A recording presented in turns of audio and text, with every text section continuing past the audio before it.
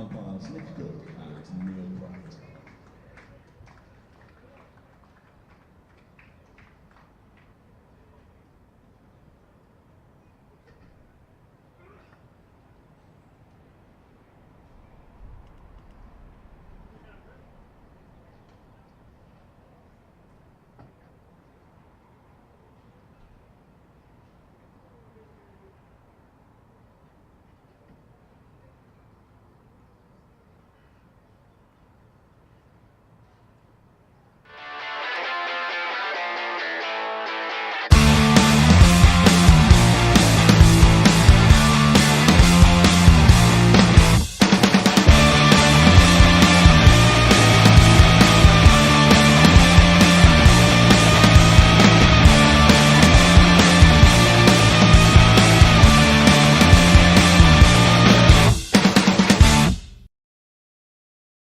Of Yorkshire versus Warwickshire, and the visiting side, the champions, 57 for 3 in their second innings.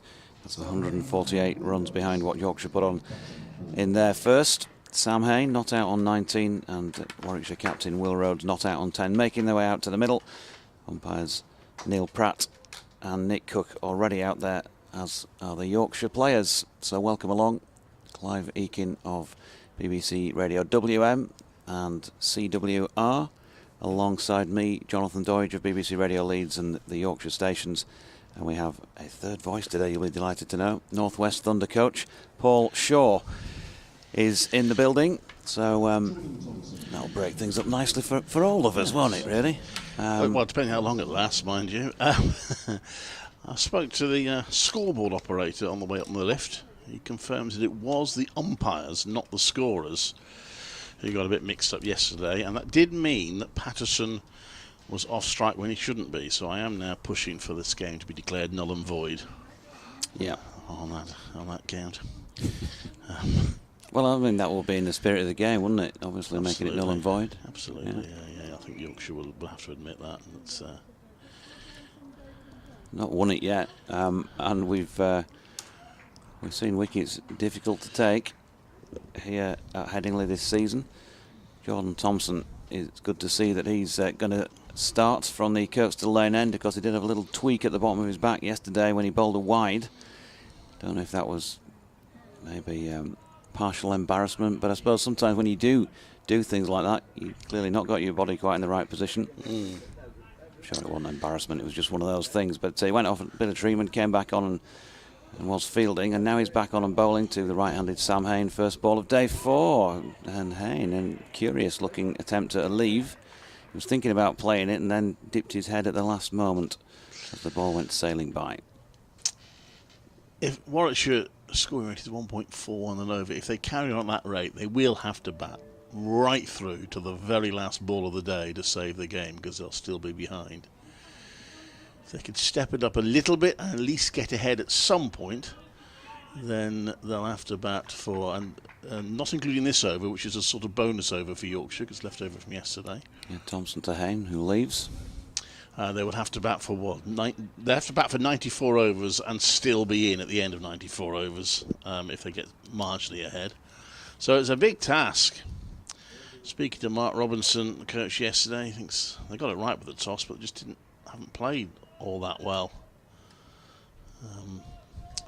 Felt they didn't bowl well in spells. Here's Thompson. It's full, and Hain flicks it square off his legs.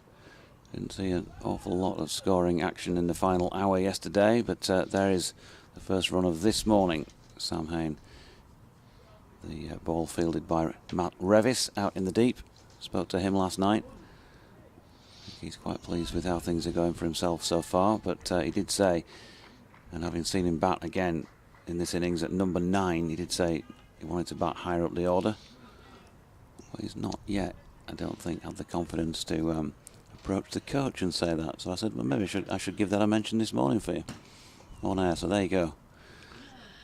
Just do another calculation. If Warwickshire managed, say, 2.5 and over today, which would be quite a significant acceleration, they did that for 85 overs. It set Yorkshire something like 67 in 9, which is still possibly gettable. So they'd probably still have to bat the best part of 90 overs.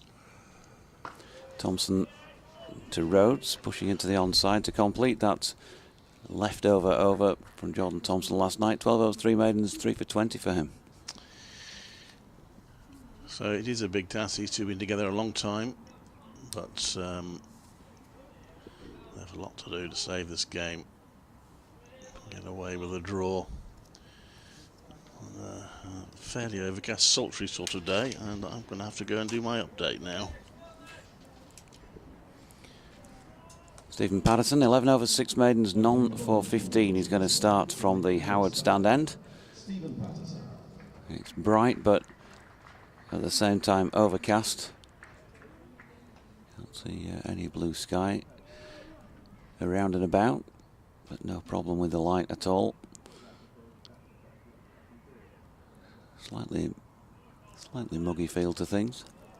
I don't think there was any rain around last night after they went off for the rain, and in fact within whatever it would be, half an hour, 45 minutes of play being abandoned, I was driving away from here and the roads and the pavements were all dry, so that shower that they had that called things off was not of any great consequence. Patterson in, and Hayne drops that to one of the two men at short leg, Harry Brook, who doesn't take it cleanly. But there's no run. 2 slips in place for Patterson. Root at first, Lythe at second. Will Frayne is in the covers, short extra cover really. Revis at mid-off. Thompson at mid-on, just tossing the ball back to the bowler. George Hill is at mid-wicket, just with a sighter of the batsman over the left shoulder of Harry Brook, who's crouching along with Dom Bess in those 2 short leg positions, and Hayne turns it to Hill. Other fielder to mention is Tom Loughton, who's out on the boundary beneath the scoreboard away to the northeastern corner of the ground. So dot number 2 of the over, 58 for 3. And these two were very patient last night. As Clive was saying, it's going to take them a long time, the entire day, to save the game if they bat at the same pace. But you'd have thought that things might change and just play at a natural pace. But even if they do that, they're still going to have to bat for almost all of it. They might get away with leaving a few overs out there. That's defended back, no run. So these two came together in the 13th over. They are now on the 42nd, so 29 overs, and they've rattled to 33 runs in that time. It really has been very slow going. But Mark Robertson did make the point that Yorkshire, actually, for much of their innings, also struggled to score with any great rate. It's only really when Lythe and Brook were together for a while and the bowling was getting tired as Hayne played that into the ground onto the leg side that they picked it up a little bit. But even then, they didn't get much beyond 3 and over. So I don't think it's the easiest of pitches to score quickly on. Which of course might help Warwickshire if they do end up setting Yorkshire something to get in a few overs. But it's all about whether Yorkshire can get these 7 wickets to win the match here at Headingley. Warwickshire can't realistically win the game. They're trying to save it. Hayne leaves that one, a few oohs and ahs. Wicketkeeper standing up once again, as he has under Patterson for a fair amount of the game. Hayne remains on 20.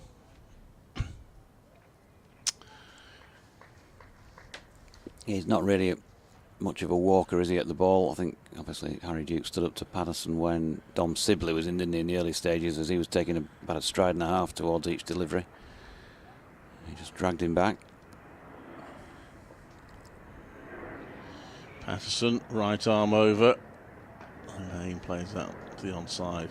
There's no run. He does have a tendency sometimes to shuffle forward, Hayne, so there might be an element of taking that out of his game, but that's the end of the over. It's another over ticked off. It's another maiden. I should count really how many maidens have been in this innings, but there's an awful lot, I would think. 58 for 3 off 42 overs. It's not laugh a minute cricket, but it's interesting. It's attritional. Not too many in the ground at the moment to see it.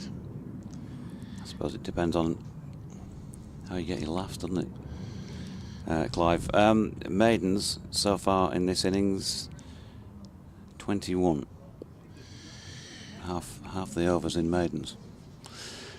So Jordan Thompson coming round the wicket to the left-handed Will Rhodes with 3 slips, waiting for an opportunity. Not with this delivery, which is short of length and dropped into the offside where Revis fields at point. 3 men out so far. Alex Davies was first to go when the score was on 8 in the 3rd over. Caught Frayne, bowled Thompson, just dolled it up really to mid-wicket. Rob Yates then caught by Tom Loughton off the bowling of Jordan Thompson for 1. Jordan Thompson in now, bowling to Rhodes, who's going to get 4 runs here. Straying down the leg side, Tomo, and that's turned down to the Taverners stand for 4. First boundary of the day, and 62 for 3 on the board. 3rd man to go, Dom Sibley. The score had moved on to just 25, and he was out 5th ball of the 13th over, caught by Dom Bess off Jordan Thompson. Ball that just ballooned up in the air and was an easy catch for the off spinner. Sibley making 14. Will Rhodes' first boundary of the innings and Warwickshire's 5th. Thompson again, and again he's straight there. That's turned through mid-wicket where George Hill does a sliding stop, keeps them to 1. Warwickshire will want to try and keep the scoreboard moving, partly because I know if they can get ahead, that at least knocks a couple of overs off that they don't have to bat. Also, I don't want it to be too easy for Yorkshire in terms of attacking. Racing on now to 1.48 the run rate.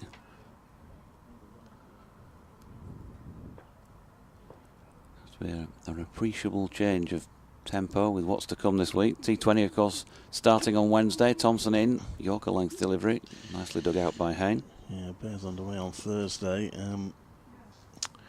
It's a competition which I think they are particularly keen to do well in this year. They have struggled, I think it's about 4 years in a row they failed to get through the group stages. They came close last season but didn't quite manage it. That's what I'm sure Alex Davis is signing, although he's playing in all formats. I'm sure that T20 was a key factor in them signing him. Thompson in, it's wide of off stump and on the rise as it goes into the gloves of Harry Duke. No run. Carlos Brathwaite to captain the side and Paul Sterling to add a bit of heavy hitting. So they've got hopes in that competition.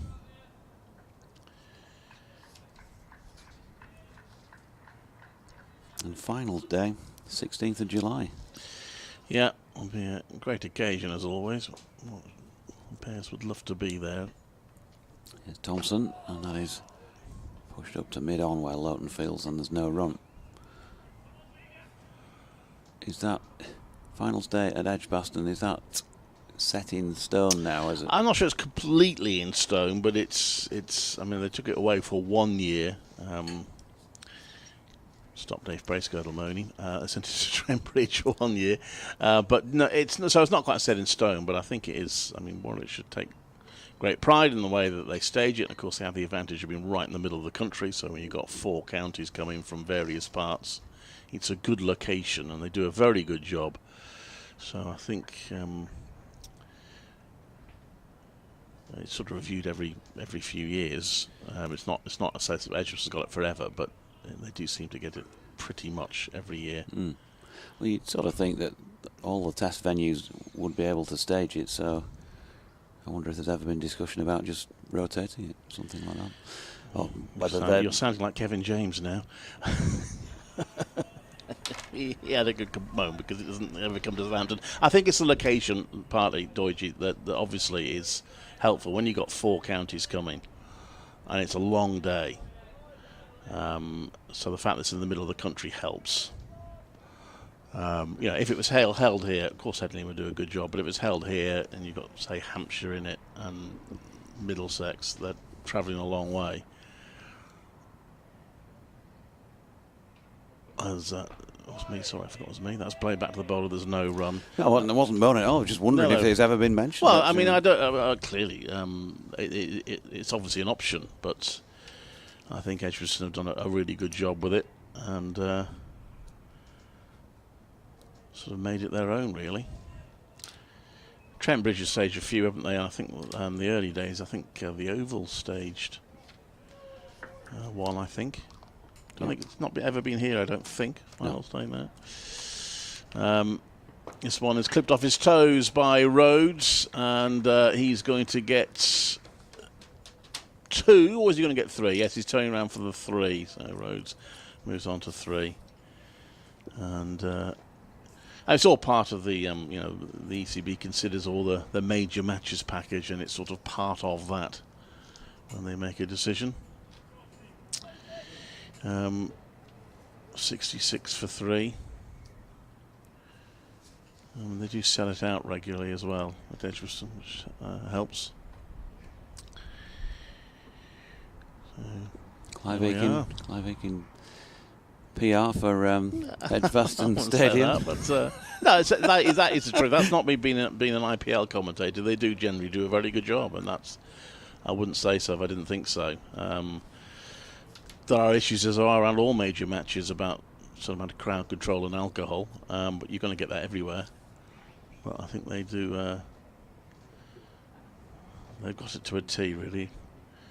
Now we've got a short cover going in for Hayne, so he's got 2 catches on the leg side and 1 on the offside, and Hayne hits that into the ground to mid-off, and there's no run. 86 for 3. Yeah, Stephen Patterson he does try things quite often as a skipper, and when you ask if there was any great science to it, he'll just go, "Just got to try something." But he'll put fielders in different positions if he thinks he might have identified something. We've got our silly mid-off dropping his pants at the moment. Adam Lythe, I think it is, who's gone in there. That's a little piece of news for you, which you think your listeners might quite like. That's pushed out the onside. There's no run. Lancashire have lost to Essex. All out for 232. Following on to beat Man innings and 56 runs. That is some defeat there for Lancashire. Yeah. Essex, Warwickshire beat them. They've been a bit hit and miss so far this season.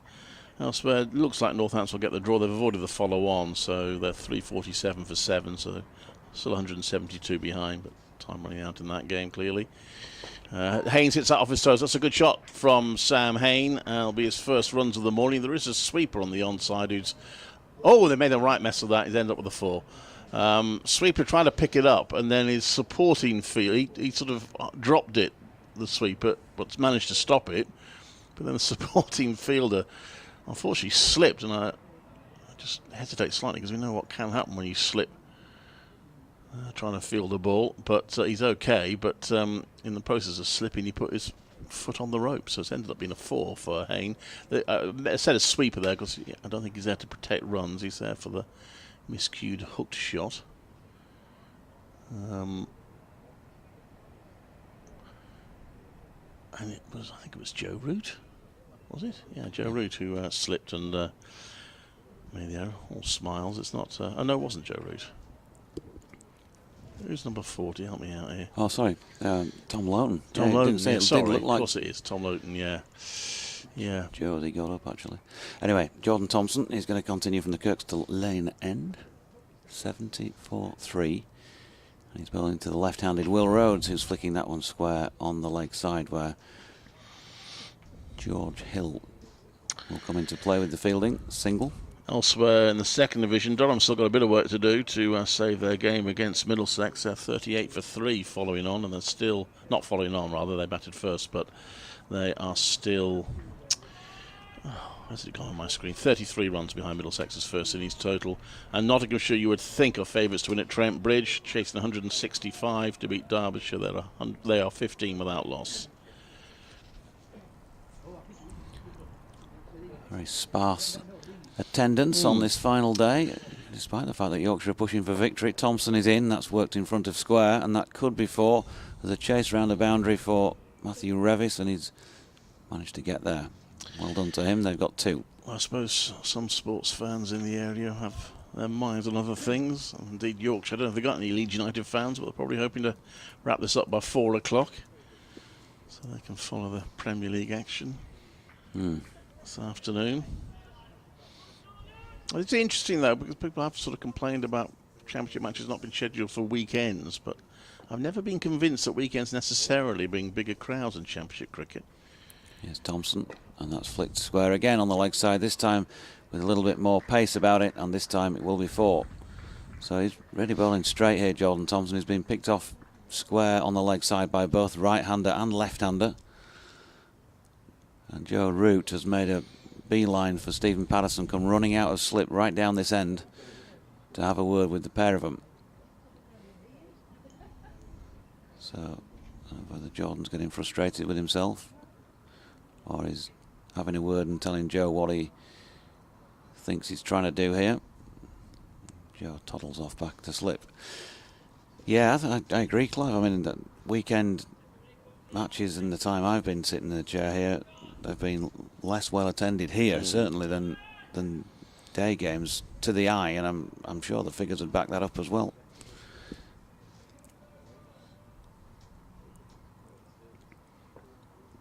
Here comes Thompson in again, wide of Haynes off stump, and he leaves. We had a spate of matches, didn't we? I think 2019 when I started. A lot of them were Monday to Thursday. Yeah. Or what? Wednesday to Saturday. I'm thinking quite a lot. I think what a lot of supporters seem to say is that they just like a bit of consistency, really, which they have tried to do this year, to try and make them. So generally speaking, we're getting Thursday to Sunday. Thompson in, passes Nick Cook, and again wide of Haynes off stump, and there's no run. I mean, my only issue for that is if Wednesday happens to be your day off in the week, then you're snookered, aren't you? Which it generally is for me, as it happens, but I'm lucky enough to be able to come here for work. But there's going to be no system that's going to please everybody. But the work and consistency and knowing when the games are seems to be the most common thread. Thompson bowling to Hayne. It's full length, and he looks at the bottom of his bat, having chopped it into the Headingley turf. It's the end of the over. 45 of them now bowled in this Warwickshire second innings, and well, no further losses suffered in the first 19 minutes of play today. They've added 20 runs and they're 77 for 3. Yeah, it's been a decent enough start from these two. They've still got an awful long way to go. See that number 92 remaining. That's an awful lot. Weather could intervene at some point, and of course, if we do lose any overs today, then they are lost. You can't add any on at the end of the day. There is some bright sky over to our right. Where's the weather generally come from, Jonathan? Here is it, or does it come from all over? Yeah, all over. Trying to see which way the clouds are moving. It's probably coming from our right, and it's a bit brighter there. So Warwickshire have to budget for batting the full distance. So if they can get ahead, obviously that would reduce how long they have to bat for. Patterson round the wicket. Oh, that's gone past the outside edge of Rhodes. That's the most threatening delivery of the morning so far. Rhodes nudging forward at that. Goes through to the wicket keeper. How many helmets are there? Is that 4 helmets down there? So Rhodes can just loft it over the wicketkeeper and make it bounce on all 4. That's 20 runs. It isn't, by the way. Before anyone says I've got that wrong, I know I was a chance. But yeah. So those who weren't listening yesterday, we did have an incident which we missed actually, when the ball hit the helmet, which caused some confusion. Patterson bowls, and that's played to mid-off. There's no run. It took a while to hit the helmet, and the batters started running, and they ran a single, and the umpires noticed it hit the helmet and signalled 5 for hitting the helmet, but forgot to tell the batters to go back, and so another run was added.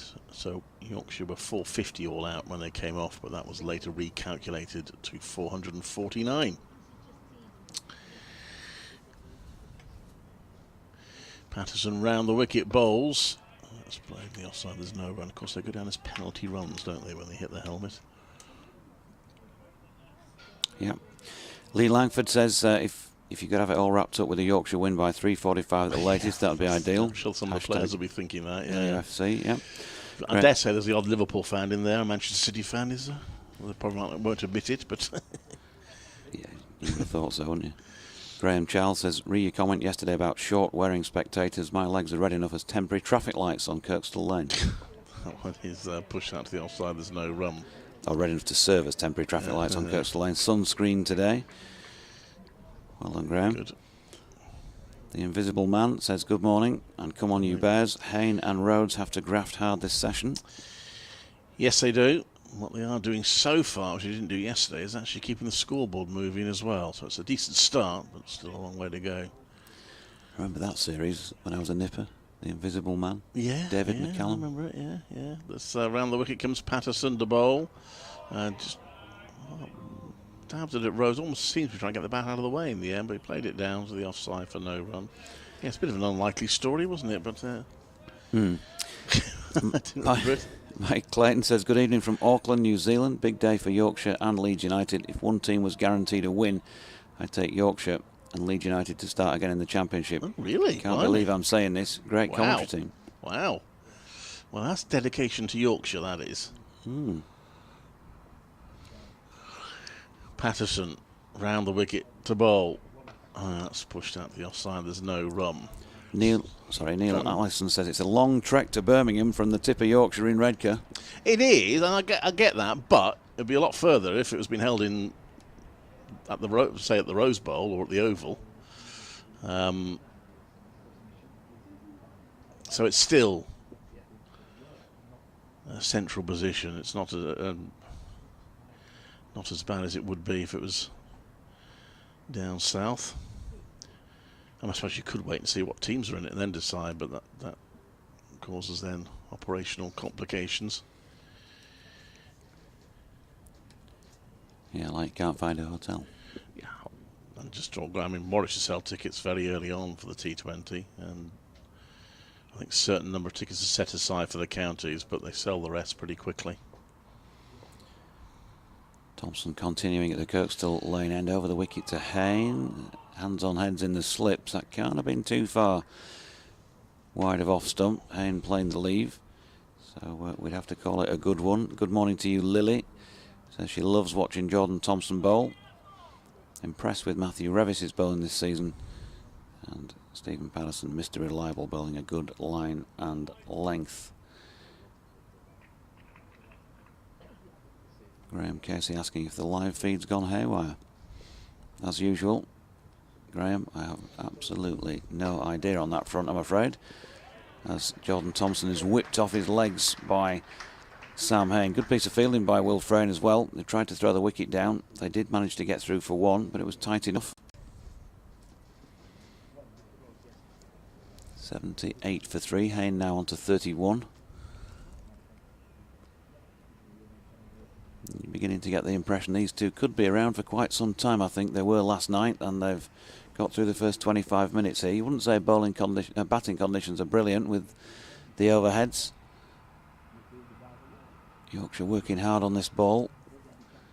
46 overs old. Long wait until a second new one is possible, and they want to pick up a couple of wickets, I'm sure, before they get to that stage, as Thompson's in and Rhodes pushing to his old pal Patterson at mid-on, no run.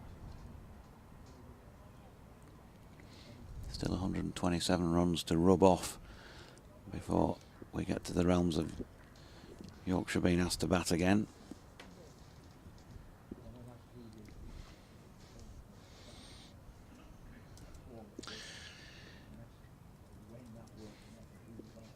Here's Thompson down the leg side, and not sure that it caught any part of Will Rhodes on its way through. Harry Duke couldn't reel it in, so they've got through for one run of sorts, and it was byes. Well, you'll settle for the Leeds keeper doing that today as he tipped it round the post. One by his run. One of the positives, I think, at Elland Road in the last few seasons. Yeah. Meslier, quality keeper. So, really some fantastic pictures from there last week. It must have been the last home game. More in a moment. Because Thompson's running in to bowl to Hayne. And that's pushed out into the offside, no run. They got the 92 and the 72 teams on the field, or those who are with us and could turn up. So great to see Mick Jones, who wasn't moving at his best. David Harvey, who took me a while to recognise this guy. Who is it? David Harvey, quite long of hair. He lives up on something like the Isle of Skye. Has done for years. Yeah, I think so, or somewhere off the west coast of Scotland, but I think it's Skye. Paul Reaney, of course, was there. Alan Sniffer Clark. Jordan Thompson is in, and that's pushed up the pitch, and he fielded himself. End of the over, 79 for 3, and the one of the lot who's well, he has left officially, but never really left, is Eddie Gray, who's an absolutely top guy. I've done a couple of events with Eddie. Lovely, lovely man. And you could just see as he walked out on the field, you could see the players talking to each other, because there was quite a few close-ups, and you could almost lip read them saying, "This is amazing," because the crowd went wild and they didn't quite know where to put themselves. They walked towards one end and then turned and waved at the other side, and he was just, yeah, loving it. If ever a man loved a club, then it was Eddie Gray, sort of thing. I was sad that we lost Norman Hunter a couple of years ago. I actually did a commentary with him once when I was covering Yorkshire cricket. Their Leeds United commentator wasn't available for a game, so they asked me to do it. I did it with Norman Hunter. That was a great privilege. Yep, top man, Norm. Pal, all right, pal. 79 for 3, and Patterson is coming into bowl to Rose, who drives out. I'm not sure it came out of the middle of the bat, but he's found a little bit of a gap, and the field is inside the circle. They'll only get one, in fact. So well fielded that time, and Rhodes on to 20. 55 now, this partnership, 80 for 3. And they are scoring to, whether they talked about this overnight, I don't know, but they are scoring at a rate that might just allow them to get away with maybe batting sort of 80-something overs in the day. So they'll have to go pretty close to that, I would have thought, before the game was safe. And of course, only 7 wickets in hand. So Yorkshire will be patient. Get one, they'll hope more follow. Still got Michael Burgess to come, who's in very good form. Sean in Roundy says, read T20 finals day as it's purely a cash cow. If the price is right, the ECB would hold it in Abu Dhabi. That's a little harsh, I think. Patterson, right arm over bowls, and that's played back to him. There's no run. 3 fielders close in on the leg side. Front of square leg, back of square leg, and shortish mid-wicket. 80 for 3. Robert says, Jonathan, I love watching Yorkshire, but not at Headingley. It's too big for county cricket, I think. Look at the attendances when we play at Scarbados. I wish the county would play county games at Park Avenue. They were much better attended in a smaller ground. Well, that's always the problem, isn't it? Same with Warwickshire. It does look very sparse when you play at Edgbaston. Patterson comes into bowl. For defensive, there's no run. And what they'll tell you is the expense of playing a game. And I've been a long advocate for Warwickshire to play some game at outgrounds. It drives me crackers that they don't even play the odd 50-over game out somewhere like Rugby or Kenilworth or Stratford, but there is the expense aspect to it. It does cost a fair bit to stage a game at an outground, I think. Obviously, when you've got somewhere like Scarborough where you get a big turnout, then you can do it. But anyway, in comes Patterson, and that's played onto the onside by Hayne. There's no run. Forever Dormo says, if you're born and bred in Yorkshire, you can cope with climate. Shorts can therefore be worn all year round. 80 for 3.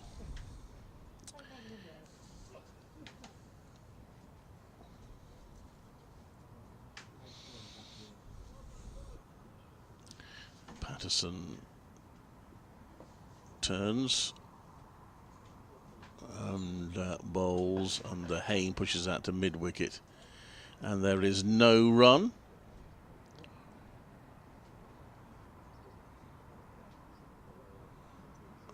Paul joins us. Morning, Paul. Good morning, Clive. How are you this morning? I'm good. Wonderful. We've got a little bit of cloud cover this morning at Headingley, and Yorkshire will be looking for the ball just to nip around a little bit in this first hour. Yeah, there hasn't been much evidence of that so far. There was one that beat the bat from Rhodes, wasn't there, as Hayne plays a forward defensive.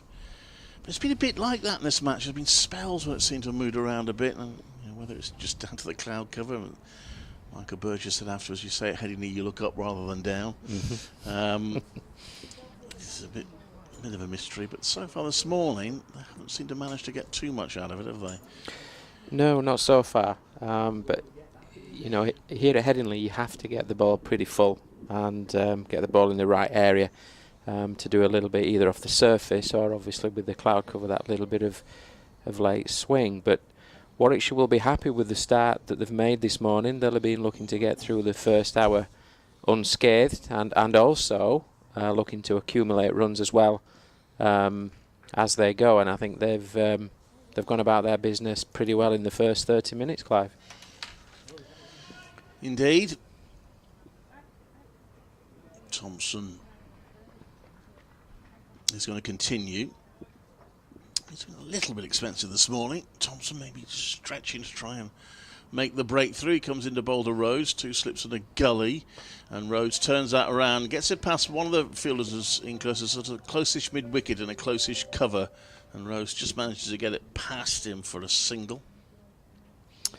Yeah, Thompson's just a little bit straight there, and he's just straying onto middle and leg, and that's enabled Rhodes just to clip him away there through the vacant area on the leg side. But I think if he's able just to hit middle and off and just target that off stump as much as possible, then he could be in the game. He's obviously got support with the slick cord, but also, as you've rightly said, Clive, the close fielders on the offside. 81 for 3. 124 still the deficit. Been an exciting match now. They needed that to win the game. But they just need that to make Yorkshire bat again. Thompson to bowl to Hayne. Right arm over. Hayne leaves that one outside off stump. Tumbling stop by Duke. We're keeping this game's been pretty good. Yeah, he's a good young keeper. Come through the Yorkshire age groups, the academy as well, into the second team, and made his debut last summer actually at Lancashire in the Roses Clash. 4-day game there, and yeah, he's going okay. He's developing nicely. Both wicket-keepers have had byes given, but pretty harshly, really. Fairly wild deliveries that they have very little chance of stopping. Thompson bowls, and that's defended by Hayne. Back to the bowler. Hayne on 31, Rhodes on 21. 56 now added for the 4th wicket. Warwickshire haven't managed a century partnership in the match, only one 50 partnership previous to this in the match.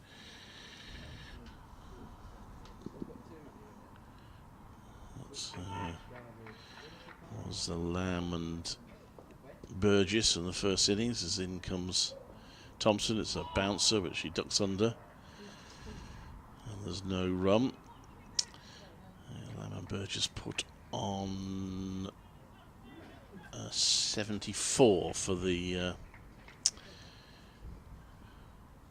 sorry, Lamb and Rhodes, actually, I beg your pardon. Lamb and Rhodes it was who put on 74 for the 5th wicket in the first innings.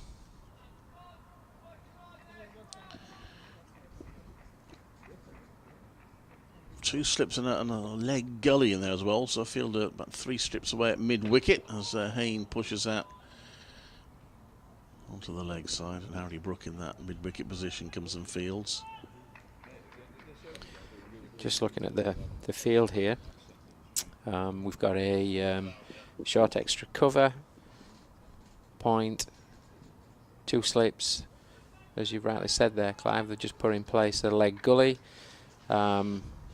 mid-wicket, short mid-wicket, mid-on, and deep square. That's guided nicely by Hayne through the offside. Very well timed. That'll get him a 4. Hayne has been in pretty good form this season. He moves on to 35. He's passed 50 on 3 occasions. On one of those occasions went on to make a double 100.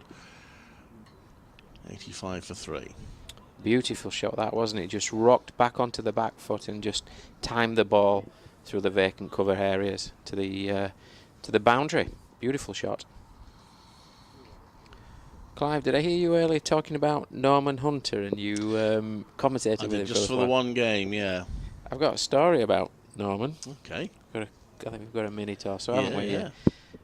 In 1980 to 1984, Norman Hunter was the Barnsley Football Club manager and led them to success, promotions and challenge for the then First Division. And I'd be about 8 or 9 at that time. I used to go and watch them train whenever I was on school holidays. And Norman used to ask me down every time I was there to have a knockabout with him and then Bobby Collins, the first team coach, as Patterson runs into ball to Rhodes. He leaves that, no run.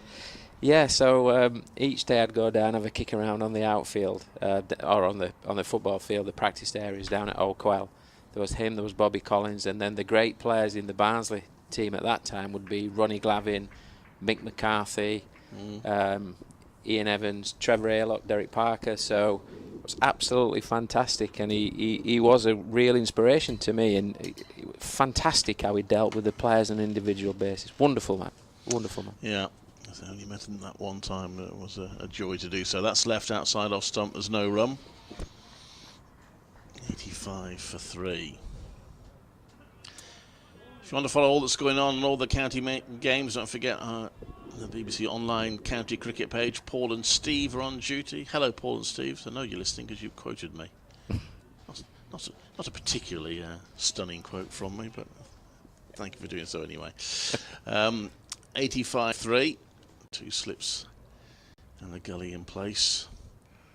There's Patterson, right arm over to Rose, who leaves that one. It's a tightish leave, but he was confident. Just looking at Patterson's figures, he's bowled very tight, is typical of him, isn't it? Is it known for 23 off 15? He's very, very good bowler over the years and bowls very, very tight lines, and he'll just keep working that off stump here today and hope he gets just a little bit of help from the pitch, just enough to maybe get a nick here to the keeper. Very fine cricketer comes into bowl, and Rose hits off his toes. It comes off a bit of an inside edge. He's going to get a run to square leg. Somewhat less convincing one on that occasion. He moves on to 22. 86 for 3. Patterson, a candidate for your best 11 not to play for England team, I would think. People were mentioning Keith Barker yesterday. What was a mystery to us when he was at Warwickshire? Why? Well, I say a mystery. We sort of knew why. The perception was that he wasn't quick enough, but he offers something very different. So we felt for him when he didn't get in the England team for when he was at Warwickshire, and he's still doing it for Hampshire. The young keeper Harry Duke's just gone up to the stumps here for Patterson. Yeah, he's done quite a lot in this match. There's 3 fielders sort of loitering on that leg side. Trying to put pressure on Haynes, surround him a little bit, but that's about and very well taken by Duke. Goodness me, that tested him. That was a great take, wasn't it? That ball's probably a yard quicker from Patterson. It is a bouncer, as Clive rightly said, and the keeper, Duke, there took off behind the stumps and took a great catch, actually. Not easy when you stood up to the stumps, but yeah, great bit of work. I wonder if Patterson was able to warn him with some sort of signal that was what he was going to do. So, anyway.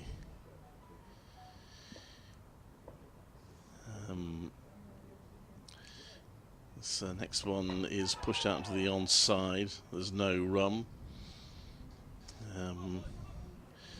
I mentioned Paul on duty on the online team. He just emailed to say he's very much enjoying the Barnsley reminiscences. He was born and bred in the town. That Norman Hunter team was excellent. Pity they didn't quite make the top flight. Yeah, it was a really top team.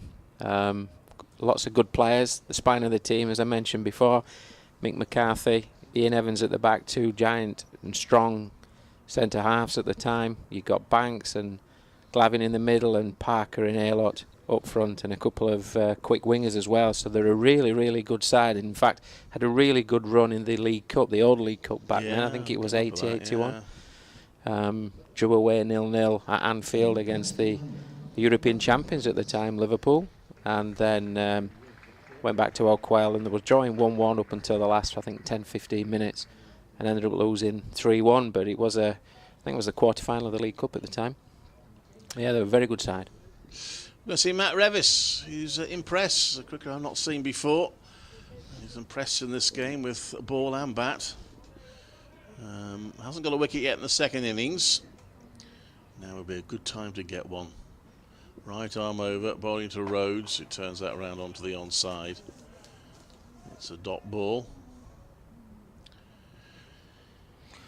Yeah, I've been really impressed with Matt Revis and his recent developments as an all-rounder. He's tall in stature, big, strong lad.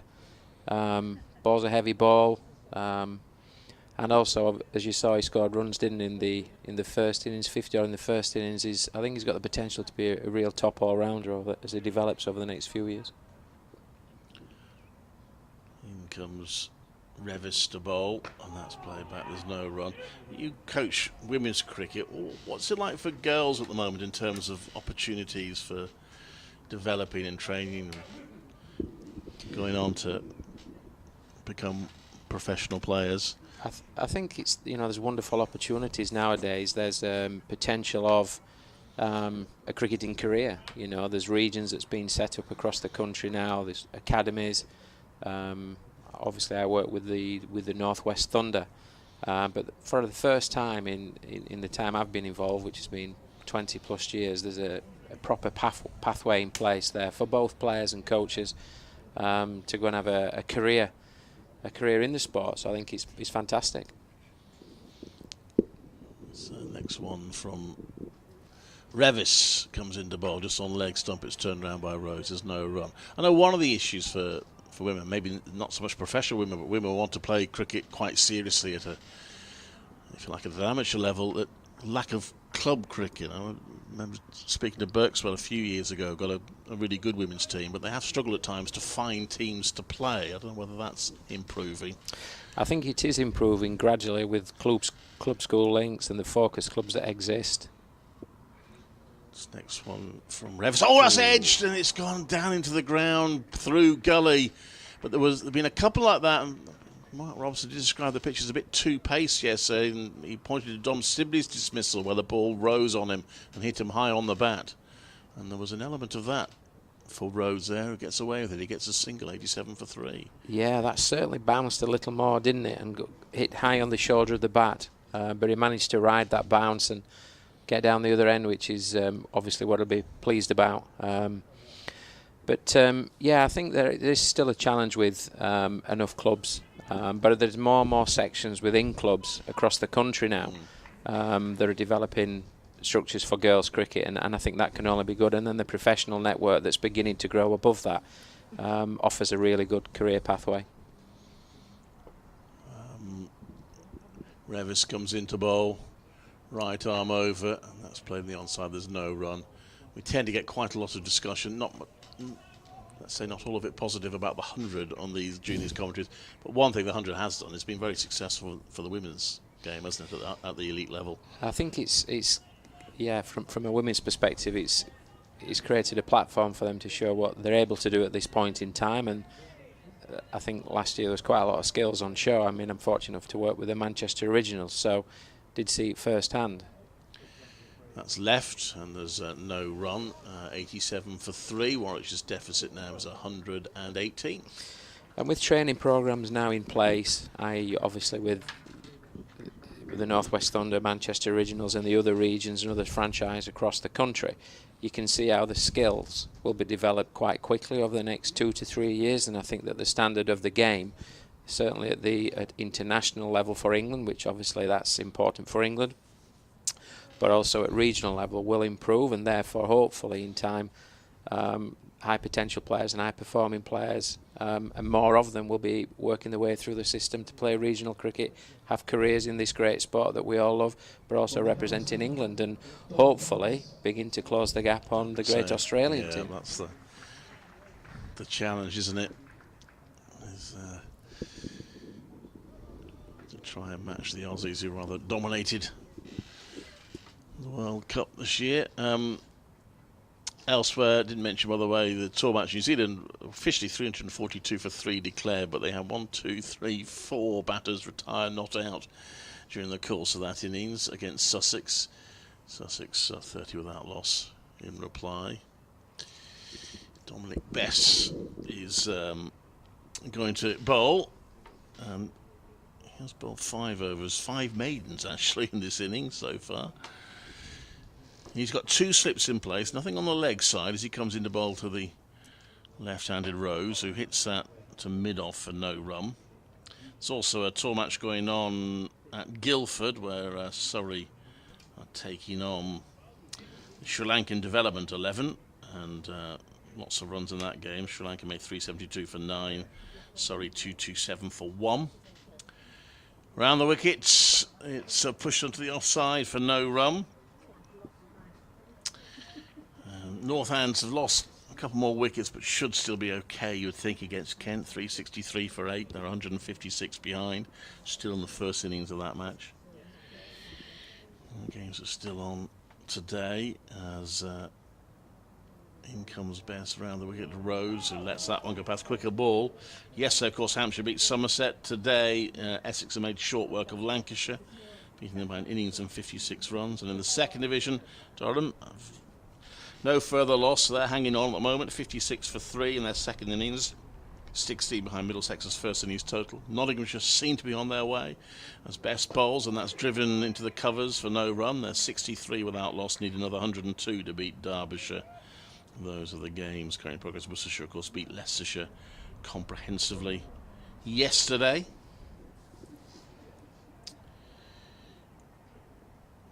And in comes Best to bowl, and Rhodes guides it into the offside for no run. Few oohs and ahs. He's one ball away from making it 6 overs, 6 maidens.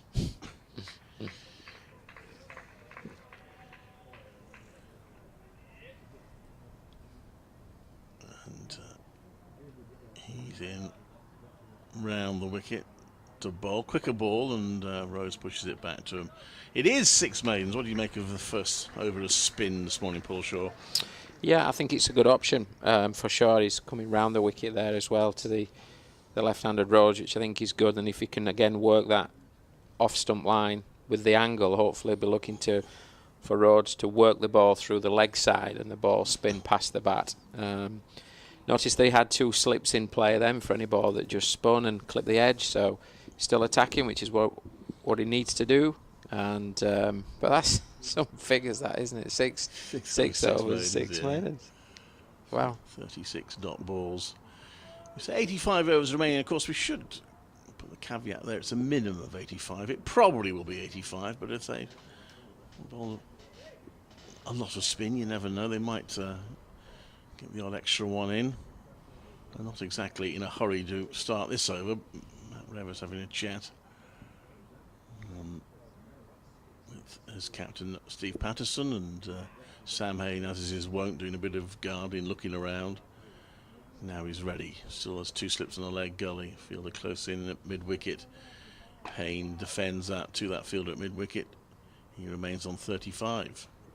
He's played really well this morning, Hain, hasn't he? He's managed to avoid any difficult situations as such. He's played his way through in the last 50 minutes. But what he has done well is look to pounce on the bad ball and accumulate 1s and 2s, hasn't he? So I think he's played well. We want 2 whispers about England over Sam Hain again. Clearly, with the previous England regime, for whatever reason, he couldn't impress him. He's pushed that into the offside. There's no run. He got the odd England Lions call up. Didn't actually fare all that well for England Lions, which possibly didn't help his goals. But I think his chances of international recognition seemed to drop considerably when he failed to even be called up for the shadow squad last year. But now, of course, it's a completely new regime. So you never know. Brendan McCullum will have played with them briefly in the T20 when he was with the Bears. So for all county players who have harbour such ambitions, there is a sort of new slate. That's clipped off his toes, played to mid-wicket. There's no run. Harry Brook, who has got the call up for the new regime, does the fielding there. 87 for 3. Yeah, Harry Brook's really developed as a batter over the last 2 to 3 years. He's always been, I think, a good player, but in recent times, I think he's learnt the art of batsmanship, and certainly looks a good player. Yeah, batted well in this game. That's a short delivery, which Hain ducks under, almost as if he's bowing to a king as he leans forward. The ball goes to the wicket-keeper. 87 for 3. Yorkshire still operating with the 2 slips and the leg gully. Right, shall we? Targeting things bit by bit. We're thinking, can we get through the first hour without any loss? 9 minutes away from doing that. Rovers bowls. Hayne leaves. Lifts his bat extravagantly out of the way. Yeah, as we've said, they've batted well the first 50-odd minutes of this session. As you rightly say, Clive, they would be wanting to come through this session unscathed and accumulating runs. So, first objective almost completed. From a Yorkshire perspective, they'll be wanting early breakthroughs, wouldn't they? Let's knock these 2 over, let's break the partnership, and let's get into the tail as quickly as possible. That's not been able to happen as yet. Next one is defended in the offside. There's no run. What they will get, of course, is a new ball soonish after lunch, I guess. We're 27 overs away from that. So they will get a second chance. And the umpire is just having a word with Matt Revers about to follow through. And 2 Warwickshire bowlers were actually officially warned over that during the course of the Yorkshire innings. I think it's Nick Cook again who did the 2 warnings. I think he did one of the warnings, I beg his pardon. That was to Ollie Allen and Dolby.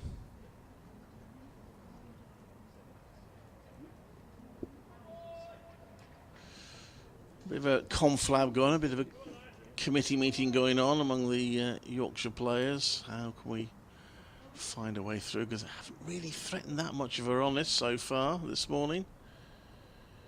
Of course, it only takes 1. Best will continue. Adam Lythe just getting a bit of extra padding as he takes his position at slip. 2 slips in place. And Bess round the wicket. And Rhodes plays it back to him. He's looking for a lucky 7 here, isn't it? 37 dot balls now out of 37.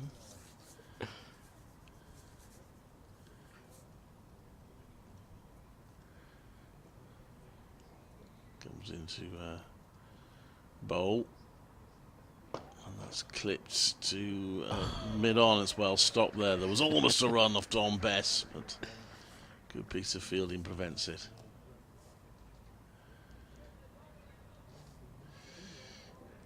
Won't be doing his career economy rate any harm. Yes, for Don Bess.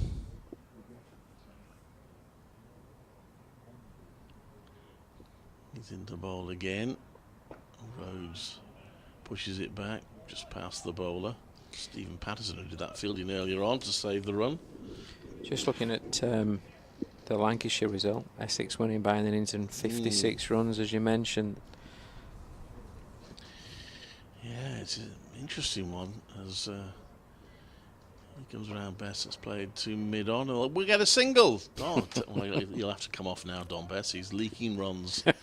88 for 3. Yeah, and Essex, I'm not sure how strong Essex are this season. Whether that result suggests maybe they are quite strong, but Warwickshire beat them pretty comprehensively at Edgbaston. And yet they've thumped Lancashire, really, haven't they? Lancashire, many people's tips for the title. I'm struggling to look much beyond Surrey, I must admit. Even though, of course, they will lose players now. I still think they look a pretty strong side.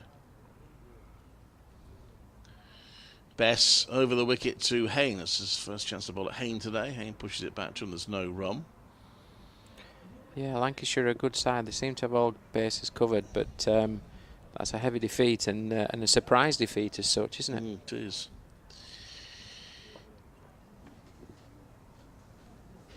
This next one is clipped off his toes to mid-wicket for no run. And there was a shy at the stumps, and the one stump is out of the ground, but the batter, Sam Hayne, was in. Just has a tendency to dawdle slightly after playing a shot. There have been a couple of attempts to catch him out that way. 88 for 3. Bring Doige in at the end of the next over. We're going to do a bit of musical chairs. So Paul Shaw will come in this seat in a moment. Jonathan Doidge joins me now.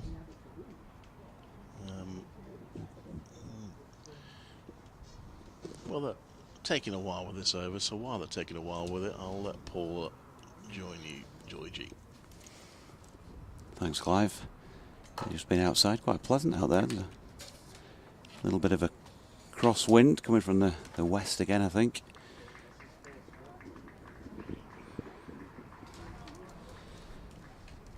Matthew Revis.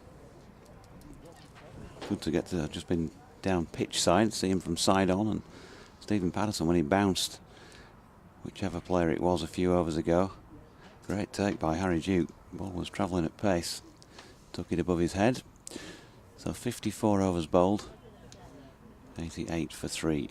No breakthrough in the first almost hour of play on this final day by Yorkshire. They're taking things deep on in each and every game, the White Rose, this season. Good delivery here by Revis. There's an appeal for LBW with Rhodes beaten. Height, not sure about trajectory because we're not at the right angle, but certainly height might have been a question. Paul Shaw back in the chair. Hello, Dodgy. How are you? Morning, Chausley.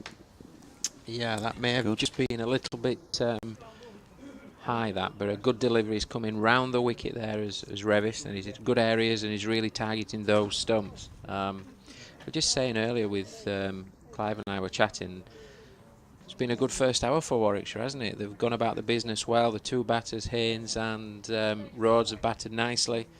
They've dealt with any challenges that the Yorkshire bowlers have thrown their way, but they've also importantly accumulated runs. What they'll look to do is see if they can gradually pull back this total, this lead, and get ahead. Revis then driven by Hayne up to Jordan Thompson at mid-off. No run. Hands on head for Adam Lyth yet again at slip. Interesting field setting for Hayne. 2 slips, a point, yawning gap towards the scoreboard through the covers on the north-east side of the ground. Then Thompson at mid-off, Patterson mid-on. Harry Brooks positioned at a short, straight mid-wicket, 2.5 strips away from the batsman. Will Frayne in front of square on the 1. And it's going to be Patterson who fields this latest delivery, pushed up to mid-on by Hayne. Then there's also a leg gully. That's Dom Best by the looks of things. And then out in the deep, a lone figure towards the western side of the ground is Tom Loughton, about 10 in from the long leg boundary. Hayne 35. So he's added 16 this morning. Short ball from Revis.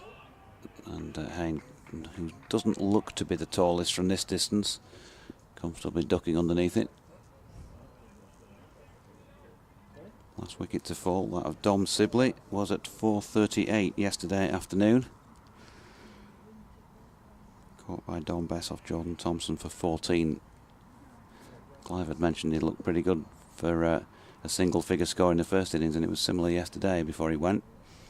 Yorkshire clearly happy to get him pretty cheaply, but they've not managed to break this partnership, which is now worth 64, and Hayne flicking that one nicely through mid-wicket. Frayne gives chase and they get 2. Yeah, he's played that nicely, hasn't he, Hayne? He's just got on top of the bounce there with but still worked it through the mid-wicket area with a full face. So yeah, he's certainly playing well, and I'm liking his temperament. He's playing well this morning. Taps his bat, high backlift, flexes the knees. Revis comes in to bowl to him, and he turns that to Brook at short, straight mid-wicket, no run.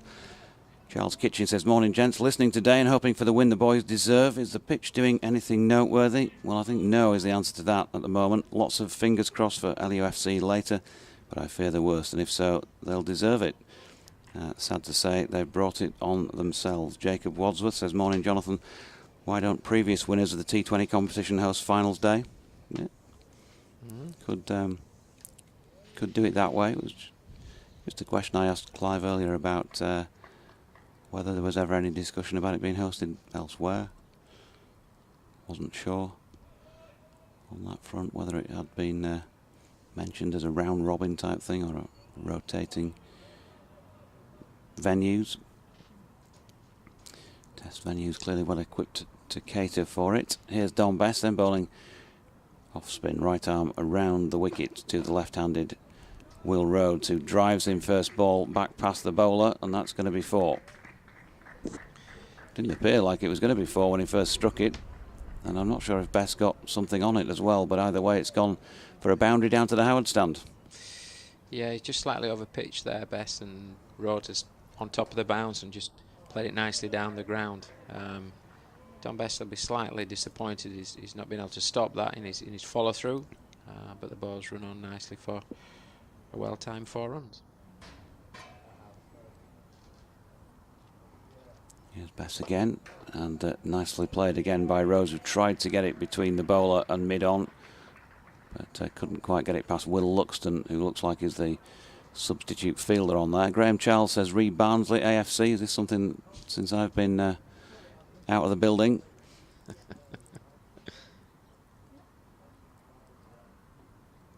Best cut this time by Rhodes, who's going to get 4 more. He's pierced the gap between cover and point. That's a nice shot, and a bit too much width afforded to him this time by Best, who's gone for 2 boundaries in the over. So Graham says, Reed Barnsley, AFC, Glavin and Banks both instrumental in Emily's greatest moments with their famous cup run, culminating in the West Ham game. Good times at the welfare ground. Yeah, they certainly were a good side, and they had some very good players and an outstanding manager. Around about 82, 84, Hunter was there, I think. Here's Best again. Rhodes leaving. Russell Walker says, morning Jonathan, in the interest of balance, while I absolutely want Yorkshire to win today, Leeds United winning is non-negotiable. With the sun shining, it should be a beautiful day. I'll know just how beautiful by 6:30 tonight, marching on together. Best to Rhodes, and who's got an edge on this one. It's gone beyond Harry Brook at second slip, and he's got away with one there as Will Rhodes, and it was an over in which he was dominating Don Best really, but the bowler, who of course will naturally be turning it away from the left-hander, has found the outside edge, but it was past Harry Brook before he knew it. Yeah, Brook didn't seem to react then, did he? But as you rightly say, ball had gone past him, but great ball in there from Don Best. He's just thrown that one up above the eye line. A lot of flight, slower delivery. Yeah, Best to Rhodes on the back foot, pushing into the offside, no run. End of the over then. With that 2, they got to the 100 mark, 101 for 3. Russ Harker says, hi team, Russ in Berlin. Great to hear your stories about what a great bloke Norman Hunter was. I agree. Not sure if you'd get the same accolades from Peter Osgood, Charlie George and other notches on Norman's changing room locker door. No, probably not. But I remember Norman, in fact, lived in the same suburb as I was born and brought up in Leeds. And when I took my sons to primary school, he was often there because his children were going to the same school, so you'd often see him stopping and having a chat with the locals on the way in and out. It must be lovely when, you know, that was, you're talking a long time after he'd finished playing the game, that people still recognise him and just wanted to talk about football to him, and he'd always engage them. Revis is in, and that's worked off his legs by Sam Hain down to long leg.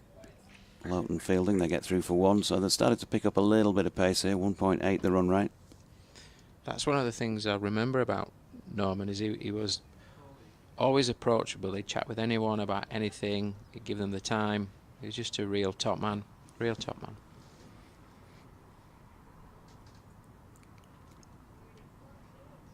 And I mentioned All Right Pal.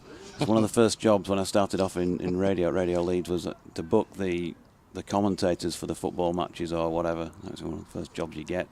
So I used to have to ring him up, or Peter Lorimer, who was my football hero. Revis going round the wicket, and that's off the pad of Rhodes. Is he going to be deemed having played a shot at this or not? It's gone for 4, and no, I didn't think he had played a shot, and it's been given dead ball by Nick Cook.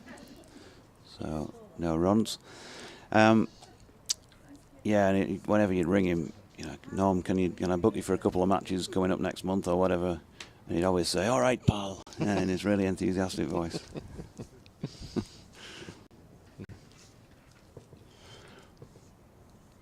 And then Joe Root is just taking the ball, or lobbing the ball to umpire Neil Pratt at the, well, he's at point to Will Rhodes, who's calling Nick Cook across. He's not no great pace about Nick Cook, is there? He just ambles across in his own time to have a chat about the condition of the ball. If they do go for a change, I think I'm right in saying it'll be the first change of the match. And we've seen plenty of those with the balls that have been in use in previous matches this season. It looks like they might be going to change it because, well, Cook is walking across with the ball to Stephen Patterson. Three bowlers in fact in tandem there. Matthew Revis and Jordan Thompson also both getting involved. Can't see what Stephen Patterson's doing with the ball. He's got it in his hand and he's doing something, but he's got his back to us. Is he giving it a wipe? Did it land in some water, some liquid, when it bounced over the boundary board? So we've got a temporary break in play while they decide what's going to happen here. And it looks as though they are in fact going to carry on with it. So,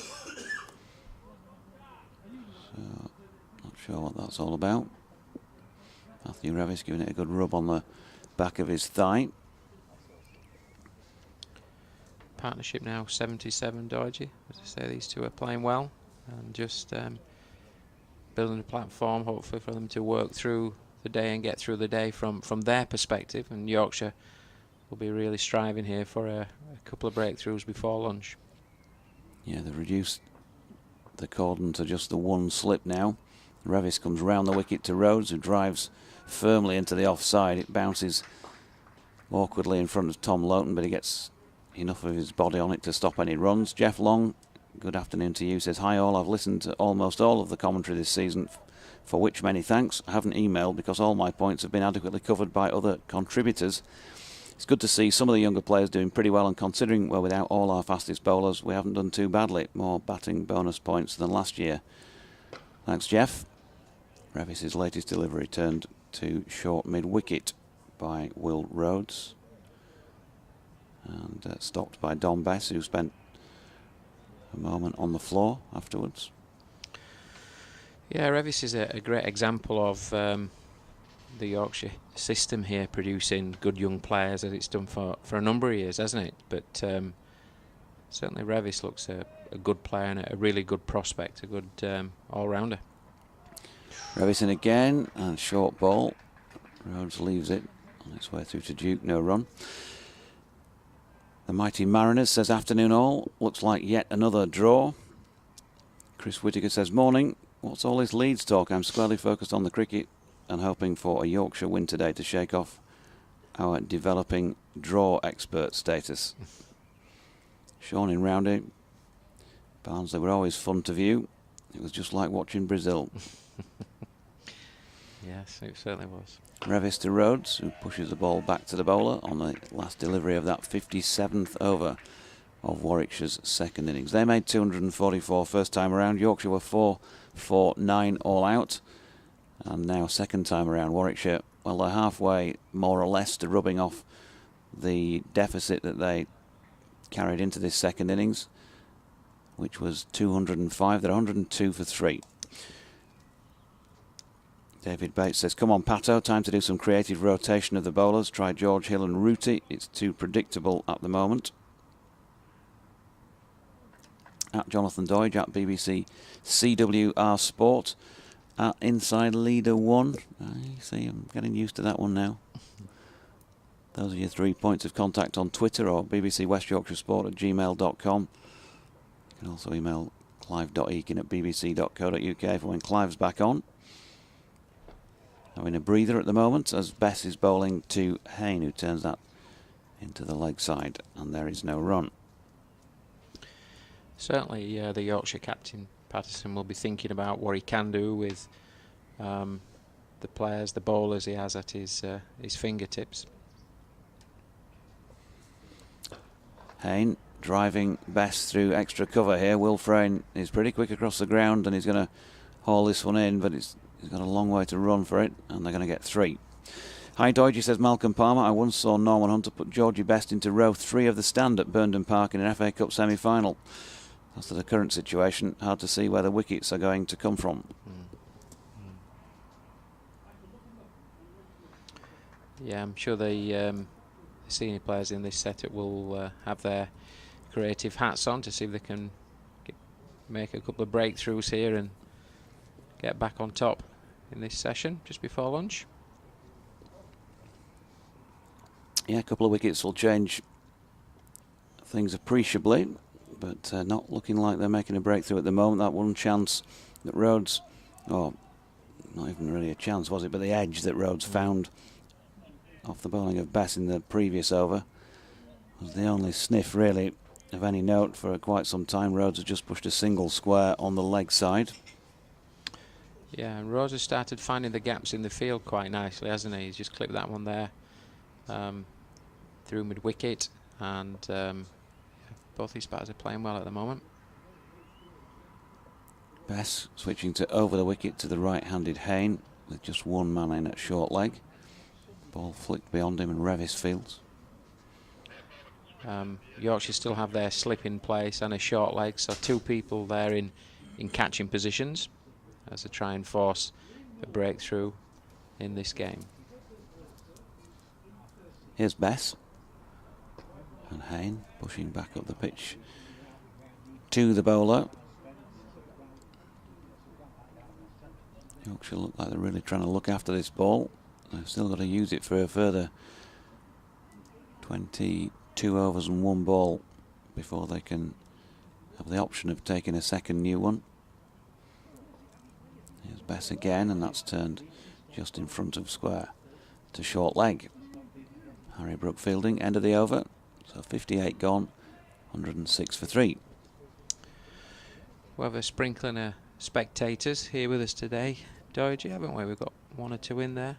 1 or 2, yeah, it's a poor turnout, I've got to say, Shawsey, having gone down, and when you look back at the stand, you can't see everything from up here, of course.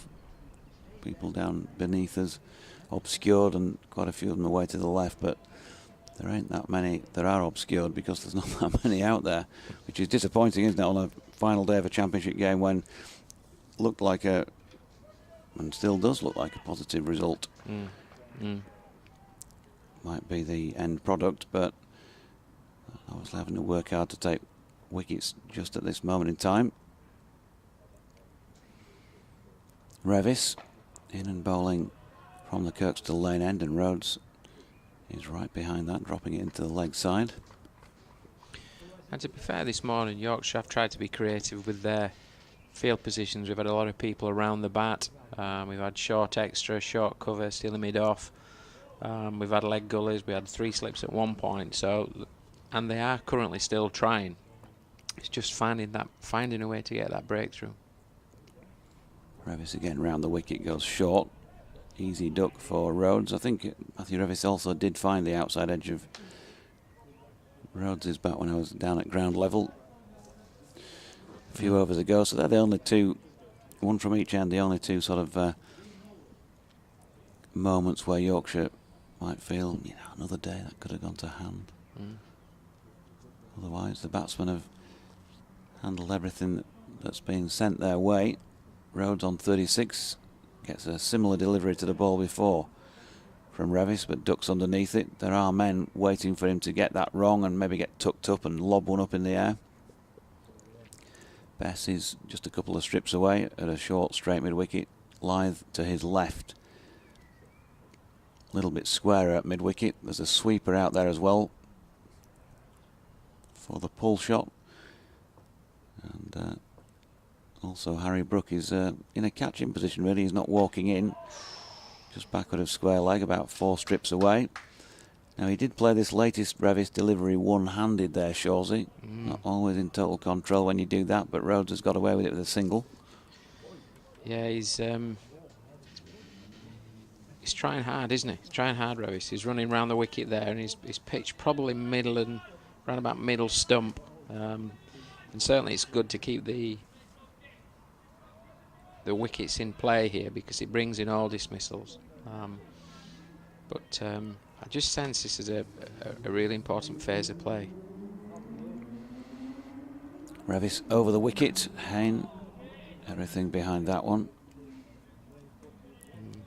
Good stride in there, hasn't he? Good stride into the ball nicely.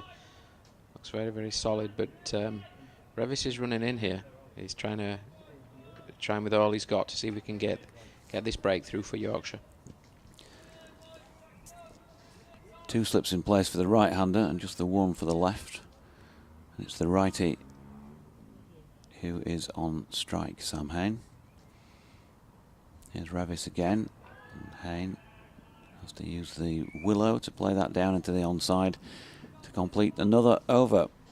Revis now 11 overs, 3 maidens, none for 23.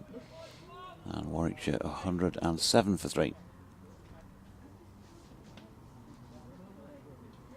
Deficit now below 100.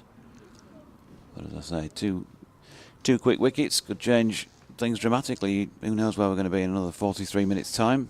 At the moment, it's pretty sedate out there, isn't it? It is, but it's, as you rightly say, one brings 2, and all of a sudden you have a chance of getting into the tail, and then it can be a very, very, very different outlook, can't it? And certainly that's what Yorkshire will believe in, and Warwickshire will be doing their best to get through till lunch unscathed. And as I say, so far they've done that and a little bit more because they're just bringing down that that lead that Yorkshire have now down to I think 98. So yeah, they've had a good morning so far of Warwickshire. Best round the wicket to the left-handed Rhodes, who's able to leave that one just wide of off stump. Read it well. 2 slips in place here. George Hill backward of point. Will Frayne in a catching position as a short extra cover. There's also a cover mid-off, mid-on. Backward square leg and a man out in the deep. Mid-wicket, about 15 in from the boundary. Latest ball from Bess was a dot, which Rhodes was able to leave.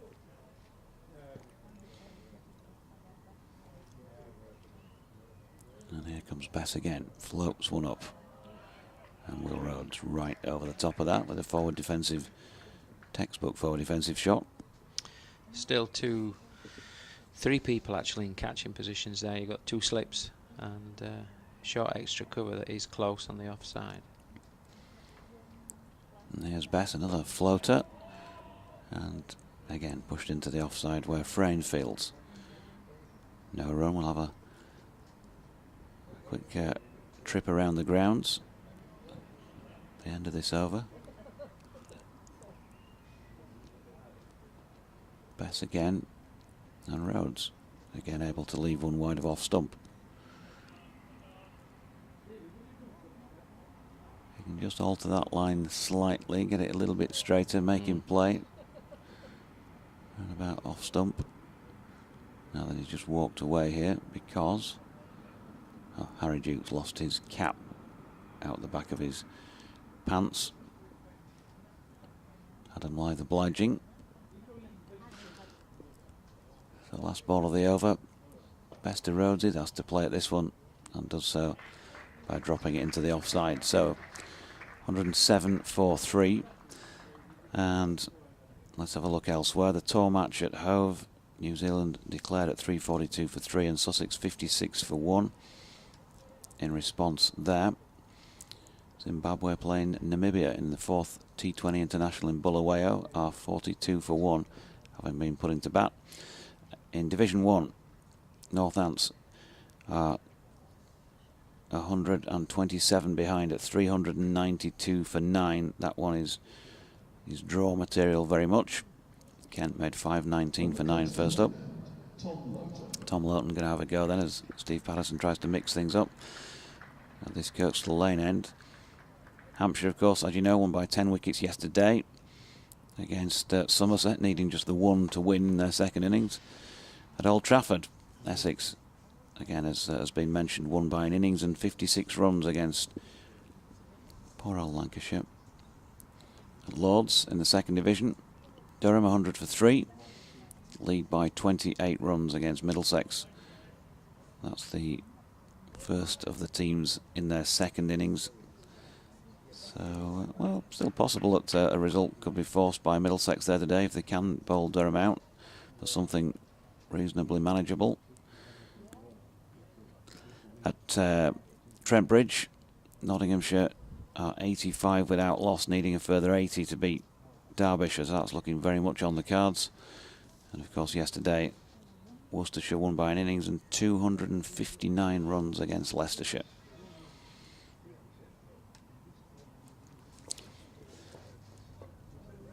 So a pregnant pause here while they reset the field and Tom Loughton gets himself loose. Revis just been brought in from the boundary at deep backward square. There's Loughton for his first delivery to Hayne, and Sam Hayne pushing at that one and was beaten. It's well bowled, that, isn't it, by Loughton? First one up. It's got the angle in there to the right-handed batter, and it looks, that ball just looks like it's pitched and just nipped away slightly, doesn't it? Yeah, just seen the replay of it, and it was angled in towards him. He just held its line, really, and he was playing the original line, so not too far away from getting a nick on it.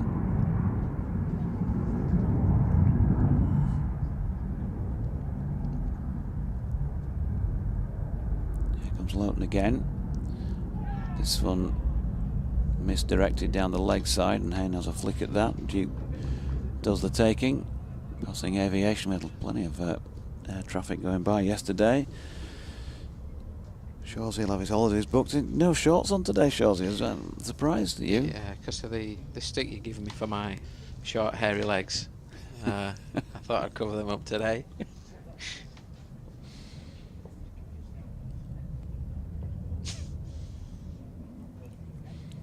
Here's Loughton. It's a good length ball. Hayne, when it works it out into the offside, but it looked like he might have been trying to play that more leg side-ish. Touch of the leading edge about it.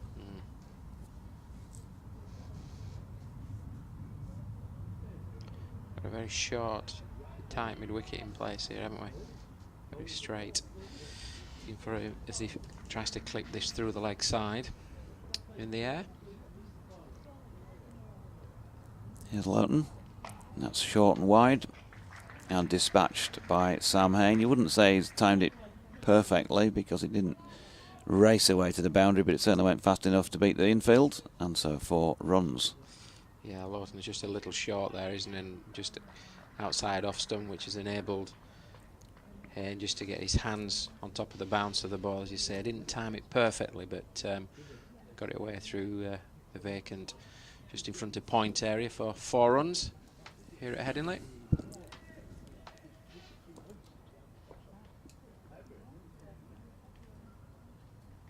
Loughton again, a little bit of a gallop at the start of his run. That's full and turned to leg by Hayne. There's no run. Yeah, I think his first delivery was good. Then ball one down the leg side, then gave the batsman room outside the off stump. So a little bit of licorice all sorts so far in this opening over from Tom Loughton. I want to find some consistency, I'm sure. The latest shot turned to leg.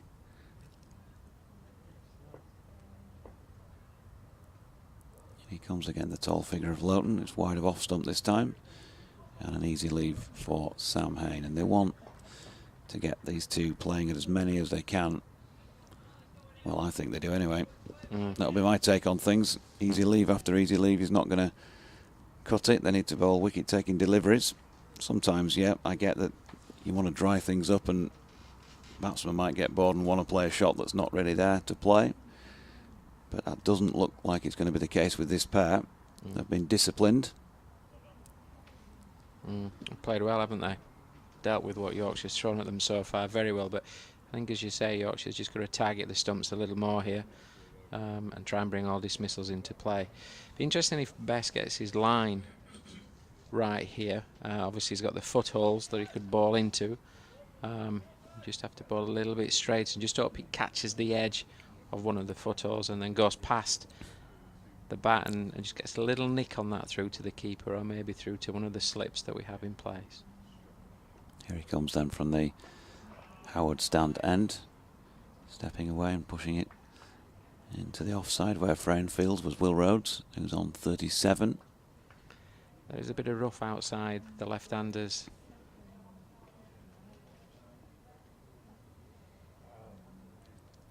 And again, Bess just starting that too wide. And while there might have been a little bit of turn, Rhodes doesn't have to play at it. Can't quite see the line of where that rough is. It is outside off stump, but they can just get a bit straighter and just catch the edge of it. Bess again floats this one up. That's a little bit more like it. Gave that a bit of air, didn't he? And Rhodes had to play at it. Two things in play here. There's the risk of the catch on the outside edge going through to the keeper or the slips, or the false drive hitting the air to short extra. Bess again, and Rhodes has to play once more and pushes it on the deck to short extra.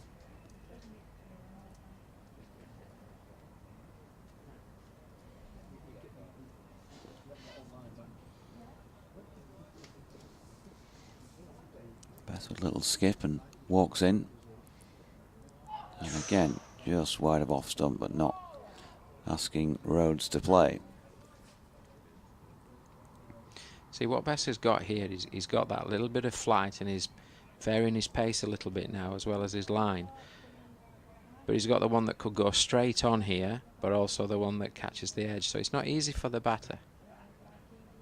Bess once again, and Rhodes stepping back this time and leaving, so not having to play it every delivery in that over again. 3 leaves, I think. 111 for 3 Warwickshire. Hayne 45, Rhodes 37. Partnership worth 86 and 75 overs remaining in the match. Jordan Thompson just leaving the field for the moment, and Will Luxton is back out there, number 68. Well, Matt Robinson will be in the Warwickshire dressing room at the moment, the head coach of Warwickshire. Feeling pretty happy, I would have thought, with how this morning's gone. It will be in line with the chats he will have had with the batters and the batting unit this morning.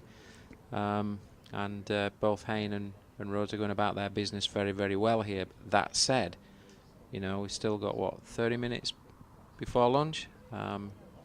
This could turn on its head if Yorkshire get 2 quick wickets before lunch. Still trying to achieve that as Hayne then resets. Crowd of players around him, just one slip as Lowton comes in and bowls to him, and he turns that square on the leg side where there's a misfield by Adam Lyth. Ball might have bobbled in the footholes from last week's pitch played on between Yorkshire and Lancashire. No run though. We'll swap around again in the box in a moment and give Shawsey a extended lunch break. He might even go and pick up some sarnies for us from the press room.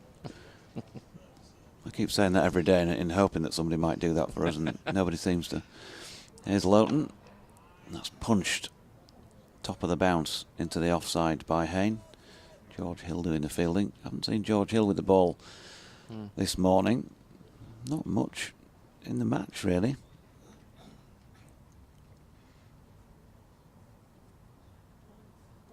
Patterson preferring to go with Lowton, who's got the ball in his hand now. Coming in and bowling to Hayne. Goes full down the leg side, has a little flick at that. Misses out through to Duke, no run. Good take by Duke, that. Good footwork. He's kept well this morning, Harry Duke. Looked pretty good. Is that because he's been coached by you recently? No, not for a while. That's probably why. But he's certainly keeping well. His footwork's good. Most of his takes, his head and hands have been in line, so yeah, he's going well. Lowton again, and Hayne right over the top of that in defence. Hayne 217 minutes out there, 167 balls. We'll be seeing it pretty well now. 5 fours and he's 45. Just wondering whether it's worth giving Jordan Thompson just a couple before lunch, just to see if he can prize a wicket. It's hustle bustle, isn't he? He makes things happen. We've heard that before. Here's Loughton, and that's wide of off stump, and Hayne with an easy leave. You've been to many rugby league games recently, Georgie? Last time I was in, you'd popped across the road, I think, hadn't you? Yeah, just the only other time this season that I've done was on Friday. Watched the Rhinos beat they beat Trinity. I still want to call them the Wildcats because they were called that for so long.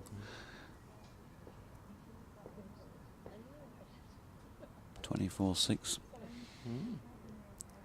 Loughton to Hayne, who's working one off the hip to deep backward square where Revis fields. But Hayne will keep the strike with a single there, so he's on to 46, 112 for 3. We'll have a change in the com box then. Shawsey will get pensioned off for an extra half hour. Mind you, while we eat what we're provided with, he's probably off for a 3-course meal now in Shawsey. Big money signing for the day. Former Ashes winning coach, looking straight off now. Booked in, champagne lunch somewhere, no doubt. So 112 for 3, and Clive back alongside. Yeah, it's been a relatively straightforward morning for Warwickshire, hasn't it? There haven't been many that have troubled them, which will be of concern to Steve Patterson, obviously. Obviously only takes one and they're back on their way again, but where that one's coming from might be what they're wondering at the moment. But Don Best will try and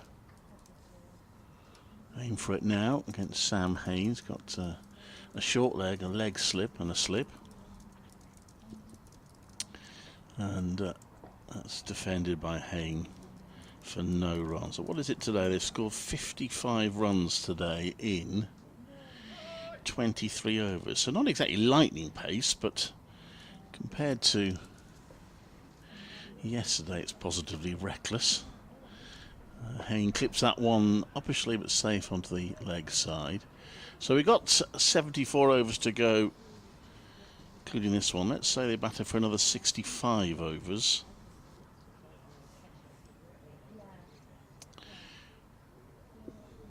Let's say that while I try and get my calculator to do the right thing. There's a 4 defensive, there's no run. Try that again. So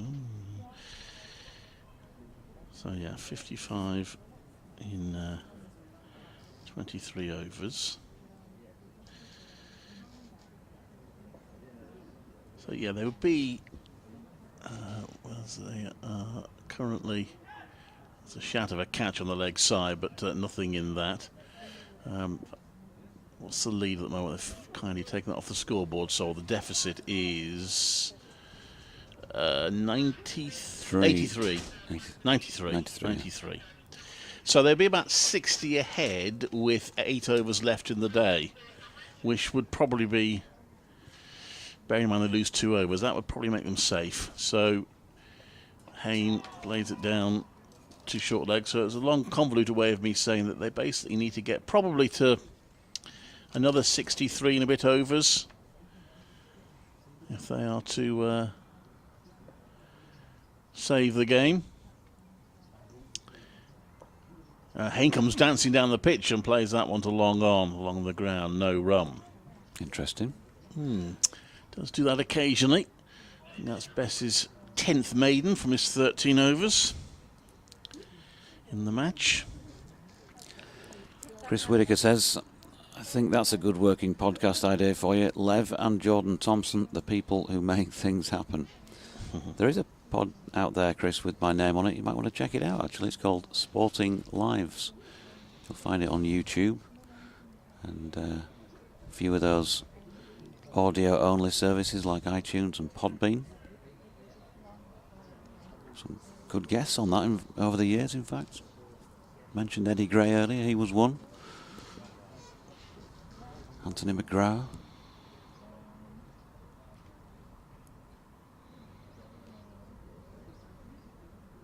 And many more, as they say. Tom Loughton's going to bowl at the Kirkstall Lane end. Rhodes. He's watching the first delivery of the over go by. As I was saying a couple of overs ago, I think it's all very well mixing things up, but what you want to see is that your bowlers are asking batsmen to play. And maybe it could be a bit more of that from Tom. Somebody's got the sneezes this morning, or this afternoon. Bless them. Loughton round the wicket, that's more like it because he's asking Rhodes to play and he tucks it into the leg side where Best fields. Well, it's been a sterling effort from these two now. They've batted more than 50 overs since they came. Sorry, more than 40 overs, I should say. I'm looking at the wrong part of the scoreboard, but it's been a good effort. Warwickshire really did look in big trouble when the third wicket fell out of Dom Sibley yesterday. Loughton in again, and Rhodes right across from behind it. And it was, of course, the fourth wicket pair of Yorkshire that changed the game. The first thing, I think Warwickshire were very much in it when Joe Root was out at 109 for 3. But that partnership for the fourth wicket between Harry Brook and Adam Lyth took the game away from them. Now this fourth wicket partnership is threatening to take victory away from Yorkshire. Rhodes, a twiddle of the bat. And in comes Loughton once again. That's wide of off stump and not asked to play this time. Russ Harker says lunch approaching. Russ here in Berlin, hoping for a Yorkshire breakthrough before lunch so I can relish my bratwurst mit Pommes a bit more. Give Rooty a twirl.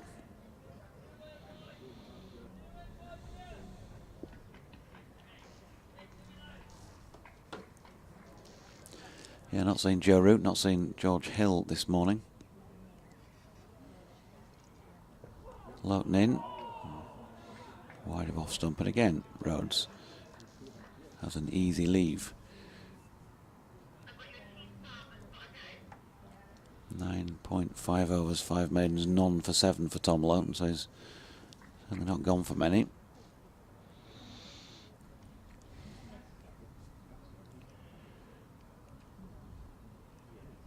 Nice enough morning here. It's been overcast but bright.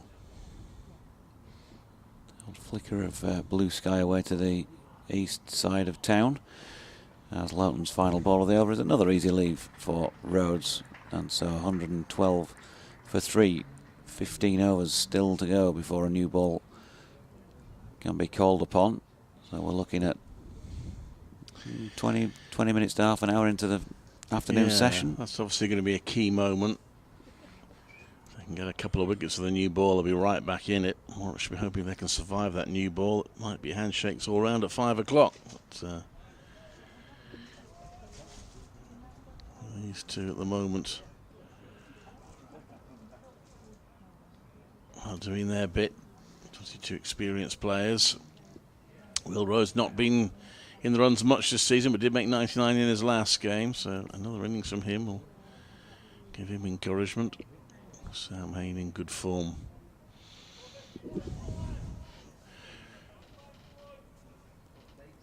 He might be getting back towards being top run scorer. I'll check that in a minute. Michael Burgess overtook him during the first innings. Hain plays a forward defensive, and there's no run. Michael Burgess on 486, so yes, he is now back to being Warwickshire's top run scorer this season. Has actually passed 500 for the season during the course of this innings. That's going down the leg side. It's come off something. Oh, come off the wicket keeper and squirts away. No chance of a run. So he's now on 504 for the season, Sam Hain.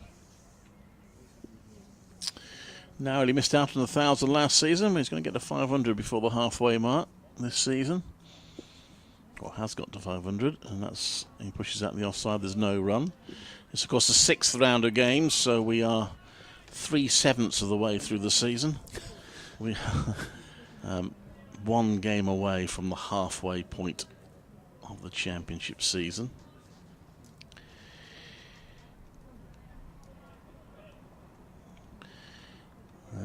Looking at let's have a look at the table with that win from Essex earlier today. As they clips that one onto the leg side. Hey, well, that's that full toss from Bess, but he did well enough, hey, but straight at the fielder, so he gets nothing for it. Sorry, you haven't played this round of matches. Do stay top by just 3 points out of Hampshire. 105, Hampshire 102, but if Yorkshire win this, they'll be up to 3rd place. That's a forward defence if there's no run, and they'll be just 7 points behind the leaders. Sorry, that's with a win. Actually, if they draw it, they'll be up to 3rd place as well, but a bit further behind. They'll be 15 points behind. In comes Bess, and it's clipped off his toes by Hayne. Essex up to 5th place with their win on 76 points. Warwickshire will stay behind them in 6th place, actually, even if Warwickshire draw this. I'm not bothering with a Warwickshire win because that would be most extraordinary. A draw put them on 73 points, so it will be down to 6th place. They'll be 3 points behind Essex. With Lancashire currently in 3rd, Yorkshire will almost certainly overtake them at the end of this game. So Lancashire drop into 4th, and they'll be 3 points behind Yorkshire if Yorkshire draw. Yorkshire, of course, have got 2 matches against Surrey, one of them at Scarborough, the first of the 2 Scarborough games, and then down at the Oval in September. Here's Loughton round the wicket to the left-handed Rhodes, and just as the last couple of deliveries of his previous over were, that's an easy leave for the left-handed Yorkshireman. Okay, so the all-important relegation places. Gloucestershire bottom, I'm playing this round there on 35 points. They've got a lot to do. Kent look like they're going to draw against Northants. They were 9th and 8th respectively ahead of that, but they're going to get 8 points each by the looks of things on top of their bonus points. Loughton in again, that's nicely played off his legs by Rhodes, over pitching this time and straight, so he's asked him to play and he's hit it for 4. So that will put Kent still in the relegation zone on 53. They'd be 7 points behind Somerset, who've already lost. Northants will move above Somerset, and actually if Warwickshire lose this, Northants would also be above Warwickshire by a point. So Warwickshire will be down to 7th place if they lose. The way things are looking, if it's a yeah.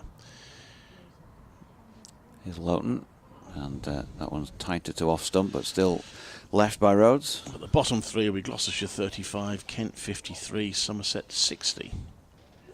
And then Northants 66, Warwickshire by either 65 or 73.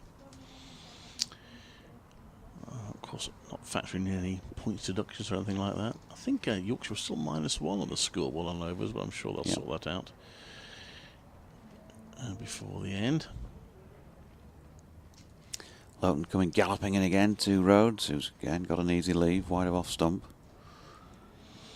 Yeah, Northants are still batting 416 for 9. They're 103 behind Kent, but they're still in the first innings there. So unless Kent have some sort of bizarre collapse, that game is surely a draw. Second division, Middlesex have finally got a 4th wicket, keeping alive their hopes. Durham 111 for 4, now lead by 39. Not so pretty close now to victory against Derbyshire. Loughton again, and Rhodes covering that, and again leaving. So I make that 5 deliveries, 4 of which have been left wide of off stump, 1 of which was hit through mid-on for 4. The only ball that the batsman's been asked to play at. He's probably well better overs in his time. Just to say, not 119 without loss. They need 46 more to beat Derbyshire at Trent Bridge.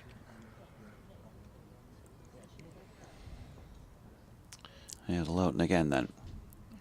Rhodes waits, and again he's wide of off stump, and again he's not asked to play. Double teapot from Loughton. Maybe he's feeling it too, a bit of frustration. He can't get it where he wants it, perhaps. So one ball in the over that was asking the batsman to play, and he hit it for 4 when he just over pitched it. Rhodes on 41 at the end of that over. The partnership now worth 91. Sam Hayne will take strike to face Joe Root, who looks like he's coming into the attack at the Howard Stand end. Second division table will depend on whether Middlesex beat Durham. If they do, they'll be clear at the top. If they draw, they'll still be top.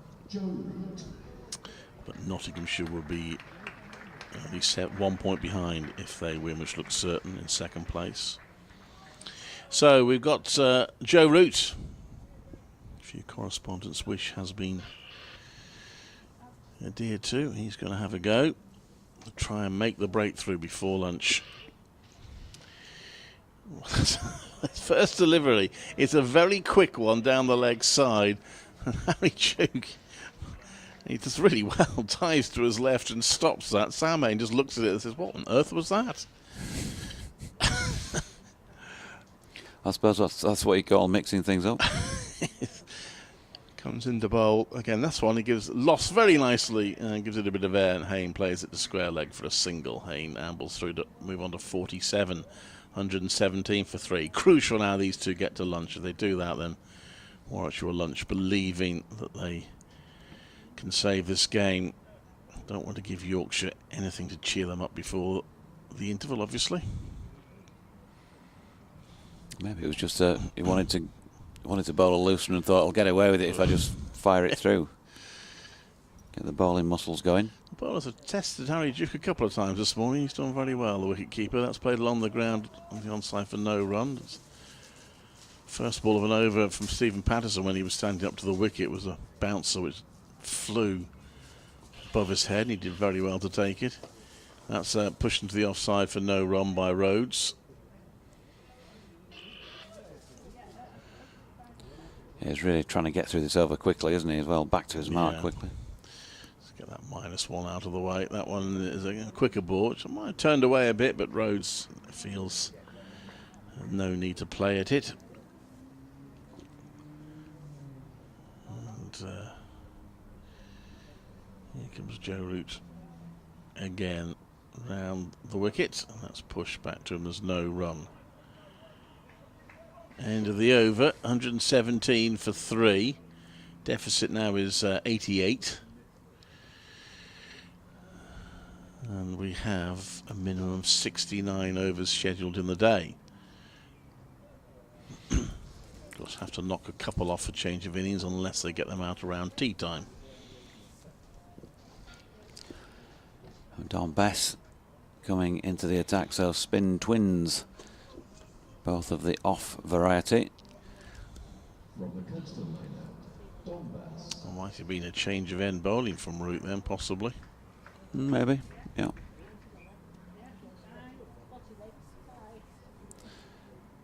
So Bess is going to have a short leg slip, orthodox slip, square leg, just backward of square.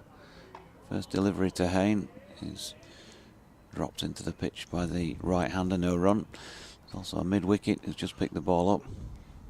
Jordan Thompson at mid-on, Patterson mid-off. Root has come in at short extra cover. And Jordan Thompson is at point. Or is it George Hill? As Bess is in, and that's pushed to Lowton. And there's no run. Yeah, Jordan Thompson's at mid-on.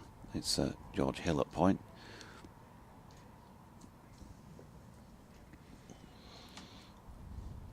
Bess skips, comes in, past umpire Nick Cook. Hain, beautifully put together, forward defensive push into the onside. He's 47. Pace of run scoring has been snail-like throughout. It was 1.8 at one stage, run rate back down to 1.71. Won't matter to Warwickshire, of course. They just want to bat, and Hain turning this latest one to Harry Brook under the lid at short leg. It might only matter to them if they lose wickets, of course, because they're still nowhere close to rubbing off the deficit just at the moment. Bess in, good delivery, has the beating of Hain and of Duke and of everybody. Well, I think that might have, well, it has got an edge, hasn't it? He's given it his runs, and Dom Bess was furious. He felt that should have been taken. And you can see stomping the ground. I think he was celebrating the wicket, but then saw the ball had gone past. Duke, never easy, standing right up, and Hain's completed his half-century with that. But that, I think, goes down as a chance. and one that Don Best clearly feels should have been taken. Just looking at the replay. Yeah, he gets a thin nick on it. It looks like it hit Harry Duke's leg on its way through to the boundary. So here is Bess, bowling to Hayne again, who's striding forward and pushing into the onside. No run. Must have been pretty close to the stumps as well, I guess. But Don Best frustrated. Hayne gets away with one, but does bring up his 4th 50-plus score of the season. He's 51 not out, just watching a replay of it now. We've got the camera at this end, so it's difficult to see clearly, but Hayne gets, I think, the first life of the morning, really. Has been the odd edge. Rose edge one wide of the slips, didn't he? But I think that's probably the first actual chance. It wasn't a change of ends. Joe Root is continuing, and that's play by him down to him by Rhodes. And there's no run, 121 for 3. Probably this may be an element of, as Root comes into bowl, let's push the offside, get this -1 out of the way before the new ball is due. And they're going to have plenty of time to have a burst with the new ball. In the 70th over of the innings, so 10 away after this one for the new ball. Rhodes leaves that one, there's no run.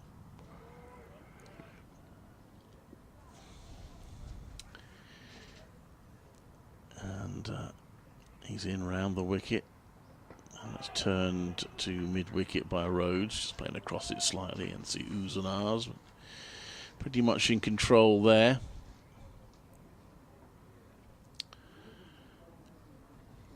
And quicker ball is left and comes off Duke, the wicket-keeper, and is fielded at slip.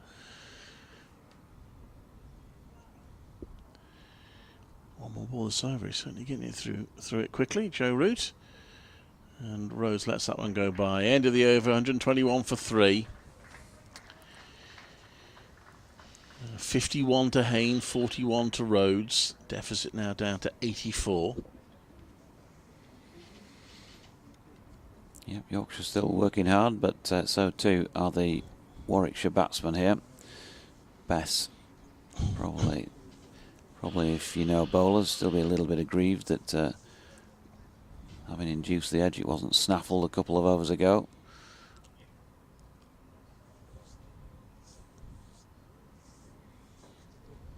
Hayne just taking his time. And resets and is ready to receive this first delivery of Don Bess's over. Then comes in past umpire Nick Cook, floats this first one up. Hayne pats it forward, then brings it back hockey stick style, flicks it up to Duke, who hands it back to Bess. And we'll do it all again right now as Bess comes in. And pushed into the onside this time by Hayne. Calm as you like, and that's what Warwickshire want between now and lunch, between now and the end of the match. The continued calm of Headingley. Bess floats one up this time, whipped through the leg side by Hayne. Yorkshire's first attempt at fielding it is by Lowton, who misses, but Jordan Thompson manages to get down for it, and they get one. Yeah, good stop by Thompson. So 52 now to Hayne. Rhodes back on strike. A leg slip comes out, 2 slips in place, and then Harry Brookett's silly mid off.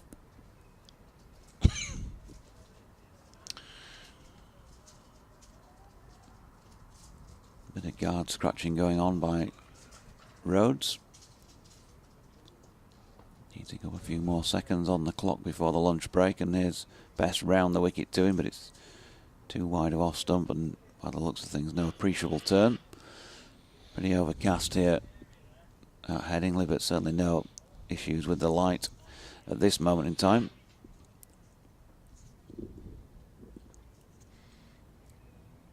Yes, Bess again tosses one up a little bit straighter, but still wide of off stump, and Rhodes comfortable leave. Last ball of Don Bess's 15th over to come.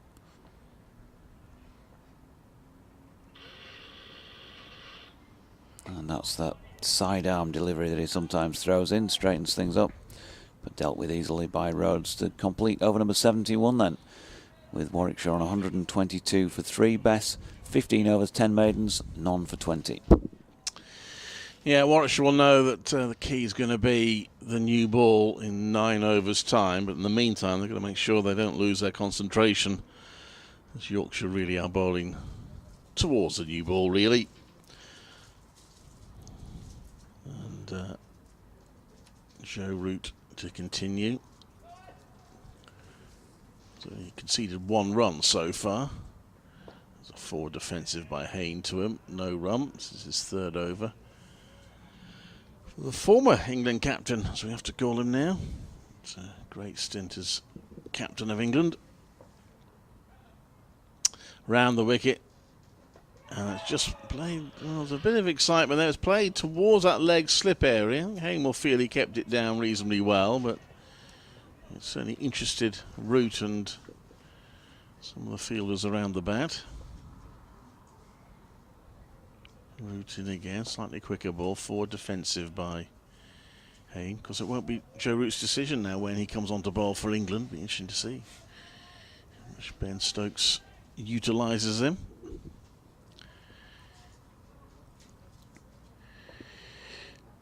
Root round the wicket, bowls, and it's just hit into the ground. Forward short leg. Just waiting for the miscue from Hayne. Thinking, so 2 more balls. Probably will be time for another over before lunch. And that's hit into the ground again to short leg. Hayne could hit the last one for 4 to the longest part of the ground, or even 3. That might just prevent him having to face another over. Root comes into bowl, but he's left that one. It was a waist height, goes behind the stumps. Yorkshire turning around quickly, hoping to get another over in, which they should indeed do. 122 for 3. Yeah, he fired that one in quickly again, didn't he, Joe Root? Yeah. Let's get on with it. Let's get one more. Let's get Don Bess in for an over. Well, at least the next Warwickshire batter can take his pads off and have a bit of lunch now, because even if a wicket falls this over, he won't have to come in until after lunch. So Rhodes going to face Bess, 2 slips and the silly mid-off again. Point, Lowton at cover, Thompson mid-off, Patterson mid-on, Root straight mid-wicket, and Hill at square leg. And he steps back to his first ball short of length and has cut that away. He's gone in front of square. There's a long chase by Revis, and in the end I think they probably could have got 3, but they sense prevailed and decided to wait on 2. Rhodes on to 43. Partnership now 99. Yes, a run out of the last over before lunch after all that hard work might take some explaining to the coaches when they get in.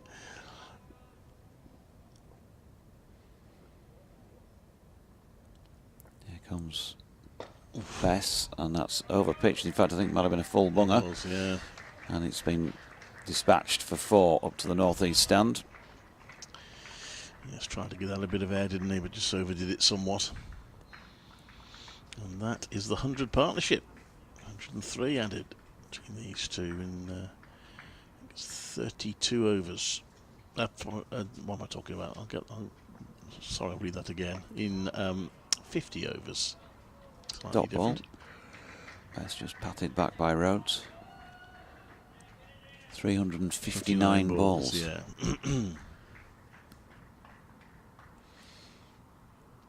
So here comes Bess once again to Rhodes, who's flicking into the leg side between Root and Hill. Root round to field and fires it back into the gloves of Duke. 1 o'clock showing on the scoreboard. So these next 2 deliveries, the last 2 of this morning's session. Can Yorkshire take one with them? Bess, a bit quicker this delivery, but wide enough for Rhodes to allow it to go by. Also over the top of stump height. So the final ball of the session, I've seen a wicket taken on the final ball of a session, of course, in this innings. Rhodes in, and we're not going to see one there, wide of off stump. So, end of that over, best 16 overs, 10 maidens, none for 26. And with Hayne on 52 and Rhodes on 47, Warwickshire 128 for 3 off 73. Still 64 overs remaining in the day. They trail by 77. Yorkshire still need 7 wickets. And Warwickshire very much having the better of the morning session from Clive and Paul and I. We'll say ta-ta for now, and we'll pick up the microphone once again when they walk out for the afternoon session.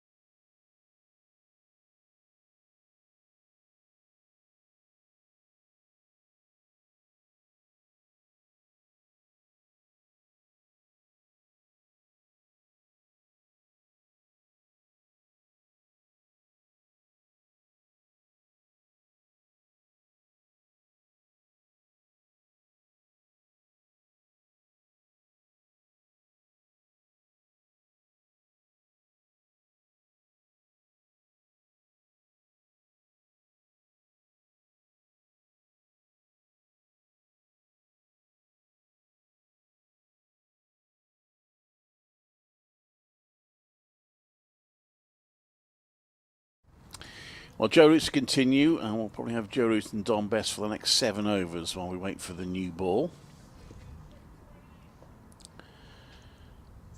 And he's in now to bowl to Rose, who stretches forward and gets that away. According to my stats, it's actually the 7th century partnership that Warwickshire have had this season. They've had a few. It's the second one that Rhodes and Hayne have put together. That's a 4 defensive. The first one actually was for the 2nd wicket. They put on 200 against Northampton Edgerton, 201 to be precise.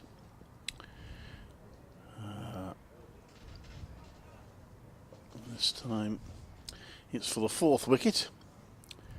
That's gone past the leg stump and there's no run.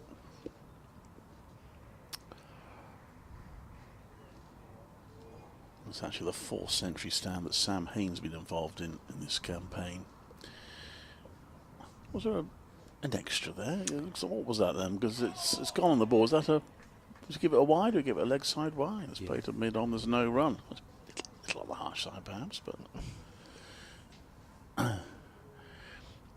I've come up with this new law change that if they put me in charge of the laws, I'll introduce. It's played on the onside, there's no run. It's only applied to red ball cricket.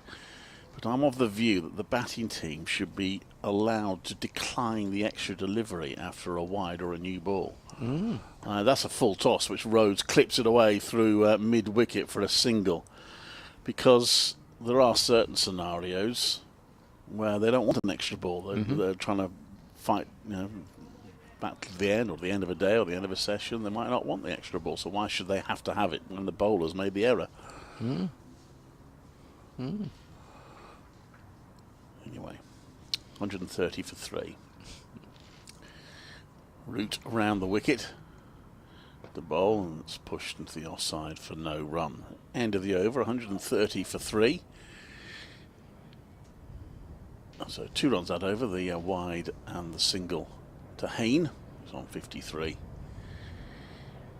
Joe Root's figure's still looking pretty tidy, 4 overs for 3 runs. So what do Yorkshire have to do? Obviously it's the new ball.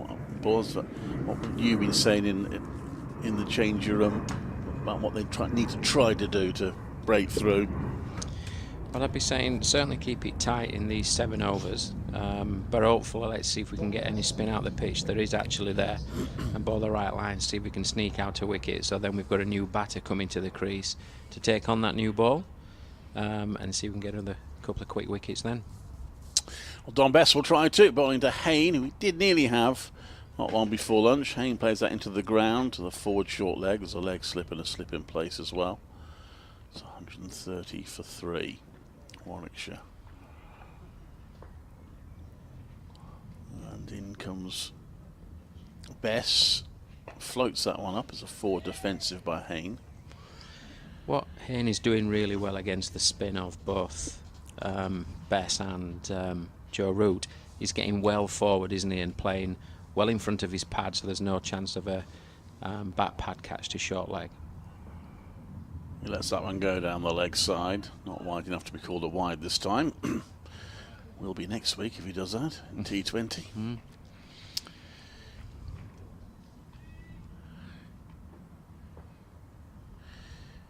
Best right, number 47 on his back.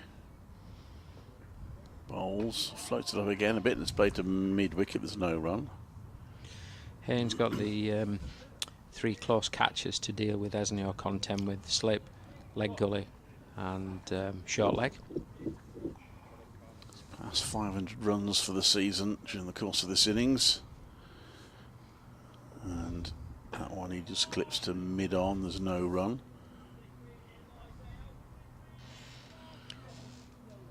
Partnership now 105. Yeah. That's what Warwickshire couldn't really do in the first innings. They had one 70-run partnership, but lacked the really killer partnership, and that's a 4 defensive by Hayne. End of the over, another one ticks by. Minimum of 62 overs scheduled in the day. Yorkshire no longer have to worry too much about their over rate because it's now shown as +2. Warwickshire 130 for 3. trail by, I do wish to stop taking 86. Or thereabouts. I think that's right. No, it's not right, is it?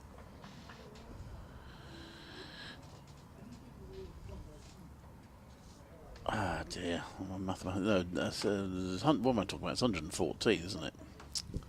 No, it can't be. What? Oh, dear me. I had a nightmare this afternoon. Here, that's push up the onside. There's no. 205. I got the right. I had 244 in my head. It's the trail by 75. 75, yeah. I was thinking of their score, their first innings score. That's what threw me. Rose plays that onto the onside for no run. So it wasn't so much my arithmetic as my memory that was letting me down there. Joe Root then continuing, and he bowls round the wicket to Rhodes. Quicker ball. Rhodes turns it around his path, again a few oohs and ahs. And he's got that away. He's coming back for the second, which he gets. 2 more runs to Will Rhodes. And he's now on to 49.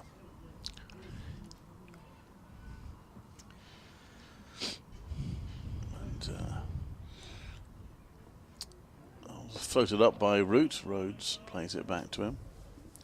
Root intercepts. And getting quickly back to his mark. To bowl. Oh, that's a quicker ball.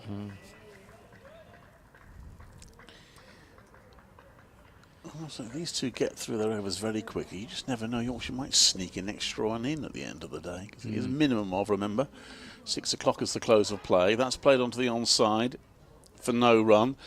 End of the over, 132 for 3.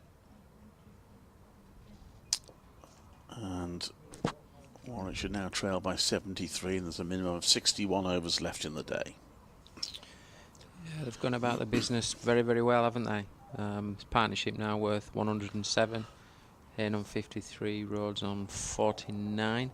Batting well, they've, as I say, managed any challenge that's come their way this morning. There's not been too many, really. And the other important thing is they've accumulated the runs steadily and ensured that they're clawing back that lead. Nottinghamshire have completed a 10-wicket victory over Derbyshire at Trent Bridge. Bess comes in to bowl, that's left. Whether top of the table or not will depend on Middlesex, but chasing down 165, finished 167 without loss. And still a bit of jeopardy left in Middlesex's game at Lords, as Bess strolls in. 2 catches on the leg side, 1 at slip, that's pushed out to the offside, there's no run. Durham 121 for 6, lead by 49. So they've lost just the 3 wickets today, Durham, but they still have work to do to make that game safe. They still have work here to do, but so far, they haven't put a foot wrong, really. That's clipped to mid-on by Hayne. Be cut off there by Thompson.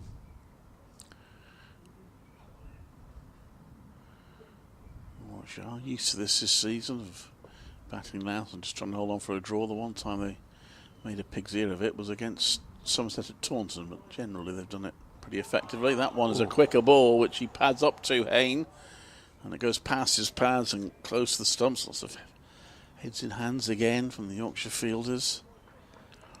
Looked close, that, didn't it? Looking at the reactions of the keeper and the close fielders, that must have just missed off stump by, well, hardly anything. Bess is in again.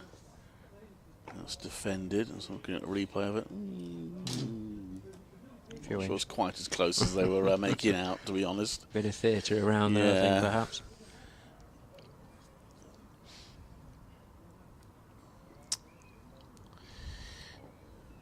Bess again.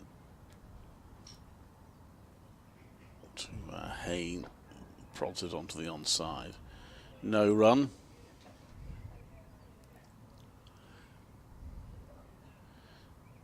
$132 for 3. At the end of that over, another over ticks by, but of course Yorkshire are getting closer to the new ball. They've got some nice cloud cover for it. They'll welcome that as long as it doesn't get too dark and takes the players off. And they're 3 overs away from what sort of feel is their last chance, really. Get a couple of wickets to the new ball and they're back in with some hope. If Warwickshire could see off first hour or so of the new ball, they'll think they're almost there in terms of saving the game.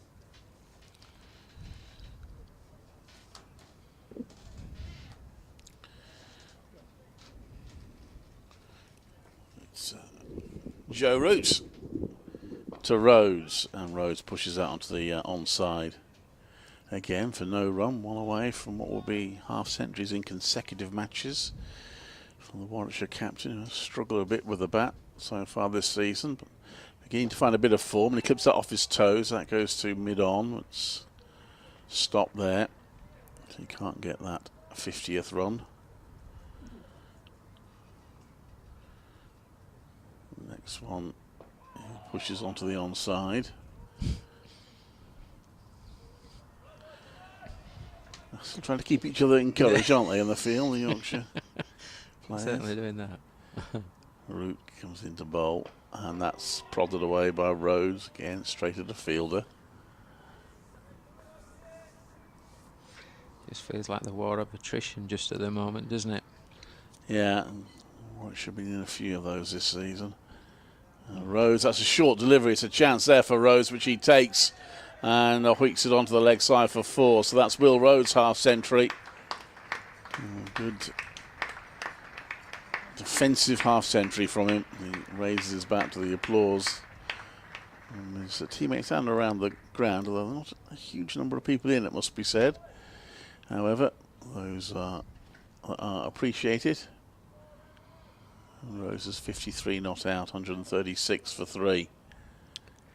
He's certainly played well, hasn't he? He's been very, very patient. 242 minutes, I think he's been at the crease, something around that. Yeah, it was his 184th delivery that brought up his half century, so he's had quicker ones. Now, Joe Root is showing the umpire the ball, and the umpire might be saying, well, come on, we only got 2.1 overs left with it. You really want me to change it? Looks like it's okay. And Root comes around the wicket. Oh, that was a bouncer from him, which goes past the helmet of Rhodes. End of the over, 136 for 3. Both batters on 53. That's quite a sharp bouncer, was that, Clive, wasn't it? It was. And, Harry Duke again behind the stumps there, taking a really good take. It was pretty quick, that was. So I imagine Root will get one more over, and that'll be him done. Don Best probably bowling his last over for now, though might not be too long before he comes back in. Jordan Thompson is beginning to twirl his arms in anticipation of having a nice new red ball to play with. He's still on for all 10, of course, is Jordan Thompson.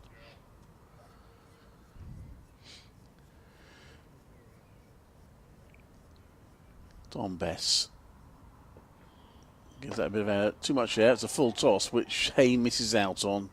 It's into the ground, but straight at mid-wicket. He's a bit irritated. He didn't make any runs out of that. Yeah, I'd be disappointed he didn't put that one away. It's like we've got a change here in terms of Bess coming around the wicket. It looks like the batter's not moving, is he? It's just a different angle to his run-up. Be interesting. He's in between the umpire and the stumps as he comes in. Again, it's another full toss, and again Hayne misses out, hits into the ground, plays it to the same place. No run.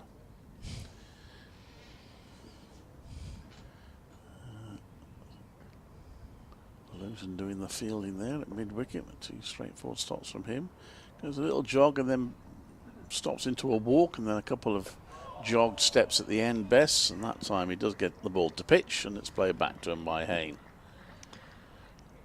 As Bess goes past the umpire here, he's almost brushing his right arm as he goes through in his approach.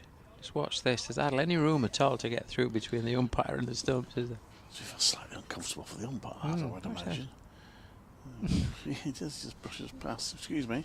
Comes into bowl. I think that's another full toss, and this time Hayne has got hold of it, although it's been a slow outfield throughout the match. It's not going to go all the way, but he'll get 3. And to sort of long on, he moves on to 56 and takes a score to 139 for 3. Just clip that ball away, just slightly over pitched there. Full toss, or low full toss, and just clipped it away nicely past a straightish mid wicket. 3 runs.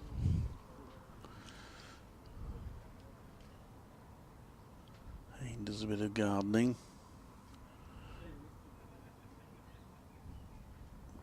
2 slips and a short cover. It's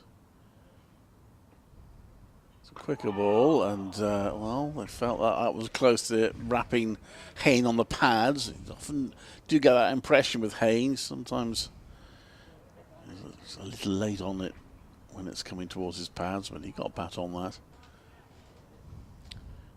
And remains at the crease, keeps his long vigil going. Best bowls, and that's pushed to mid-on this time. Another over bowled, 1 more till the new ball is available, and I would be extremely surprised if it's not taken straight away, unless he wants to give Best 1 more over for the old ball, but I'd be surprised.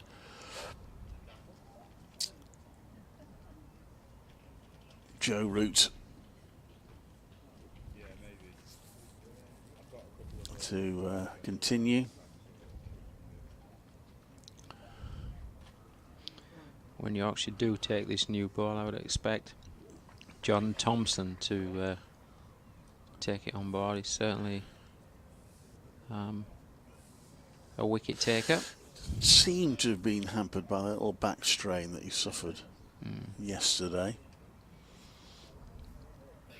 Certainly out there, certainly preparing to have a bowl. Joe Root with the, oh my goodness, that's a high full toss, which Hayne has dispatched to the sweeper on the onside. That must be a million miles from being a no ball for height. It's a single to Hayne. He moves on to 57, 140 for 3. Yorkshire still employing the 3 close catches to Rhodes. So we've got the short leg gully, and Lythe is at slip.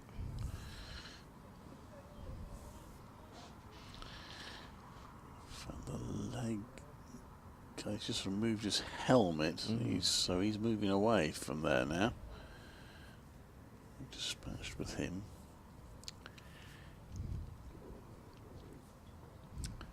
And that one is turned around by Rhodes for an easy single.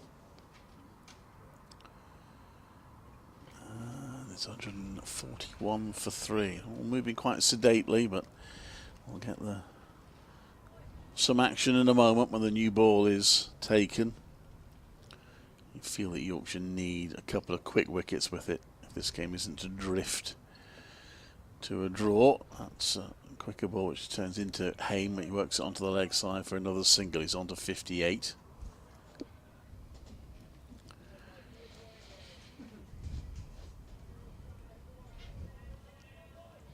Warwickshire trailing by just 63 now. They're clawing back that lead.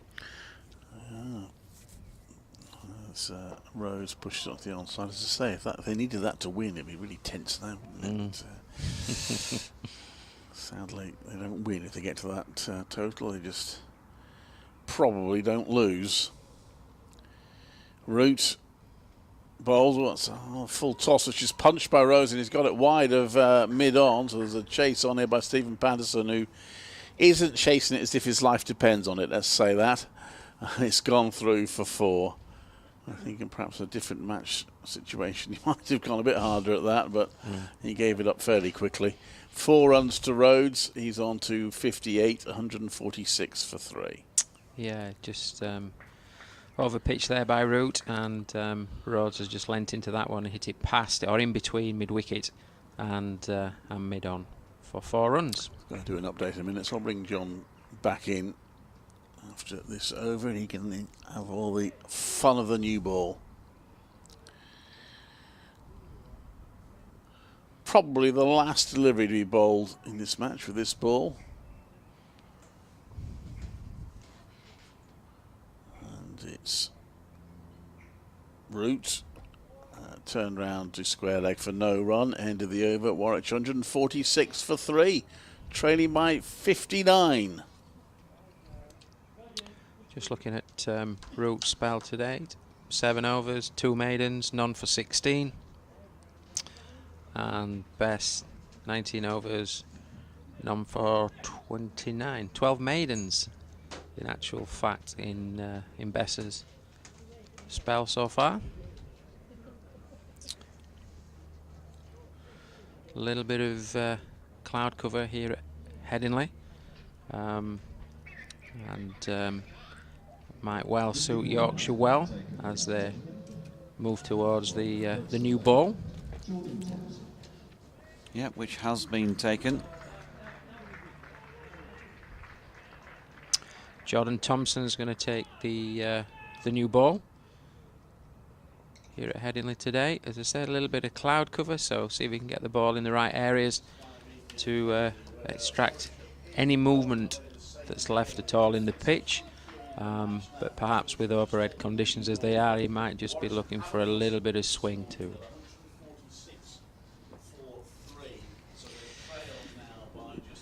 Good afternoon, Dodgy. Afternoon, Shawsey. Where are we at again? Just rolls off the tip of my tongue now, doesn't it?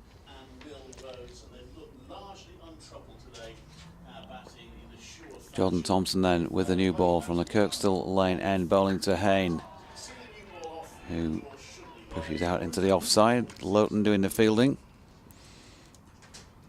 They've strengthened the cordon in the hope of opportunity. 3 slips and a gully point. It's much more like a start of innings feel to the field. It certainly is. The next 30 minutes I think could prove quite pivotal in the outcome of this game. Here's Thompson, and stifled appeal as that was clearly struck on Sam Hayne's bat, but might have clipped the pad on the way to it. But with the new ball being harder and the seam protruding somewhat, that's got a little bit more bounce, Dodgy, from this Yorkshire pitch here. That will interest the home side. Hayne on strike, Thompson bowling. Batsman fully forward and over the top of it. Vicky Caveney, good afternoon to you down in Worthing. What a dilemma, she says. Cricket, LUFC playing to stay up, and the French Open has started. Sticking with the cricket though, it's been a great 3 days and I've got high hopes for the new ball. And say hi to Penny in Putsey.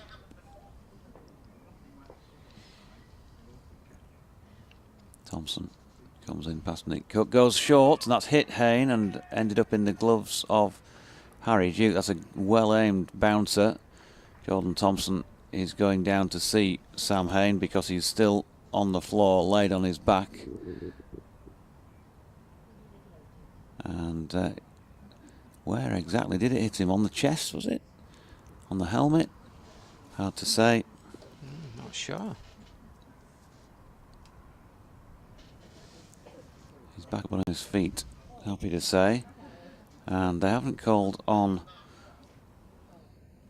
anybody. I think they're offering him the opportunity to come on. I think it might have hit him on the chest or shoulder or something like that. Not on the helmet by the looks of things, because they're not calling on anybody to go through the usual concussion protocols. He's winging his arm around as if it's caught him maybe on the collarbone or something like that. In which, if that's the case, that'll be painful because there ain't a lot of protection there. Ooh, a bit of blast of Depeche Mode as Thompson's in. And that's turned to leg by Hayne, and there's no run. Just can't get enough. Just cannot get enough of 4-day cricket. Oh, well, that was certainly a well-directed bouncer from Thompson, wasn't it? He's feeling it out, Sam Hayne. He's definitely feeling it. Continued.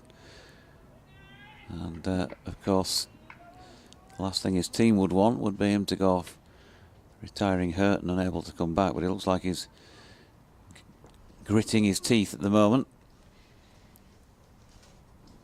Here's Thompson in and Hayne pushing forward into the offside, and so no immediate gain for Yorkshire with the new ball, but some immediate pain for Sam Hayne. Gain, pain, Hayne? Very, very good. Let's hope there's no rain. 4 in a row there. So, I'm driving you insane. first over with the new ball by Thompson. A little bit more life, a little bit more bounce. Sorry, Dodgy. All we need now is for Will Frayne to take the new ball at the other end, I suppose. Stop it now. Stop it. Who's going to take the new ball? Stephen Patterson. Had to be, didn't it? Yeah. Got to be on the money, the use of this new ball. You never write anything off in cricket, but it does feel, as Clive was saying when he was on, that it's their the last major opportunity. Once a partnership's broken, things can change pretty quickly, but they have to do that first, and it's an incredibly good stand this for Warwickshire, 121, but the time they've taken over it as well. Patterson round the wicket then to Rhodes, who's flicking off the hip first delivery, and he's going to pick up at least 2. Tom Loughton just picking the ball up now, and they're coming back for a third, and they're going to get there. Yeah, that's well played by Rhodes. He just clipped that ball, which was short and back of the length, just off his hip, away for 3 runs through the vacant square leg area. Sam Hayne really is struggling after being struck. He's just bent double again and flexed his arm around and all of that. So while he's survived it and he's toughing it out there, anybody who's been hit, you know, it does affect you. You know, it's just the throbbing of the pain. But you're not quite as keen if the ball's pitched in the same area next time to go through with your shot. Get into position maybe. Harry Duke standing up then to Patterson, who's bowling here to Hayne. Gets one short of length and drops it into the offside. No run. 2 slips in place. Point, cover, mid-off, mid-on, mid-wicket, and deep backward square leg. As opposed to long leg, he's fairly square out there.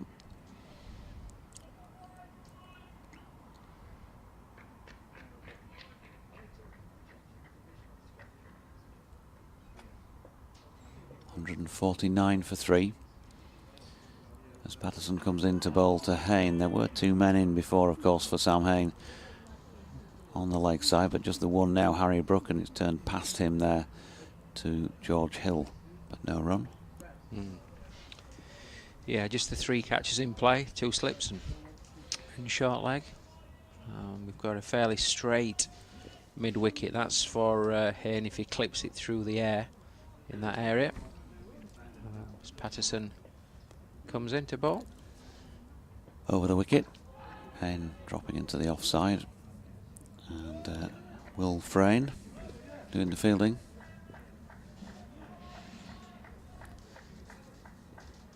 For no immediate gain. I don't know. It's a bit quiet out there, isn't it? So we've got to have a bit of fun. Paul Shaw, never a bore. Stephen Patterson in and bowling to Hayne, who's pushing that one out on the offside and Frayne round to field. What Patterson will be hoping for here is just that little bit of extra bounce, because Hayne's getting a long way forward. If he can just get a bit more bounce and just clip the shoulder of the bat, we've got the 2 slips in play for that. And of course, with the Yorkshire wicketkeeper stood up, he can't leave the crease. Patterson then, final ball of the over, beats Hayne. An appeal for LBW. Did have a feeling of going down. Maybe height-wise might have been an issue. Have a look at the replay of that one. Not a bad shout. Worth a shout. Looks like it struck him in front of the leg stump. It was angling in, which was possibly the problem. And yeah, height. You would have asked a question about whether or not it was going over the top or not. Might have clipped the top of the bail, something like that. Anyway, given not out by umpire Neil Pratt, who's now headed off to point with the left-handed Will Rhodes on strike. So just an offering of a little bit extra with the new ball so far. Can they strike, or will Warwickshire continue to play towards safety in the match? Brain just been sent down to long leg. In fact, they're moving him squarer now. More like a deep backward square leg. 3 slips in a gully. Thompson in and bowling down the leg side. And Rhodes has a flick at it, but watches it go by. Just 56 runs now, the deficit. So very likely to come into play that if Yorkshire are going to be good enough to take 7 more Warwickshire wickets, they're also going to need to score some runs, and that will obviously take some time as well.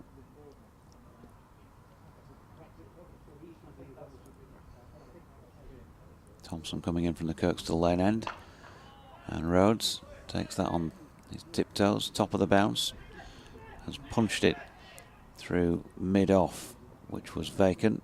Best was a bit wider. He did the fielding, and they got 2. It's well played, that, isn't it? Because the ball has bounced that a little bit more with it being the new ball, and just got on top of the bounce there and just forced it through mid-on really for 2 runs. Quick check of the field, 3 slips, gully, point, mid-wicket, mid-off, short extra, and backward square leg. Thompson to Rhodes. Fairly tight lead, but he would have missed on height. He's got his head back, Jordan Thompson looking up as if to say he thought it was fairly close. Yeah, it's a good leave, is that, by Rhodes. Just missing off stump, but like you say, the bounce, it just go over. Yeah, it was a few inches wide of off stump as well, looking at the pictures.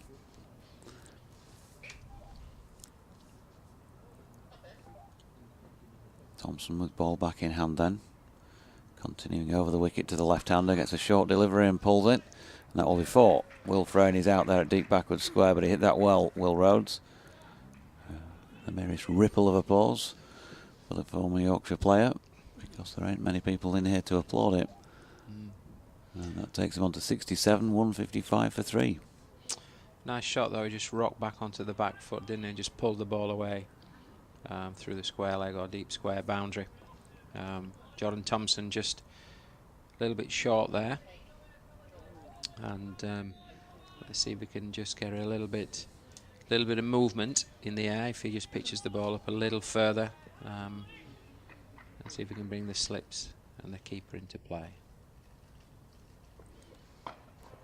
Thompson in, and that's dropped out into the offside by Rhodes once again, and there's no run. These two have batted some time now. Doherty partnership around about 130, and certainly took the sting out of the Yorkshire attack yesterday evening, and throughout the day today really. They've both batted superbly well.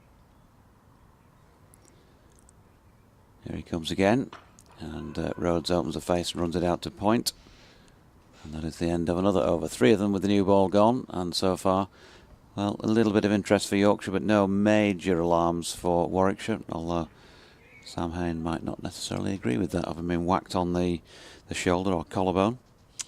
Yeah, he may have a bruise a little bit later on, and nursing that bruise with perhaps an ice pack later in the day. But at the moment he's still batting, and batting very, very well with Will Rhodes, the former Yorkshire player. And yeah, I've been really impressed how they've gone about their business. They've not just managed the situation well, played the situation, they've actually accumulated runs, and deficit now is one of 50, I think now. Just 50. Patterson in and bowling to Hain.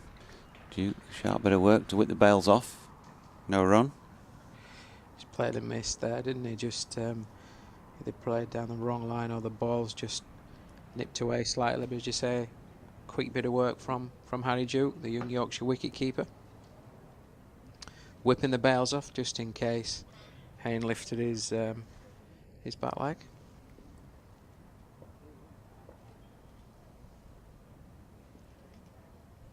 Here's Patterson to Hayne, who turns that in front of square leg side. No run.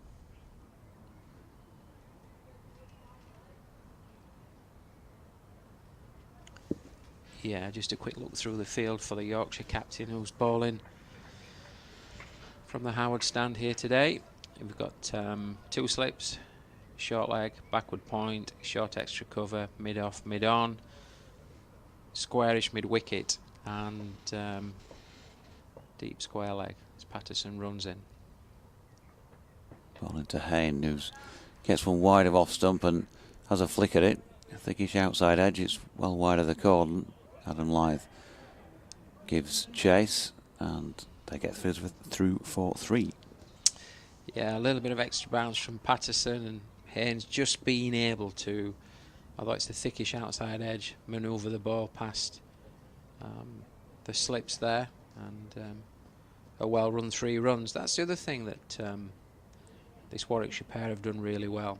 The way they've accumulated runs has been low risk, and they've certainly turned 1s into 2s and the occasional 3 as well. So yeah, they're going about the business well, and as time is ticking away, they're going towards saving this game. Obviously Yorkshire have got different ideas as the Yorkshire captain runs into ball. Here he comes round the wicket to Rhodes, who's looking like he might have been playing that straighter than it went, which was to Don Bess at point. Yeah, just turned him round a little bit there, didn't he? He was just looking to play that, as you say, a little bit straighter than where the ball ended up, and just saw his left shoulder come round a little bit, which suggests the ball's either held its line or perhaps just nipped away a little bit.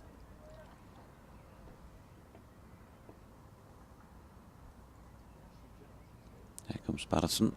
Rhodes, edge, and this is along the deck and beyond George Hill, who is in there at third slip, at gully, diving to his right. It went between he and third slip, Harry Brook. So a little bit of hope for Yorkshire. Yeah, it's a genuine edge, isn't it, that's not carried and gone in between third slip and gully and down to the vacant third man boundary for 4 runs. But as I say, it's a genuine edge, is that. So although disappointing for Yorkshire, then it's not gone to hand, not carried. There's also a little bit of encouragement there with the new ball that is proving a little bit more of a challenge for Rhodes. Patterson coming in to bowl to Rhodes, who's driven out beautifully through extra cover for 4. Half volley length and dispatched. End of the over, and that is 166 for 3 and just 39 behind now Warwickshire. Yeah, it's often the case, isn't it? You get one go through the slips for 4, and then the next ball's overpitched and it's punished for 4. So unfortunate that for Patterson, but a really well timed shot through the covers there from Rhodes. He's growing in confidence as this partnership grows. Hayne now on 61, and Rhodes gradually increasing his strike rate to 75 here at Headingley today. Still got a little bit of cloud cover, so if there is any swing at all, then I'm sure that Jordan Thompson will do all he can to bowl a fuller length to try and get that little bit of movement. 3 slips in place as Thompson just begins his run in. Yep, Kirkstall end. And into Hayne, who plays that top of the bounce into the pitch. And there is no run. Sebastian Grama says, "Good afternoon, listening from Blackpool. Not the greatest of performances from the Red Rose, but certainly a strong position that the White Rose finds itself in. Quite a wonderful week across the country, lots of results. Wishing Yorkshire the best of luck in the remainder of the match." At Jonathan Doidge on Twitter, or at Inside Leader 1, or BBC West Yorkshire Sport at gmail.com. Thompson in, short ball, and smashed away off the back foot by Hayne. And rather than taking wickets here, the runs are coming pretty quickly since the new ball has been taken. 35 now, Warwickshire trail by at 170 for 3. And Hayne, with that 4, moves on to 65. Yeah, it's too short, that, isn't it, from Thompson. Will be disappointed with that.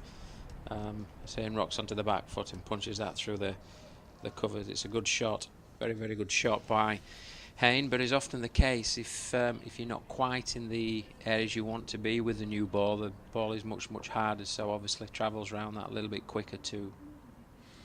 Thompson again, that's a better delivery, and Hayne this time looking to play to leg, gets it to Bess in the offside. So there's just, despite those few runs here and there, boundaries starting to come, but there's also just a flicker, semblance of something may happen for Yorkshire, and something is going to happen. The man that makes it do that is very often this fella. He's got all 3 wickets that have fallen so far in this innings. Seems a long time since they were taken yesterday. Is a long time since they were taken yesterday. Continues to strive for a breakthrough, but not with this delivery again. Short of length and punch this time, with great control by Hayne for 4 runs through extra cover. That's a very good shot. Thompson's there, back of the length, Haynes rocked back and played that beautifully through the covers on top of the bounce through the vacant extra cover area for a well-timed 4 runs. It's a class shot, that, Doige. The way he just rocked back, transferred his weight, got on top of the bounce. Beautiful. Do that again. Do not adjust your sets. 31 then, the deficit, so they're going to rub these off pretty quickly the way they're going. Still 52 overs remaining in the day, but they need 7 wickets. They're going to take them fairly quickly because they're going to be chasing a few runs if they do manage to take them. Not with that delivery, which again is short of length, and this time Hayne, who thinks and looks after playing it a deep backward square leg, was thinking about the pull. In the end, he dropped it into the pitch.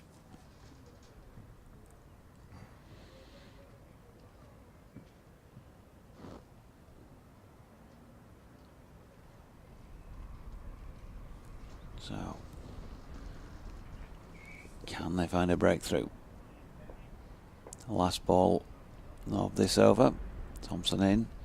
Hayne turns it to leg and scurries a pace or 2 before stopping as Loughton advances to field the ball. 85 overs bowled now in this Warwickshire second innings. They're 174 for 3, having been 25 for 3 at one stage, so the partnership worth 149. Jordan Thompson, he's bowled 19 overs, 4 maidens, 3 for 52.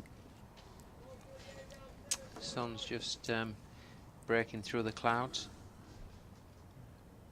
here at Headingley, and yeah, Yorkshire just looking a little bit dejected, just looking at that body language, but that's absolutely understandable. The partnership of 149. Yorkshire's not taken a wicket yet today. They've toiled hard here, but as yet have been unable to take a wicket as Patterson runs in.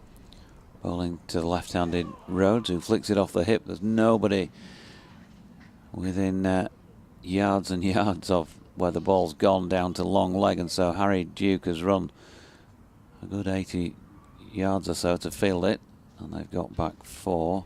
They'll be tired after that sprint, won't he? He's got his pads on, he's got keeping gloves on, chased down the ball with being no fine leg, and well-timed 3 there for Rhodes. Score is 177 for 3. Partnership now worth 152.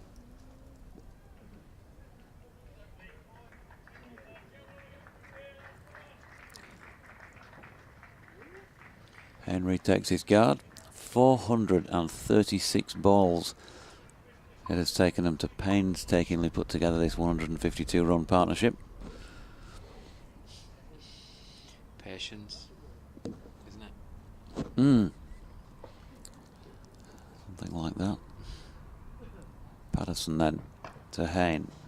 With Duke still standing up, he's dragged back into his crease, but he plays from the crease and pushes to mid-on, where Thompson fields. Yorkshire still have the 3 close catches, which they've maintained pretty much throughout, the 2 slips and the short leg. Patterson works on the ball, working hard on the ball here to keep some shine and any swing at all as he runs into ball here. To Hayne, who's forcing that one just back past the bowler, but there's no run. I wonder if they might think about Revis at some point, because say he bowls a heavy ball, and just wonder whether they might be thinking about using him at some point to try and break this partnership. And it's at that point of the day and of the game where wickets are absolutely crucial. Patterson to Hayne, flicking off the hip, 4 runs down through fine leg.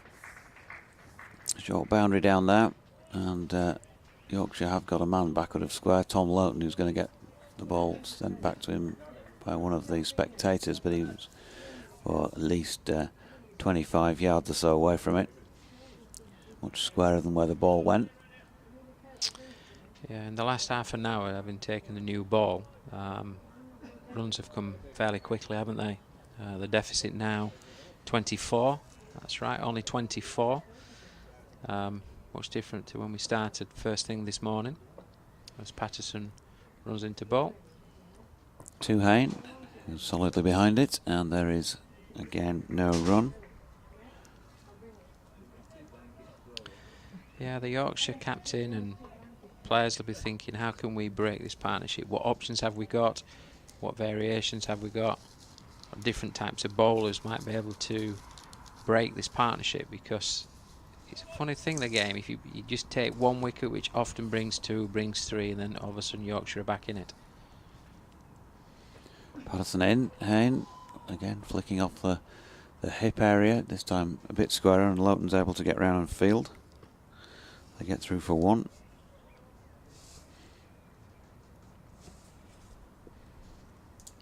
End of the over. And George Hill, who curiously has still not been used. Luxton coming on.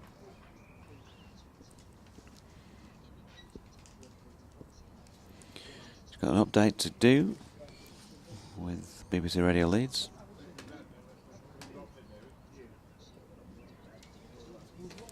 He's looking like a draw again, Liz. I think it's we might as well put this on repeat on a Sunday.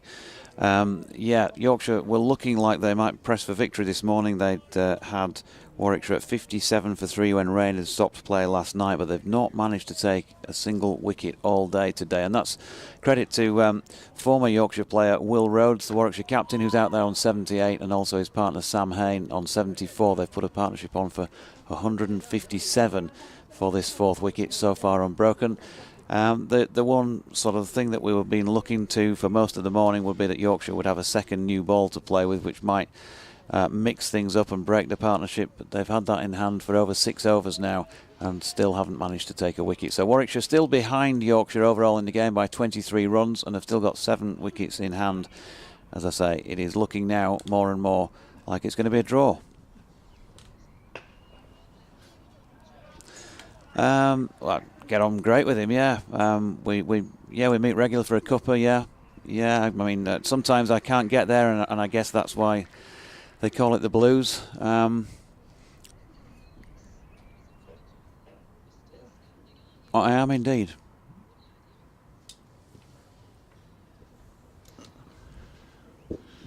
Seamless. Yeah. Seamless popular music, Elton John link. Jordan Thompson, meanwhile, has bowled a couple of deliveries in this over. Hayne is on strike and leaving this delivery wide of off stump. Clive back in the chair, as you'll have heard. Thompson obviously thought that one was pretty close. But I just got to get one. Yorkshire, and they get one, who knows. And I suppose from the batter's point of view, they've got to make sure they don't convince themselves that they're there yet. And just lose their way. They are tantalisingly close, I think, now to saving the game and potentially shaking hands at 5 o'clock. Can they do 5 o'clock? Yeah. Okay. Gone to a couple of 10 to 6s, I think it's been. Oh, 10 to 5, sorry, not 10 to 5. Yeah, Yeah, now Thompson in. we Was were pushed into the offside, no run. just discussing this in the press room. Someone said, well, they could declare it 10 to 5, and I made the point if they did that, they might lose. And they said, well, the two teams, Yorkshire could agree not to chase it. I think they could agree to that, and then if I were Warwickshire, I just wouldn't take the risk, just in case. It would be a bit unfortunate, wouldn't it? So, no, I think if they're still 3 down at 5 o'clock, I imagine they might call it a day then. Long way to go for that, though. Yeah, Thompson in and bowling, and that's pushed into the offside by Hayne, and again no run. Long way to go, but they've been scoring runs at an increasing pace now up to the dizzy heights of 2.12 and over, because there's been quite a few boundaries struck since the new ball was taken. I mean, in fairness, it's been a fairly low-scoring match for the most part. In Yorkshire, when they were in full rhythm with Brook and Lythe going well, did accelerate a bit. But for most of the match, it has been fairly hard going in terms of runs per overs. Thompson in again, and once more, Hayne allowing it to go by end of the over, 87 gone, 184 for 3. Good game at Lords, where Durham are now 136 for 8. So they still only lead Middlesex by 64. Middlesex will have high hopes of winning that game. All other games that aren't already completed appear to be heading for draws. Kent Northants. It's a certain draw. This one, not a certain draw by any means, but at the moment that has to be the favourite outcome. And that's it, actually. All the other games have been completed.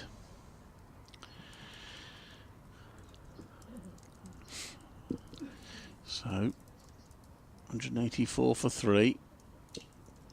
Will Rosa managed to get out for 99 in the last match. Now on 78 here. 3 slips. And what you call a gully, I guess, that's driven by Rose. Patterson, the bowler. Rose has got that away. It will be 2 more runs to him. Takes him on to 80. This partnership now with 161.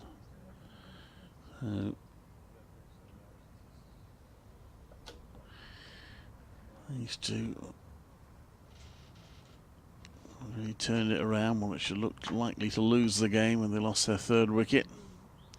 I mean, the one that got Sibley, it sort of bounced sharply and got him high on the bat. We've seen maybe 1 or 2 balls do that today, no more than that. No. Patterson comes in round the wicket to bowl to Rose, who hits it off his toes to mid-on. There's no run.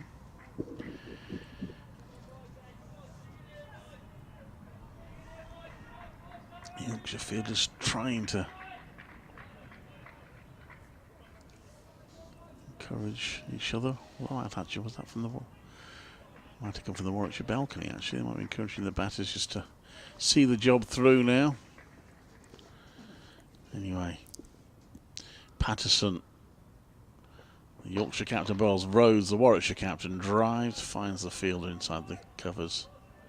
It's well fielded. I think he's been pretty good this match. It's a point that Mark Robinson made, actually. Even when Warwickshire struggled to get wickets, he's been pleased with the fielding. They had one sort of session one day, perhaps at Old Trafford, where they got it a bit wrong in the field, but generally he's taken some encouragement with how they've fielded. Patterson bowls, and Rhodes turns that onto the leg side for no run. Yeah, Yorkshire, of course, have had the sort of catching dropsy of almost epidemic proportions so far this season. It's continued in this game, but as we pointed out a few times earlier, it didn't cost them anything in this match. Although there was the chance earlier on. Yeah. Hayne as Patterson comes around the wicket, has played in the offside, there's no run. Yes, there was that unusual situation in the Warwickshire first innings where 3 batters were dropped off relatively regulation chances, I guess you'd say, and in each case, all 3 of them out without adding any further runs to the total, which would have, I'm sure, frustrated Warwickshire. There'll be a statistician somewhere who knows what the record that is in a match. Yeah, it's never happened since. Patterson bowls, and Rose drives that straight to the offside for no run. 186 for 3. The end of that over. Warwickshire will still reflect in this game that if they batted better in the first innings, who knows? They might have put a bit more pressure on Yorkshire. It might have been a different story, but I think they underachieved for the bat in that first morning, first day. Did well, I suppose, in the end to get to 244 from where they were. 43 for 4, but having won the toss, they'd have been looking for well in excess of 300. And it does mean that Yorkshire will outpoint Warwickshire in this game. Even if it ends in a draw, they will take 3 points more than Warwickshire will. They've got 6 bonus points. Warwickshire managed just the 3. So it'll be 14 points to 11. Change of bowling at the Kirkstall Lane end. They are going to give Matthew Revis a blast with the relatively new ball. 8 overs old. No breakthrough for Jordan Thompson. Just a bit of damage to Sam Haynes' shoulder or collarbone.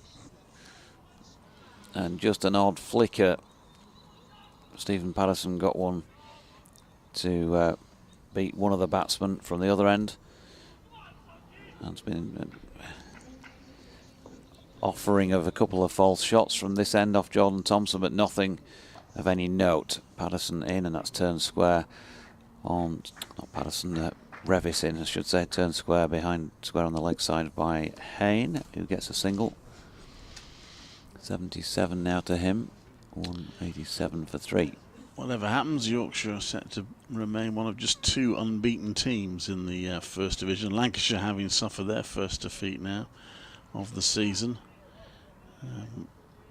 So it'll just be Yorkshire and Surrey unbeaten. Yorkshire, of course, will have drawn, if they draw this, will have drawn 5 of their 6 games. Revis bowling to Rhodes, who pushes into the offside for Frayne to field. Warwickshire, if they do get through to the draw, will have drawn 4, 1-1, lost 1.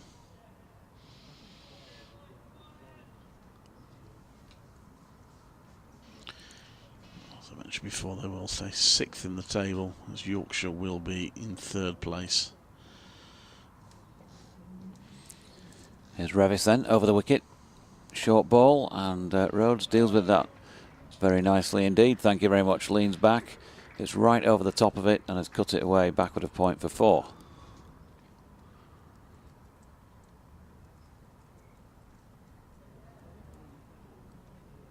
So decent shot. And these two have a chance really now to accumulate personal landmarks. Rhodes into the 80s, 84. Revis trying to find a breakthrough for Yorkshire. That's a better delivery, tighter to the stumps. Hands on his head afterwards. It was always going over the top, I think.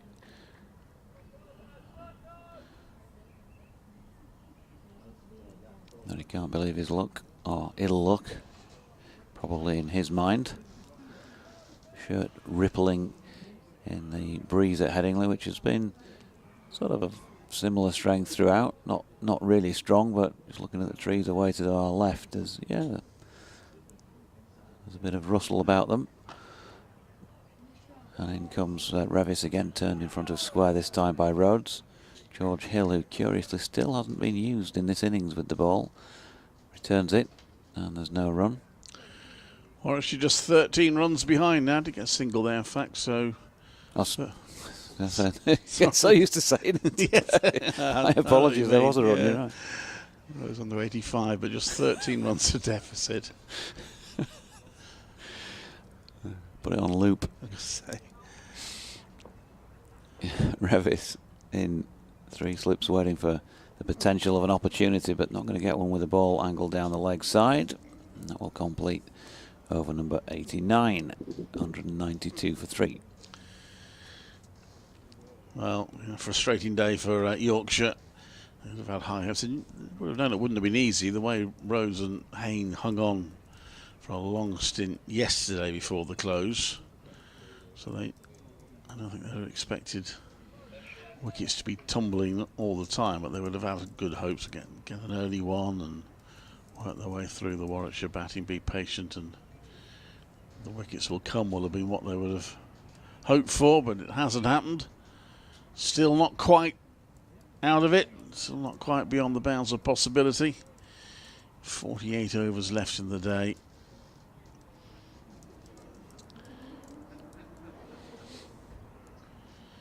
If ever the maxim about when one you take one, others follow quickly, they can never hope more that it's true in this case.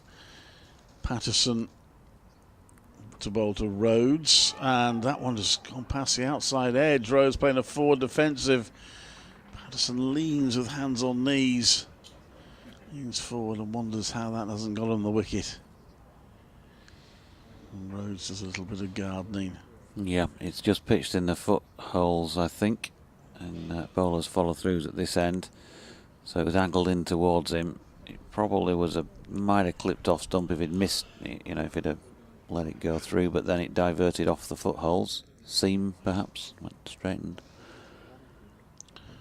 Next one, oh, that's edge, just short. I think it bounces short of slip. They're going to get through for one because it stung the hands of Joe Root and bounced away. I don't think that was a chance, but it was a Root. Oh dear, that's not good. Root has hurt his hand. Let's hope that's just a quick plaster job. I think, in fact, he just signalled. It's a universal signal for plaster. So hopefully it's not too bad. Thumb area, maybe heel of hand, something like that. It did bounce. It was a genuine edge, and it did bounce maybe a couple of yards short of him. Any case of the wicketkeeper diving in front of him? Potentially? Well, we've seen chances put down this season because of that. Obviously, there was one taken when Duke parried it up in the first innings and Root caught it. But no, I think it was definitely a slip's chance. It was going straight to him. It just dropped short. That Kerfuffle Rhodes did get a single, so he's on to 86, 193 for 3. And Joe Root temporarily off the field, and hopefully won't be off for too long. And Duke standing up now to Patterson as he comes over the wicket to Hayne, who turns out onto the leg side. It's another dot ball. And there is one run. Not that time. Well, Yorkshire need things to go to hand. They need a break, but didn't get it there. Twice this over, though. Patterson has threatened to take Rhodes' wicket. What can you do with Hayne? Hayne defends that one very effectively. Ways of saying no run, there's no run. Nothing scored. Greg says, why do you think Yorkshire are struggling to take wickets later in matches? Is it bowling variety? Missing someone with more pace, or left armour, leg spinner, etc.?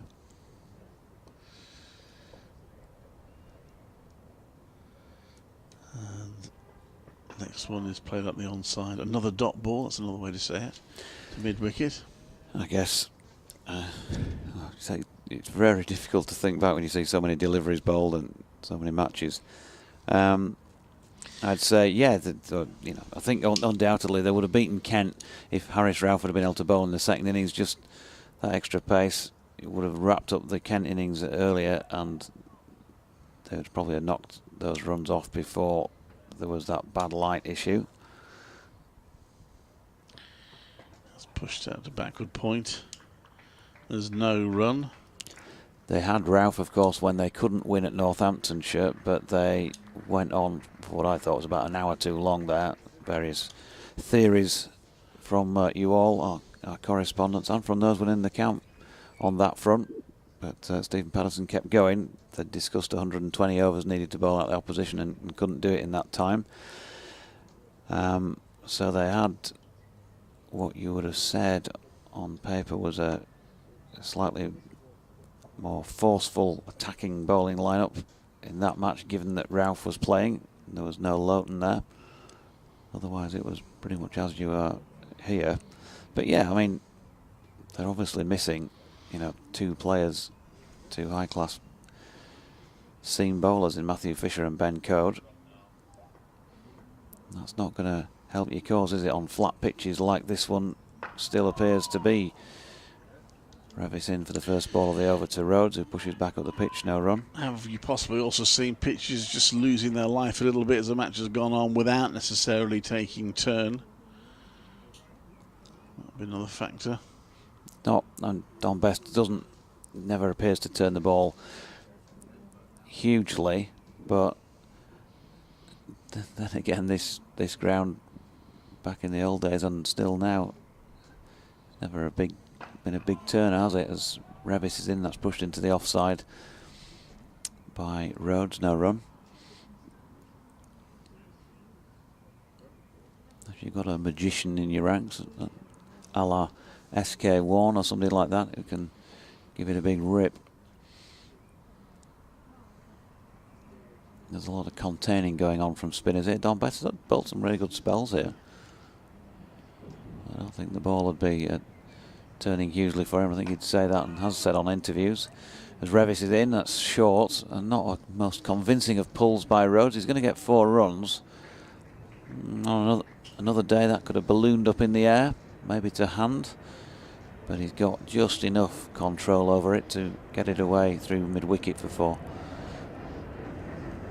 And that'll take him on to 90, 197 for 3. Just feeling a little bit darker out there. No floodlights on at the moment. Deficit now just 8 runs, and they've pretty much done the job here, this pair. 172 partnership. Revis in. Oh, now then. On saying that, Will Rhodes chopped that into the deck, and just for a moment, it looked like he was treading on hot coals. Bit of a dance to make sure it didn't go anywhere near his stumps. If only this were a 5-day game, it would be interestingly poised now. Alas. It'll be all over this evening. Increasingly likely it'll be all over by about 5. Rhodes waits, as do the 3 slips, but they're not going to get a chance off this delivery, which is angled across wide of Will Rhodes' off stump. Warwickshire once this season have been surprised about how quickly the opposition captain conceded the draw. I think it was against Lancashire, wasn't it, that game? But I thought they still had a bit of work to do. But Lancashire captain shook hands and off they went. Yeah, similar here last week in the Roses match. It was probably an earlier handshake than we were expecting. Man, I thought maybe 5:30 or something, but no, 10 to 5 they called it quits. And Revis' final ball of the over is once again watched by Will Rhodes. More passing air traffic, more clouds all around. Can't see a single bit of blue sky. It's just about shades of grey. Not entirely sure there are 50 of those around, Clive, but there's quite a few. 197 for 3. Yeah, done well weather-wise in this match. What have we lost? I mean, the rain yesterday actually would have been a bit unfortunate for Yorkshire, because Warwickshire still had a bit of work to do to get to the end of the day. Who knows? They might have nicked 1 or 2 out before the close. But, there's only been a couple of interruptions during the course of the match. I haven't actually worked it out, but I wouldn't have thought we lost much more than about an hour's play in total.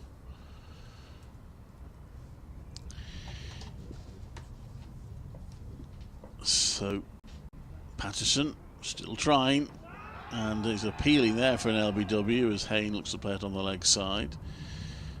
And umpire says nope, not out. Optimistic.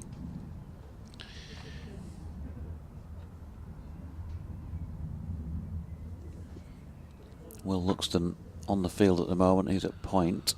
Joe Root's still off. Let's just hope that isn't a broken finger or anything like that. If it's just a little cut or something, hopefully that will not affect him. Test matches coming up. And that's played onto the leg side by Hayne. If it's a cut, plaster will sort it out, won't it? Plaster always makes your poorly finger better. Yeah. Remember those days? I don't know. I don't remember that. What's the matter? No, I don't recall that one. Well, I suppose it is longer ago for you than me. 197 for 3. And that's pushed out the offside. There's no run. Warwickshire all out for 244 in the first innings. They only got 1 batting point. And they were a little bit fortunate actually to get a second bowling point, and they got 2 wickets in the last 2 overs of the 110. The second wicket, a little bit of a gift, gratefully received from Don Bess.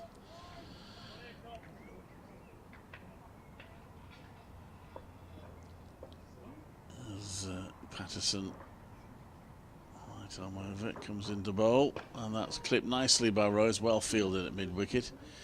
Yorkshire got the full bowling points, having bowled Warwickshire out, and then that partnership between Lythe and Brooke, they always look likely to get 3 batting points. Just briefly, I think they'd have had ambitions to get to 4, but a couple of good overs by Warwickshire took that target a little bit too far away, and they concentrated instead on building as big a lead as they could. And even though they may not win the game from here, I still think that was the right thing to do. That's turned round by Hayne to back a square leg for a single. He moves on to 78, 198 for 3. Shaw's is back in the at the back of the box. He just pulled a face that I can only describe as, if you can recall, the Les Dawson character Cosmo Smallpiece. Bit of a Shawsy gurning thing going on there. Not a character I think we'd see these days, to be No, honest. I don't think, or hear of really, but anyway, there you go. He's had a mention. Definitely wouldn't see him anymore, would you?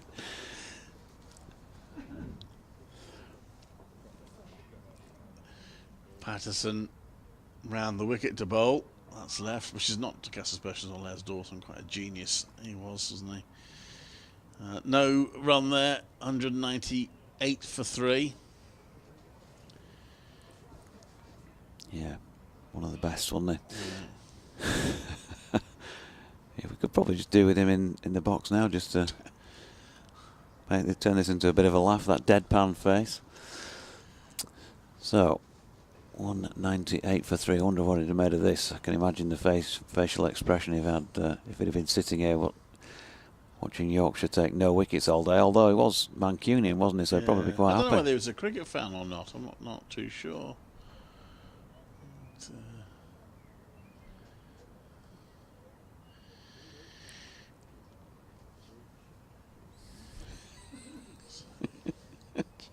Shows he's enjoying himself, pulling a few more faces. I used to love that bit where he played the piano. Yeah. Slightly out. So, anyway. The old cliche, which is probably true, but people always say that you had to be a very good piano player to be able to play it that badly comically, if you see what I mean. Mm. Whether that's true or not, I don't know. But, you may or may not recall that 22 hours ago, Robert Winterset sent us a tweet in saying, ask Pato to hold a few wickets back, and I plan on coming tomorrow. He's just arrived. He's retweeted his own tweet saying, I'll be frank with you, Jonathan Doidge. I am somewhat regretting the journey. Well, the petrol prices these days, Robert, as well, and we are in Yorkshire. Aye, could have saved a few quid. Well, you never know still. It's Warwickshire nearly ahead now. It's going to be a key moment. Revis into Hayne, who's flicking this one off his legs down to Will Luxton at deep backward square. And they're through for 1 run. Lords is the place to be in terms of jeopardy and excitement. Durham are hanging on there, 170 for 8. They lead by 98 now. In the second division. The only other game still being progress is, I think, even more of a draw than this one, to be honest. Still a chance that Yorkshire could win this. I don't see any chance of either team winning at Northampton. McKenna 61 without loss, leading Northampton by 150. Unless they go for a very funky declaration. Revis going round the wicket to Rhodes, gets a straight delivery and drives it back at him. No run. I'm quite surprised there's no floodlights on at the moment. Maybe they want to go home. There are still some hardy souls out to our left in particular in the crowd. Even hardier, I suppose, those opposite us, because even when the sun's been shining, they'll have felt none of that in the Howard stand. Largely with its with their back to it. Here's Revis, goes short of length, worked off the legs into the leg side. Tom Loughton round to field, and Rhodes gets through for another single. 200 up. A little bit of polite applause around the ground. Might have one or two people up, I think. Well, it's been a good effort. They 61 balls for the 450. I find that hard. I haven't been counting, I must admit. That surprises me, that. Oh, they've obviously picked it up. Yeah, a few boundaries when you were out. Yeah. New ball, I suppose. Have helped. Revis bowling to Hayne, misdirected short ball.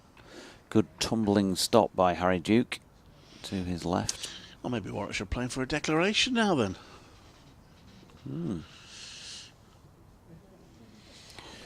T20, of course, starting this week. Yorkshire here against Worcestershire on Wednesday evening, a 6:30 start. I think I saw Shadab Khan out there having a twirl.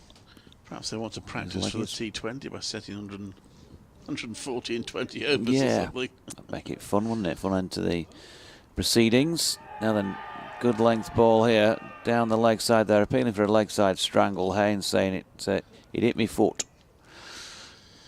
Yeah, Revis sort of appealed in such a way as if he was joining in the rest of them. Well, I thought he sort of was saying, "Oh, I'm convinced," without actually being convinced, if you see what I mean. He certainly didn't look particularly nonplussed when it was given not out.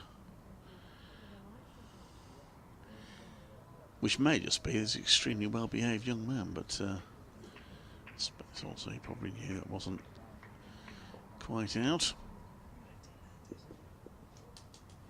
Short ball here from Revis. Now then, that's been uppercut away for 6 runs over cover by Sam Hayne. Anyone for tennis? 15 love. 206 for 3, and that takes him into the 80s now, 85. Sam Hayne's second 6 of the season, putting him in second place in Warwickshire's 6 hitters, behind Michael Burgess, who's got 14. Have you got a 3 o'clock? I will be doing 3 o'clock. Okay, yeah, I'll hang on until you've done that. When okie dokie. When you disappear, Shawsey can come back in over there. I might as well do that. I see the lights are coming on now. They're obviously listening to us. I'll be back in a mo then. The lights are on, but yeah, not sure whether or not we're at home. We've got a change of bowling, and after a long time, 93 overs of waiting to do so, George Hill is to be introduced into the Yorkshire attack at the Howard stand end of the ground. Now, he did take a wicket with his first delivery of the season at Northampton a few weeks ago. He's not made it a regular feature each time he comes on, I have to say, but you never know. Golden arm and all that. Could do it again. 206 for 3 means that Warwickshire lead by a run. So Yorkshire, if they're to win this, apart from having to take 7 more wickets, and there are only 44 overs remaining in the match, they're also going to need to score a few runs. So here is Hill round the wicket. Rhodes drops it into the leg side. And there is no run. So floodlights on. I always like to make a note of these things. 3 o'clock sharp. 3 o'clock sharp, Shawsey. Old boy, you can move in if you like. Come on. I'm paying you to work. What are you doing sitting there on your backside?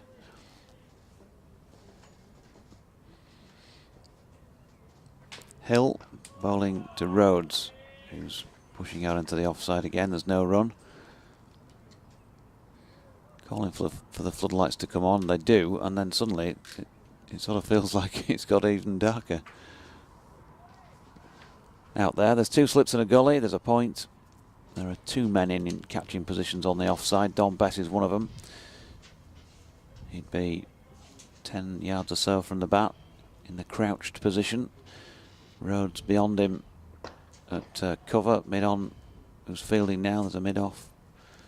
And Tom Loughton at mid-wicket. Nobody between he and Harry Duke, squarish on the leg side. That was a dot ball. Joe Root back on the field.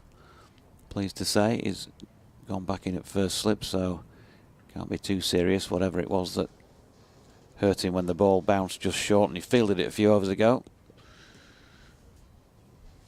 Here's Hill again, wide on the crease to Rhodes, who should theoretically be seeing it like the proverbial football. He's been batting for 312 minutes and 227 deliveries, and he's hit 12 fours. Sam Hain, he's 6 runs fewer, 267 balls, 328 minutes for him. That's 6 in the previous over, plus 9 fours for Sam Hain. He's just leaning on his bat at the non-striking ender, because Rhodes is facing Hill here. He's got a ball driven back at him. Gets a bit of a hand on it, but no run. All right, Shawsey. Hello, Dodgy. Well, it's pretty dark here today.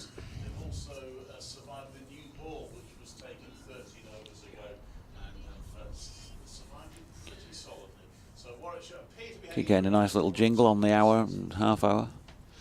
But no, there's no updates we're going to do until 4:30, if we're still going then. Hill's in, and that's flicked square on the leg side by Rhodes. And they'll come back for 2, and of course we will be. Still around then. End of the over then. So 43 remaining in the match as a minimum. 208 for 3 Warwickshire with Hain 85, Rhodes 93. A lead of 3 runs, and a few words from Shawsey, and then Clive will be back in the chair. Yeah, these two have batted really well, Hain and Hain's actually, the way Hain's has gone about his business today has been really impressive. He's soaked up any pressure that there's been out there today, certainly early on in the day. Rotated strike and put the bad ball away. He's batted superbly well, and as has Rhodes, the Warwickshire captain and former Yorkshire player. He's played superbly well. He's in the 90s. The partnership now 183, and yeah, they've put themselves in a reasonable position considering where they were at the start of the day. 3 down for not many. Total now of 208 for 3, and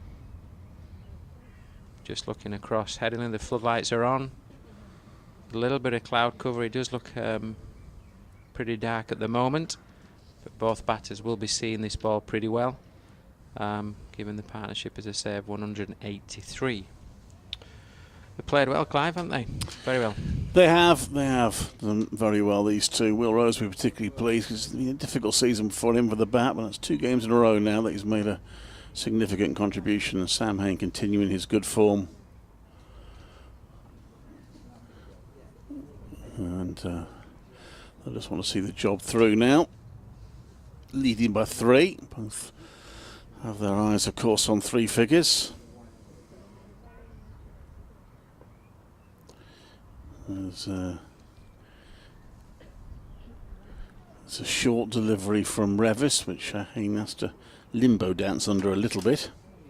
Didn't bounce that high, but he crouched low and got underneath it.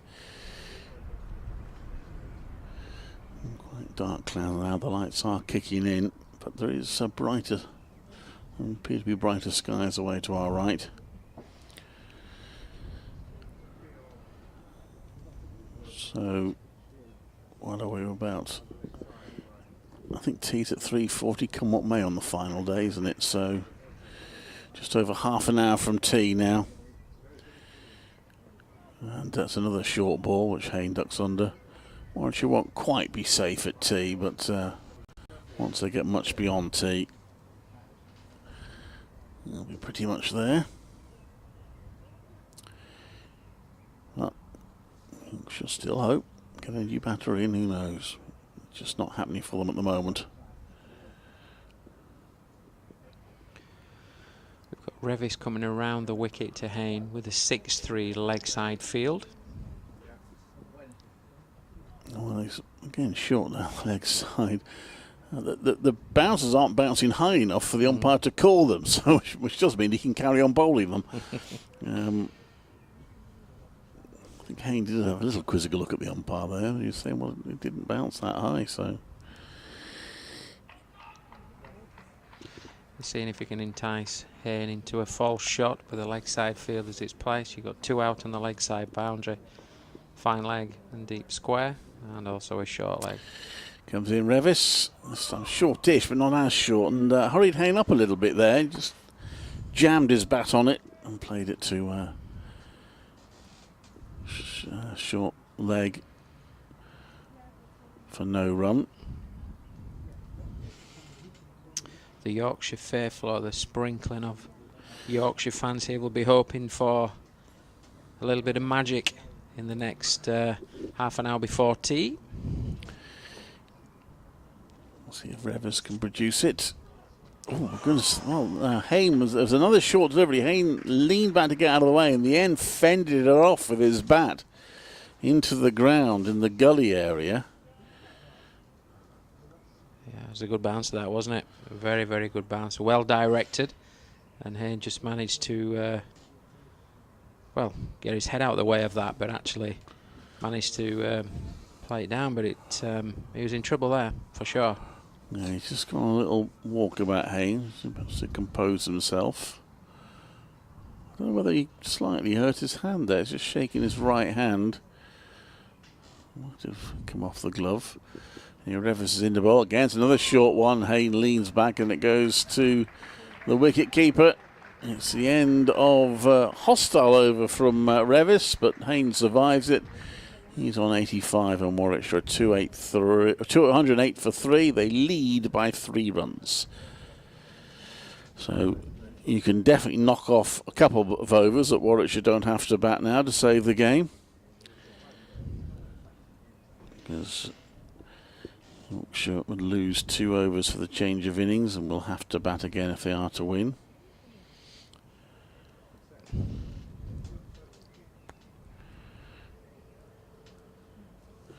New Zealand having a fairly decent tour match at Hove. They've got Sussex 155 for 5, having made 342 for 3 declared themselves.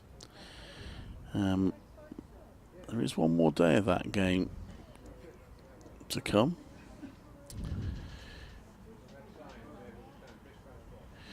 So we've got Hill bowling and Rhodes turns that round to mid-wicket for no run. Yorkshire still attacking here.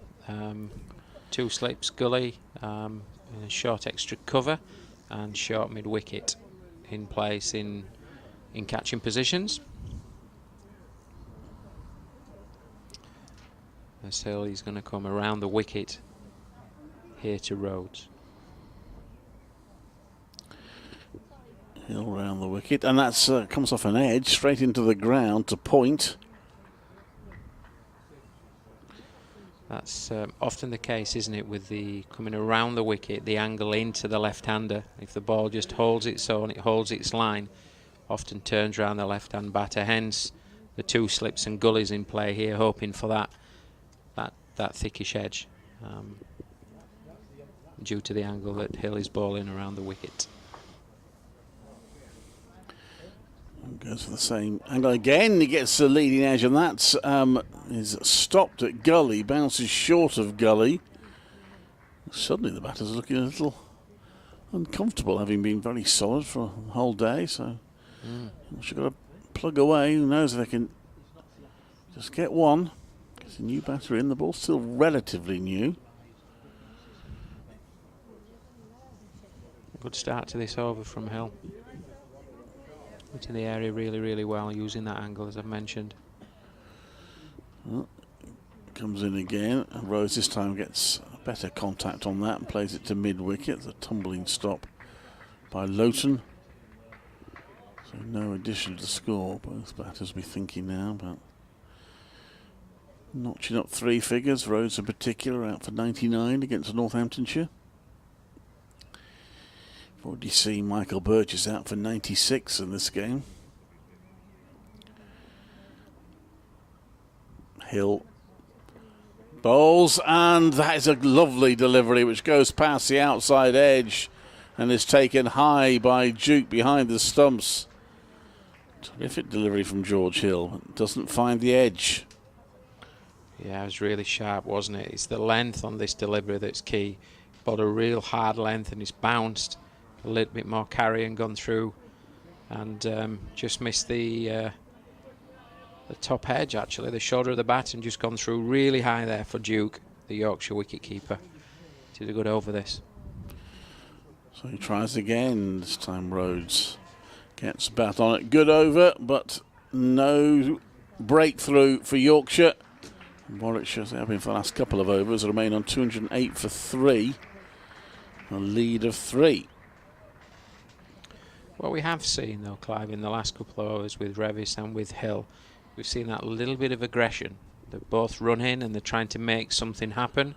They're not bowling within themselves. They're stretching themselves and looking to get that breakthrough.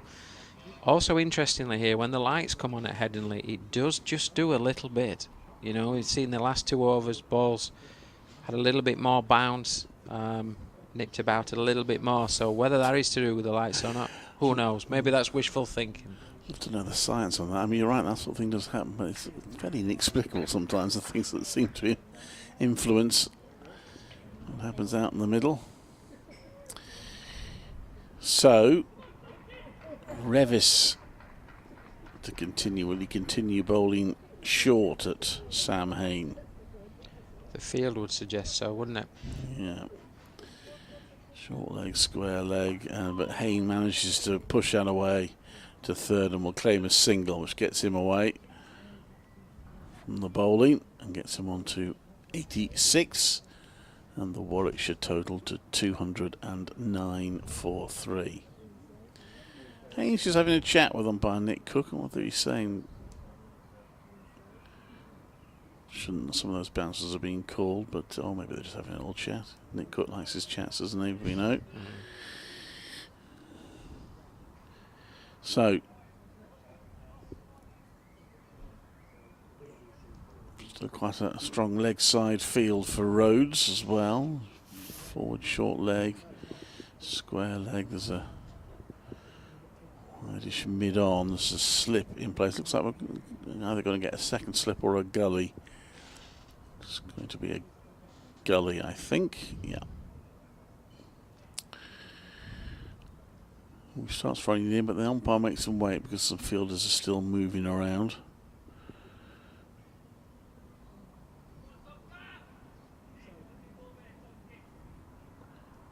And Revis now is able to come in. Going down the leg side, a bit of a waft at it. It's actually a no ball, but Rhodes didn't make contact on it, wafted at it. Wicketkeeper takes it, but a no ball, so 2 runs on the total. 211 for 3, Warwickshire's lead up to 6. And we have a 5-4 leg side field for Revis as he runs into to ball to Rhodes. Revis in again, and Rhodes wheels round and plays it down to fine leg. So he's on to 94 now, Will Rhodes. To 12 for 3. Partnership up to 187.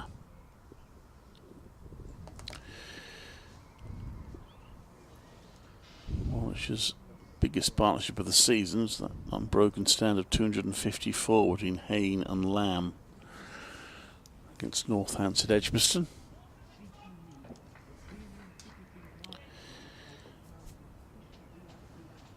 Revis just on leg stump. He dabs at it there, Hain, but I think in the end keeps his bat away from it, and Duke makes the stop.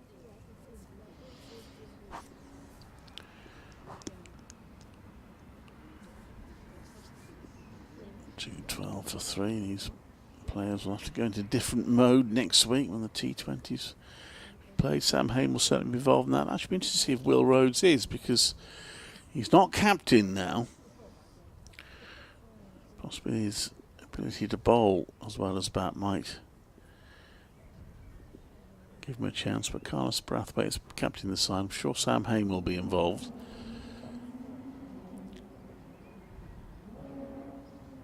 Revis round the wicket now to Hain. Bowls another bouncer. Hain leans back, goes through to the wicket keeper.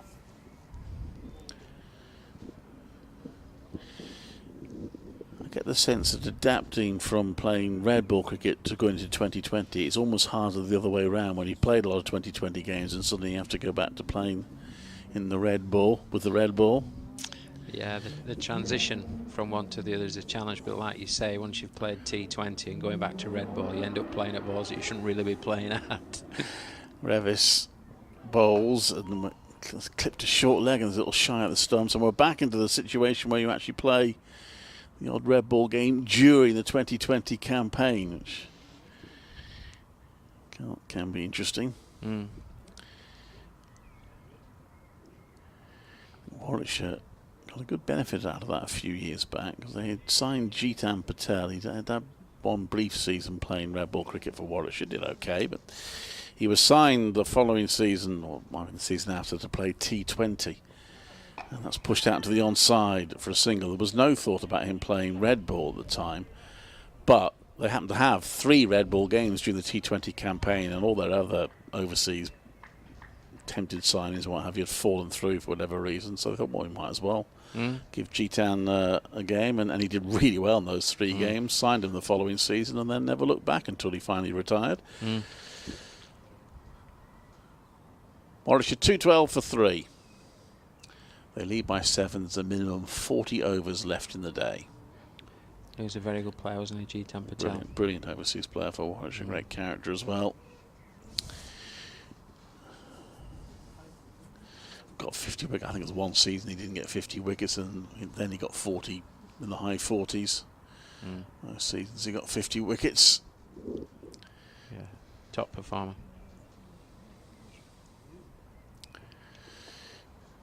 So Hill, wraps Rose on the pad. He's appealing. Rose is playing across the line because the angle he's bowling at might make it difficult for him to convince the umpire it's not going down the leg side. Certainly attacking the stumps though there, isn't he? That's his line, is to attack those stumps as much as possible. Anyway, it's not out. It's been quite difficult for the bowlers on both teams to persuade these umpires to raise their finger for LBWs.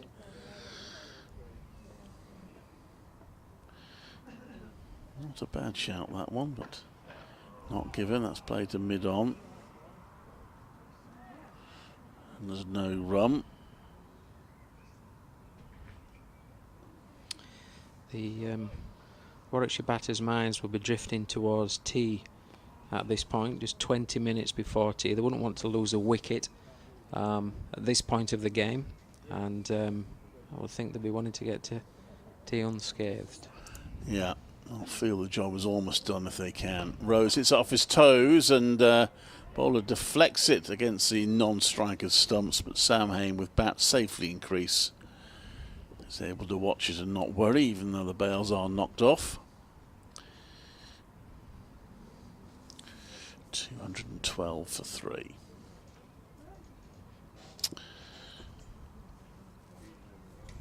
A game that has fluctuated. Warwickshire winning the toss, got into a bit of trouble early on, 41 for 3. They did recover somewhat, but still a bit of a struggle in that first innings for them. Rose turns that round to square leg, and he's going to get a couple of runs here. Might even get 3. Should get 3. Will get 3. The ball stops short of the ropes. Then all out for 244, which did look to be below what they ideally would be on, but they would have felt very much in the game when they had Yorkshire at where is it, 109 for 3. Joe Root third man out, Henry Brooks. At that point it looked a very even contest, but the game was turned on that partnership of 156 between Harry Brook and Adam Lyth. And from then on in, Yorkshire seemed in control, went on to amass 449, and then would have had high hopes for victory when they had Warwickshire 25 for 3 in the 13th over, but Game sort of turned again with this partnership now, taking it towards stalemate.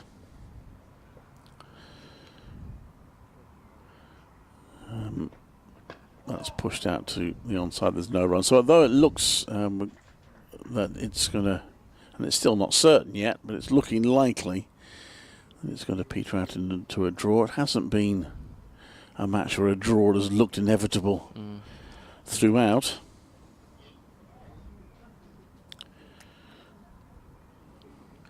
Partnership of 190 now between Hayne and Rhodes. And that one's left by Hayne. So dot ball. Durham are all out for 188, so Middlesex look like they can win that. How many overs have they got? That's 116 required in 44 overs. So you would think Middlesex are favourites to win that at Lord's. 6 for 35 to Toby Rolling Jones. That's nice to see. The injury problems he's had. Of course, was in the England squad, the England team at one point.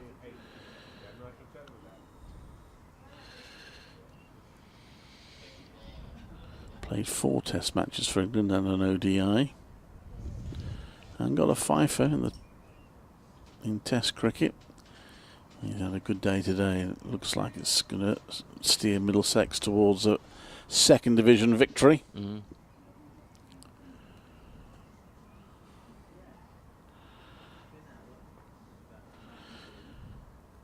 Revis to Rhodes, who turns that to back a square leg for a single. Now,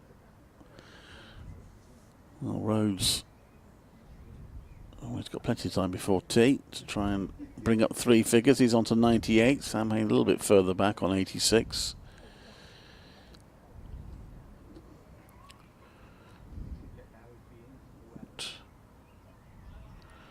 Fine partnership to these two, match-saving partnership.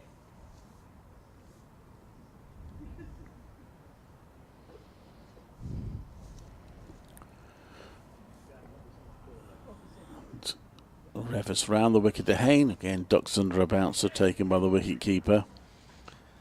The temperament of both batters has been fantastic during this partnership, hasn't it? They've played with very little risk. They've got forward, they've got back nicely, they've played with a full face, they've tried to get into the ball, managed to rotate, strike, turn 2s into 3s and so on. I think they've played honestly superbly well, Clive. Yeah, they've done that much better than yesterday, where they did well to survive. They felt they were getting a bit bogged down, and they needed, felt, to try and move the scoreboard a bit today, which they've done. That's pushed out to the offside. There's no run. I don't know whether they talked about that overnight, but there's been a better balance today between defence and keeping. And for that reason, I mean, there was a possibility the way they were scoring yesterday, they might not get ahead at all today, whereas here they are 11 runs ahead before tea, which will reduce the amount of time they have to see off. Hayne defends that again. Playing patiently, Sam Hayne.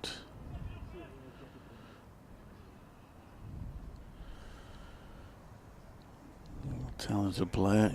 He is a good white ball player, so he'll be looking forward to T20. Got into the 100 of those. Last didn't play very much. He faced something like 12 balls and did pretty well in those 12 balls, and couldn't get into the Manchester Originals team, which was unfortunate. He's whipped that one away in the air, but safely onto the offside, and that will go through for 4. He's on to 90. And Warwickshire are 220 for 3. Yeah, he's mistimed that ball, hasn't he? But he's got it over extra cover as such, and it's run through to the boundary for 4 runs. And as you say, it's taken him to 90 runs, the nervous 90s. Both batters are in the 90s, as both of them search for hundreds. Revers bowls and Hayne. Oh, Revers falls over as he delivers that. I think he's okay. Hayne played it down into the ground. Yep, just a bit of extra effort from Revers, but he's up on his feet, taking a sweater from the umpire. Another over ticks by. Another little notch towards safety for Warwickshire. 220 for 3, leading by 15. 13 minutes to go till tea.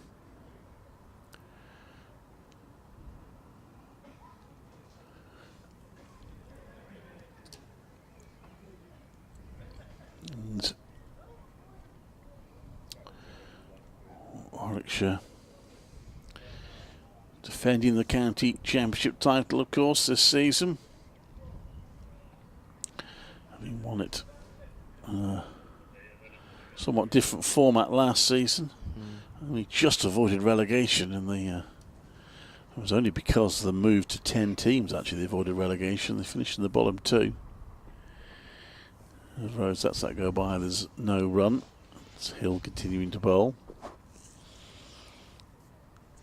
Had they been relegated, of course, they would have been in the second division this season, despite being county champions last season.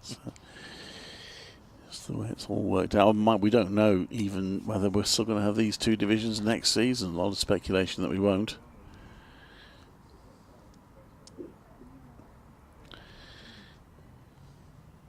So, played onto the onside by Rhodes and fielded. There's no run.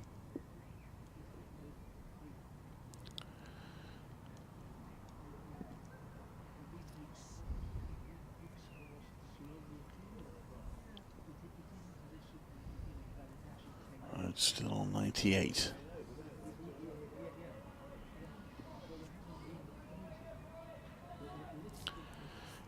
Yorkshire fielders trying to keep each other interested.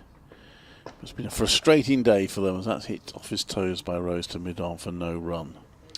Just glancing through the figures of the Yorkshire bowlers. Thompson 3 for 54 off 20 with 4 maidens. Patterson none for 50 off 22, 8 maidens. Revis none for 50 off 17, 4 maidens. Lawton's none for 11 off 11 with 6 maidens. Don't know if we've mentioned it, but Joe Roach is back on the field. He went off, that's played a mid-on, there's no run after taking the ball on the half volley. It bounced in front of him, it wasn't a chance, but it bounced sharply into his hands and he went off. I think he seemed to be indicating he just needed a plaster. There might have been a bit of blood there. Anyway, he's back on, so that's good news. And taking his position, it slipped, so clearly his hand's not too badly hurt. Rhodes leads one.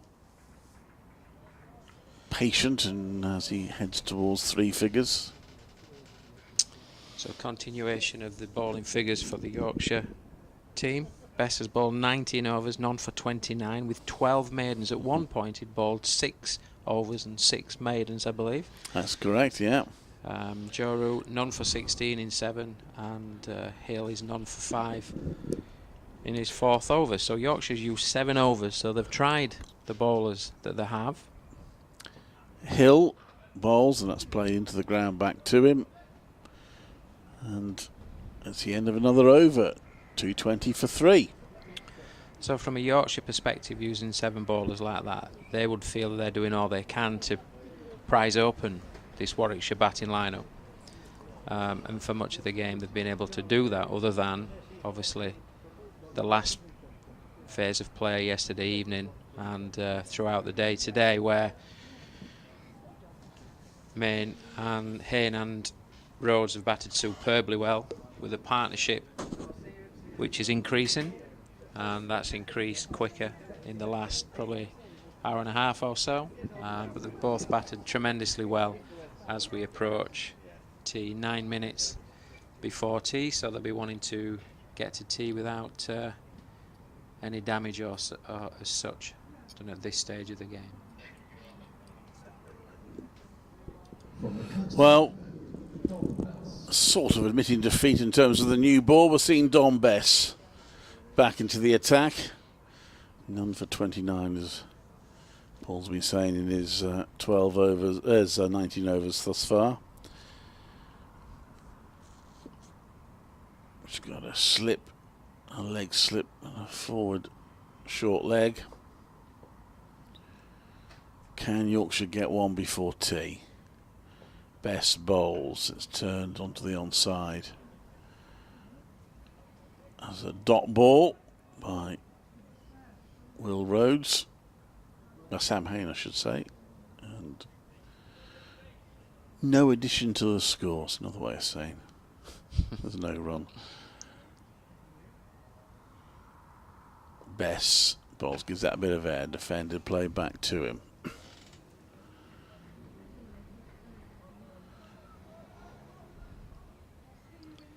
The Warwickshire lead now 15 runs from having been in deficit for some time.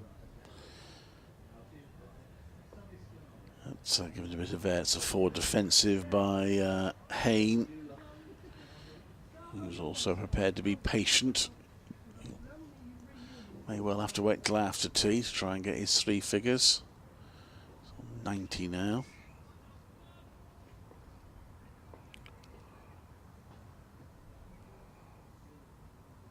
Best bowls for defensive by Hain.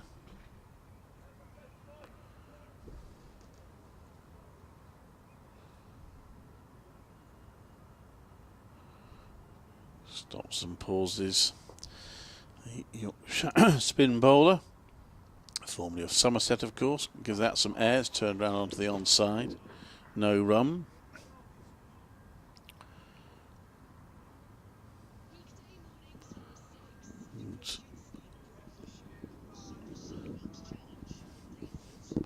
Best taking his time.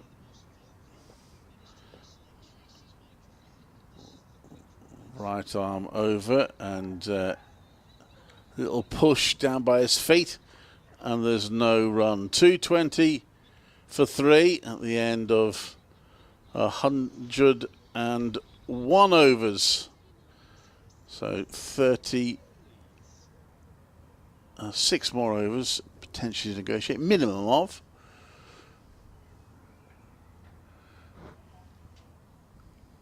If we get that far, game could potentially be agreed as a draw before then.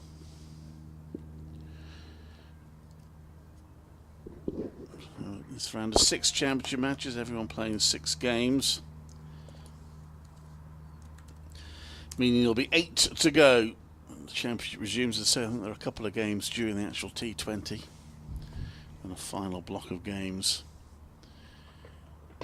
Take him to the end. That's driven by Will Rose to mid-off for no run.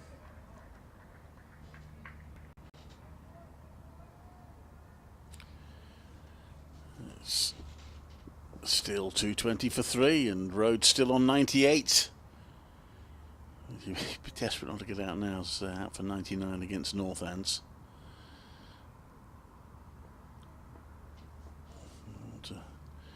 Make sure he sees the job through to the 3 figures this time, and he'll be patient. He lets that one go past. It's off stump.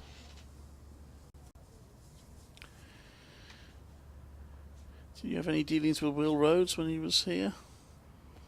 No, not really. Not really. We were coming through the age group and then the academy. I'd been working with the keepers at that point, but not with Will. But he's always had potential and a good, solid cricketer. Hill bowls to him, drops bat on that, no chance of a run though. He might have to wait till after tea. He's not going to take any undue risks, but he's got 5 minutes before tea. Try and get these 2 runs that would get him to his first century of the season. His last was in the Bob Willis Trophy final at Lord's against Lancashire in October. Improbably as that is, and that's hit off his toes by Rose. He must have thought for a moment he got it there, but it's gone straight to the fielder. A lot of space on that leg side, either side of the field, and he would have got his 2 runs, but it was straight at Loughton.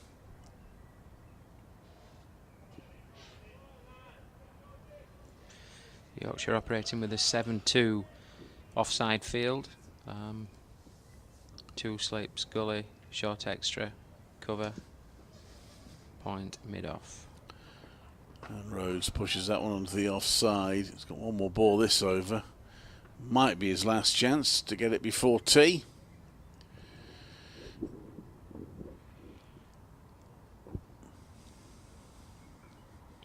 And Yorkshire have just got the 2 fielders on the leg side, straightish mid-on and mid-wicket. So if he uses the angle hill and goes a bit too straight, then there's a nice little clip for Rhodes through the... Oh. Hill bowls through. He tries to get into that gap on the leg side, but again finds the fielder. Doesn't manage to get a run that over. 220 for 3 still, with probably 1 over to go before tea. That was the ball, wasn't it? Just a clip away there for 2. That's what he was trying to do, but unfortunately just didn't quite get it square enough.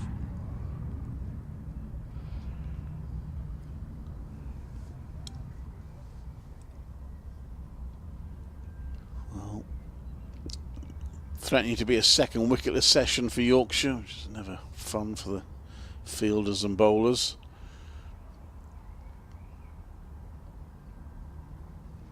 No wickets to fall today.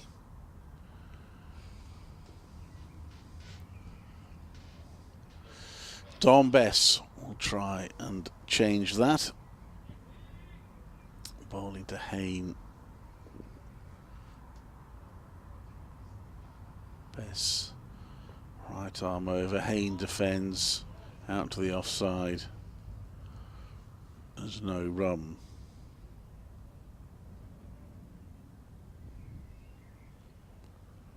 Yorkshire maintaining the slip, leg slip and short leg.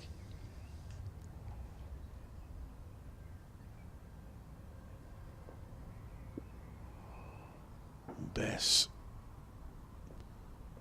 Bowl just on leg stump. It's turned around by Hayne. He will get a couple here. He moves on to 92, takes a stand to 197. And the score to 222 for 3. A lead now of 17 runs.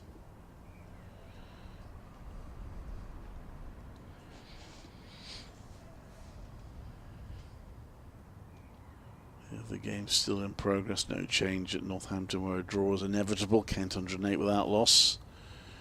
I'll probably be able to finish at 10-7 there. 10-5 there, I should say. Best bowls, and that's clipped off his toes by Hayne, but he finds the fielder. And they are playing to a finish.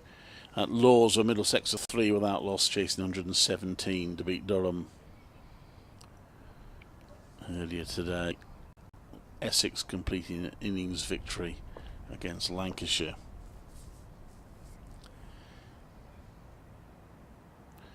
Bess gives that air. It's turned around to mid-wicket for another dot ball.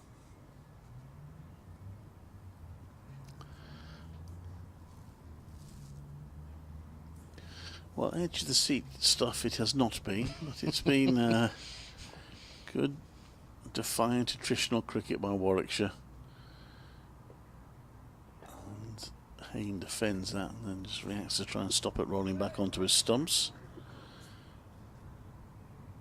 1 more ball to go, and with the clock and green righty now saying 15:40, I think it's safe to say this is going to be the last ball before tea. And it's Bess to Hayne. And Hayne defends that forward, leans forward, plays it into the ground, and that is tea. So a very good session for Warwickshire. Another wicketless session. Sam Hayne and Will Rhodes taking their partnership to 197 and taking Warwickshire to the brink of safety. 222 for 3, leading by 17, Paul. Yeah, they've played excellently in this session again, haven't they? As they've played all day so far. Took very little risk, dealt with each of the 7 Yorkshire bowlers that's been on show here today, knocked the ball around quite well and ensured that they accumulate runs, because obviously they've taken time out of the game, which is really important, Clive, isn't it? But also the accumulation of runs to get a slight lead going into the last session. They've done really well. They have, so applause to them as they leave the field. They both hope to get to 3 figures after tea. Warwickshire probably just need to get Well, perhaps another hour in, and that will make the game pretty much safe, you would think. So they go into tea to Warwickshire on 222 for 3, leading by 17. We'll see you again in just under 20 minutes' time.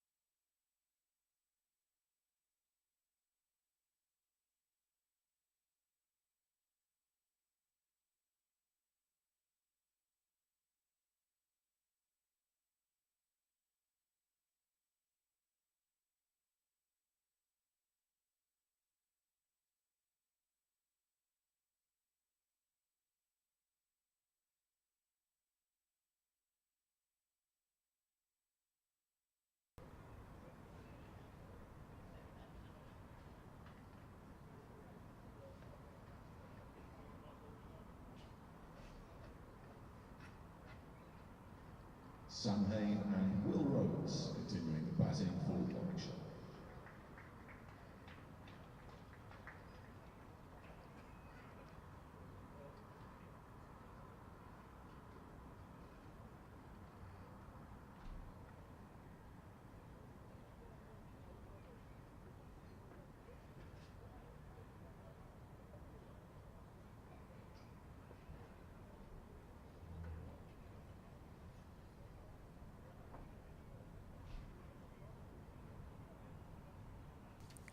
Welcome back from Headingley, where Warwickshire are 222 for 3, having not lost a wicket all day in their second innings. We're heading for a draw, folks, and if that does prove to be the case, as we all think he's now nailed on, then it will be a 5th successive draw for Yorkshire, thanks to Paul Dyson for an email which informs that that will be the longest sequence of successive draws since 2012, a wet summer during which Yorkshire drew 8 successive matches.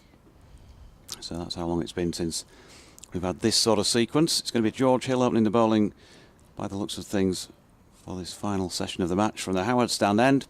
A few words from Paul Shaw, who's alongside, and then you'll hear the dulcet tones of Kevin Howells. Thank you, Doige, as George Hill comes in to bowl to ooh, that's close. To bowl to Rhodes, who plays that ball out to mid-off. Well, I thought it was about time we got this game going here, Paul. They're running out of time, you know, to get the crowd on their feet. What a day of cricket! I mean, I thought this was the sort of cricket we were calling for. Isn't that right? We needed a little bit more of this. Crazy days. Rhodes on 98 and shoulders, arms, and through to the keeper. Still got a couple of slips in. What are we in terms of the? This is what 24th over of the new ball. Not that made any difference. I mean, you've been obviously talking throughout the day about what we've got going on here, but you know, for whatever the conditions, still I look at the concentration of Hain and Rhodes. They haven't fallen asleep out there. They've kept going, battling away, and so too of the Yorkshire bowlers. In comes Hill, and that's pushed back up to him as well. And I've only been here, obviously since 11 o'clock this morning, watching this day of it, Paul. But this looks like a bowling attack which is not short of hope, ambition, a lot of skill, but some tired legs and arms out there. Yeah, I think that's right, Kevin. I mean, the boys have worked hard over the last 4 days, and certainly today it's been pretty tough, hasn't it? Rhodes on 98. Hill comes in and pushes back to him, gets down to his right-hand side. Well, not just over these days, though. And I'm probably in the camp of saying a little bit of just get on with it and don't moan. Do you know how lucky you are, blah, blah, blah, blah. I'm a little bit in that camp. But at the same time, this has been, since their first week off, they missed the first round, and obviously they've kept going since. It's been the same for Lancashire. Mm-hmm. This has been, you know, week after week after week. They've had injured players as well. They haven't been able to mix it up a little bit. This one's pushed back up to the bowler Hill. There'll be no run. I was in on the brief, sort of briefing stroke interview that Doige leads off with Otis Gibson, which was a week ago now at the end of that Roses match. I got the strong impression that even somebody like the captain, Steve Patterson, may have been considered as being rested for this one. Of course, Harris Ralph, he said he was he was done in, basically. But who else can they call upon? Hill in, bowls, and pushed up towards mid-on, and there will be no run. So I'm the last one, but you work with players and have done for many years. You've got probably a bit more understanding of what they're going through. I'm the last one to offer up excuses for them and from the tiredness point of view, but I can see how a few of them are not feeling as fresh as they probably should. Well, if you look at the amount of overs that's been bowled in the 6 rounds of the county championships, the pitches have been so dry, haven't they? The weather's been so good that they've bowled and bowled. And if you look at the spinners, if you look at Matt Parkinson, for example, or Lancashire, the amount of overs he's bowled by the end, by mid-May is incredible, really. If you compare that with previous years, so the bowling units, I think, around the country are tired. They are tired. And if you look at Yorkshire, they've got a couple of injuries as well, 3 main seamers out, but also that still offers opportunity for some of these young players, isn't it? Like a Revis, like a Hill, who are running in and they're trying their best and they're developing through playing against good players. So from that perspective, you know, there's opportunity for growth. It's not a wasted cause. It's not a wasted day's cricket. No, not at all. not. Okay, Haynes on 92. Now from the Kirkstall Lane end, Lowton comes into the attack and a play and a real flourish and a square cut, and that's behind the fielder down there at backward point, over the boundary rope, and a little ripple of applause. And that's a 4, and it takes Warwickshire to 2. Oh no, it also brings up the 200 partnership for this 4th wicket from 5,501. Sorry, I've misread that. 551 balls, this partnership of 201 for the 4th wicket. Yeah, we're trying to make light of it, otherwise quite hard working day. But you have to credit this pair. You have to give them credit. And Lowton is back. Well, I love his approach. A bit of a hop and a skip, and he's in, and that's past the off stump with a fair amount of lift and carry through. I mean, these pitches you've been talking about, I think there's been so much talk about the balls as well and going soft and that batch, but I think quite a few of the ground staff have been wanting a little bit more pace in some of the pitches than they've been able to conjure up so far.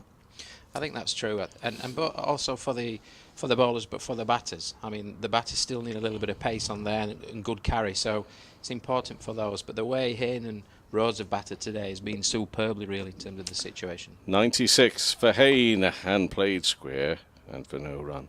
It has. I mean, yeah, terrific stuff. We talk a lot about batsmanship and temperament and things like that. If you look at from probably the last phase of play yesterday, and you look at the 2 sessions today, these two have soaked up any pressure that there was in the game. They've then not just withstood that pressure, they've been able to rotate strike and put the bad ball away at relatively low risk, exactly what Mark Robinson would have been asking for this morning. Indeed. Hayne on 96, can he get to a century? No, still he's in no rush.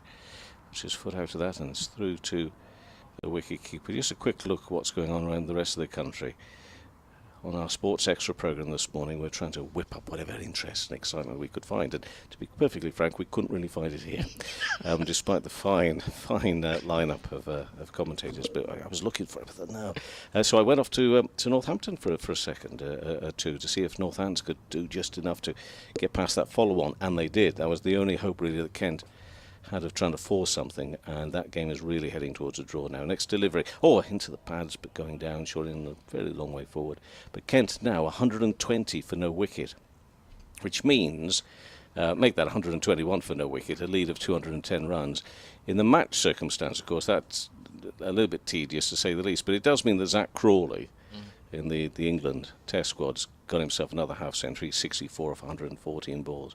And Ben Compton for his 45. I mean, he's had just an extraordinary year, really. Or that's a year, start of the season down there at Kent. Heading, well, will he get to another century? Will there be time for him? Oh, almost a leading edge there. It was really from Hayne back up to the bowler. So Hayne perhaps there towards the end trying to get going, and very nearly got himself in a bit of bother back up to the bowler. 226 for 3 then is the score here. But yeah, Kent and Northants heading towards the defeat. We had that situation this morning where Essex and Lancashire had to recommence just to find one more wicket. 13 minutes into the day's play, Essex won by an innings and 56 runs. It's that, and we might have a chance to talk about that. That's quite an extraordinary score, really, from Lancashire. But it happens. I mean, they've had 3 and a bit bad days in the office there. That's for certain. Durham, 188 all out. Ben Stokes, in his last appearance there for Durham before he becomes the England Test captain, if you like. In reality, at Lords, around the wicket, next ball bowled, started this next over. Rhodes, this time on 98 from Lowton. So out to a second ball duck. Durham going along quite nicely, actually, this morning, but then all out for 188, which left a target of only 117 for Middlesex, and they're 45 for 1. So that's Middlesex and Notts going well at the top of Division 2, because Nottinghamshire also had a comfortable win. Nottinghamshire victory, 10 wickets over Derbyshire. The target set them 165. Derbyshire all out for 262 yesterday. Warwickshire here, though, batting on. Edged and just falls short, a second slip. Can you imagine either of these batters now not getting their centuries? It isn't necessarily going to be the century they'll talk about in their after-dinner circuit when they stop playing, but still, a century is a century. And as we say, it's worthy of applause for the fact that they've soaked up that pressure, as Paul was talking about. But Warwickshire at 226 for 3. They're in front by 21 runs. And still, the man just in the eye line here of Rhodes drills it back to Hill, who gets his left hand down to it to stop the ball. But they don't want to be messing up now as they move closer towards their respective centuries. But the comparison, well, there is no comparison. The contrast between the afternoon session I've just witnessed here and the one that I saw at Taunton yesterday, all out for 69 in 25 overs. Incredible. Rhodes on 98, in and bowls and push back up to the bowler. No run. That pitch was a little bit different to this. I can imagine. I don't think there was much to do with the new batch of balls, to be honest. You mentioned there, Kevin, you mentioned Ben Compton and the start of the season he's had. I watched him here a couple of weeks ago, and his temperament, his guts, his determination, and then the ability to put the bad ball away, I thought was incredible. Come back to that if we may. Rhodes is on 98 here. Can he get his century? No, angle down towards Brook, who's fielding there at Gully. That's what England are calling for, isn't it? Yeah, absolutely. And the way he played here, as I said, he was patient. He played a limited game. His shot selection was excellent. He gutsed it through. Played some fantastic cricket. Wonderful left-hand bat. Top player. The floodlights are on here, still at Headingley. As Hill comes in. He does, he's in now, and defensively is Rhodes into the offside for no run. Yeah. Well, can I say who I was talking? I'm going to say who I was talking to. I was talking to Mags, Anthony McGrath, the other week down at Chelmsford, just briefly, as we were, I think both of us heading north actually, both of us going home because he still lives up here. Does Mags? We were down in Chelmsford, and we both, as wise old men now, we said the trouble is we don't know what we want. Every time we do something, it's not right, and as a game I'm talking, because I think they've got, probably fair to say, they've got a couple of issues with their pitch down there at Chelmsford. I think that's offering them too much. The great groundsman Stuart down there, he knows what he's doing, but he just can't get the sort of life he wants in that pitch. I think at the moment down there. Hayne on 96 and worked away leg side. He'll just get himself a single to move on to 97. So much attention on the ground staff at the moment, Paul. There is at the moment, isn't there? And of course, as with such a busy season, about to start the T20 blast, then the hundreds around the corner. There's going to be a lot of games on these squares, isn't there? So going to be interesting how the groundsmen with their staff manage that and enable enough pace, enough movement in the pitch as we go through certainly the middle to latter stages of the season. Right, Rhodes is on 98. Will Rhodes, back at Headingley. Grew up as a player here, of course. He's done a terrific job in leading Warwickshire. He's done a terrific job for them with the bat today. Can he get his centuries on 98, not out? Worked a square on the leg side. He'll certainly scamper one and settles for one, leaving him on 99. Why should they be in a rush? Why should they change that? It's been solid stuff. This partnership now 203 between Hayne and Rhodes. 228 for 3. Lovely little moment in their hotel this morning, okay? I've not seen this ever before. As the players were going down the staircase, right, towards breakfast, there were people there asking for their autographs. Autograph hunters in the hotel. You don't see that too often with county cricket. No. Hayne on 97. Worked up towards mid-on for no run. We better get the old stats together here, because this could go down as one where people don't quite believe you as to what it's taken here. When you came along this morning, is this how you expected it to be played out here today?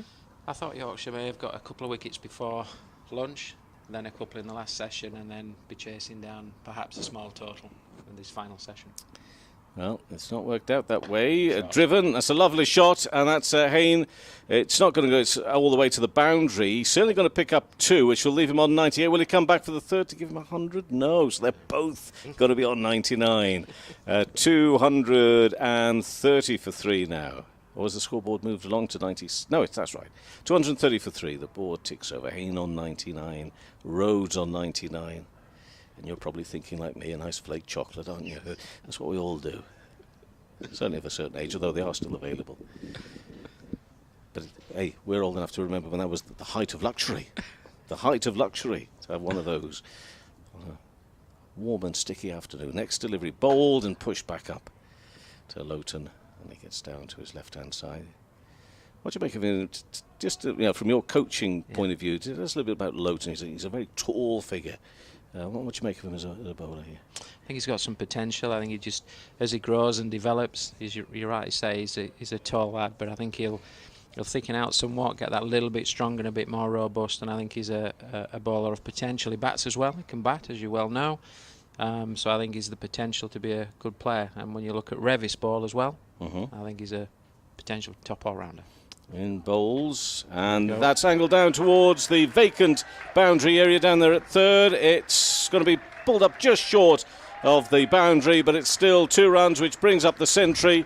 The Warwickshire players, quite rightly, are down on the balcony below us and cheering on Sam Hayne. A century, 381 minutes, 308 balls, 11 fours and 1 6.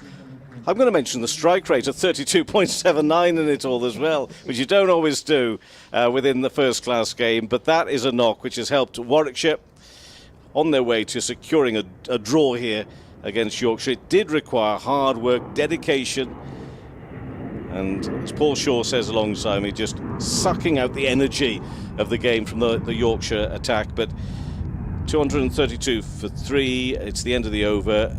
Your thoughts on that Hayne century, 101 not out? I think it's a fantastic knock, absolutely fantastic. He came in there 20 odd for 2, 20 odd for 3. He's performed superbly well, soaked up the pressure, rotated strike.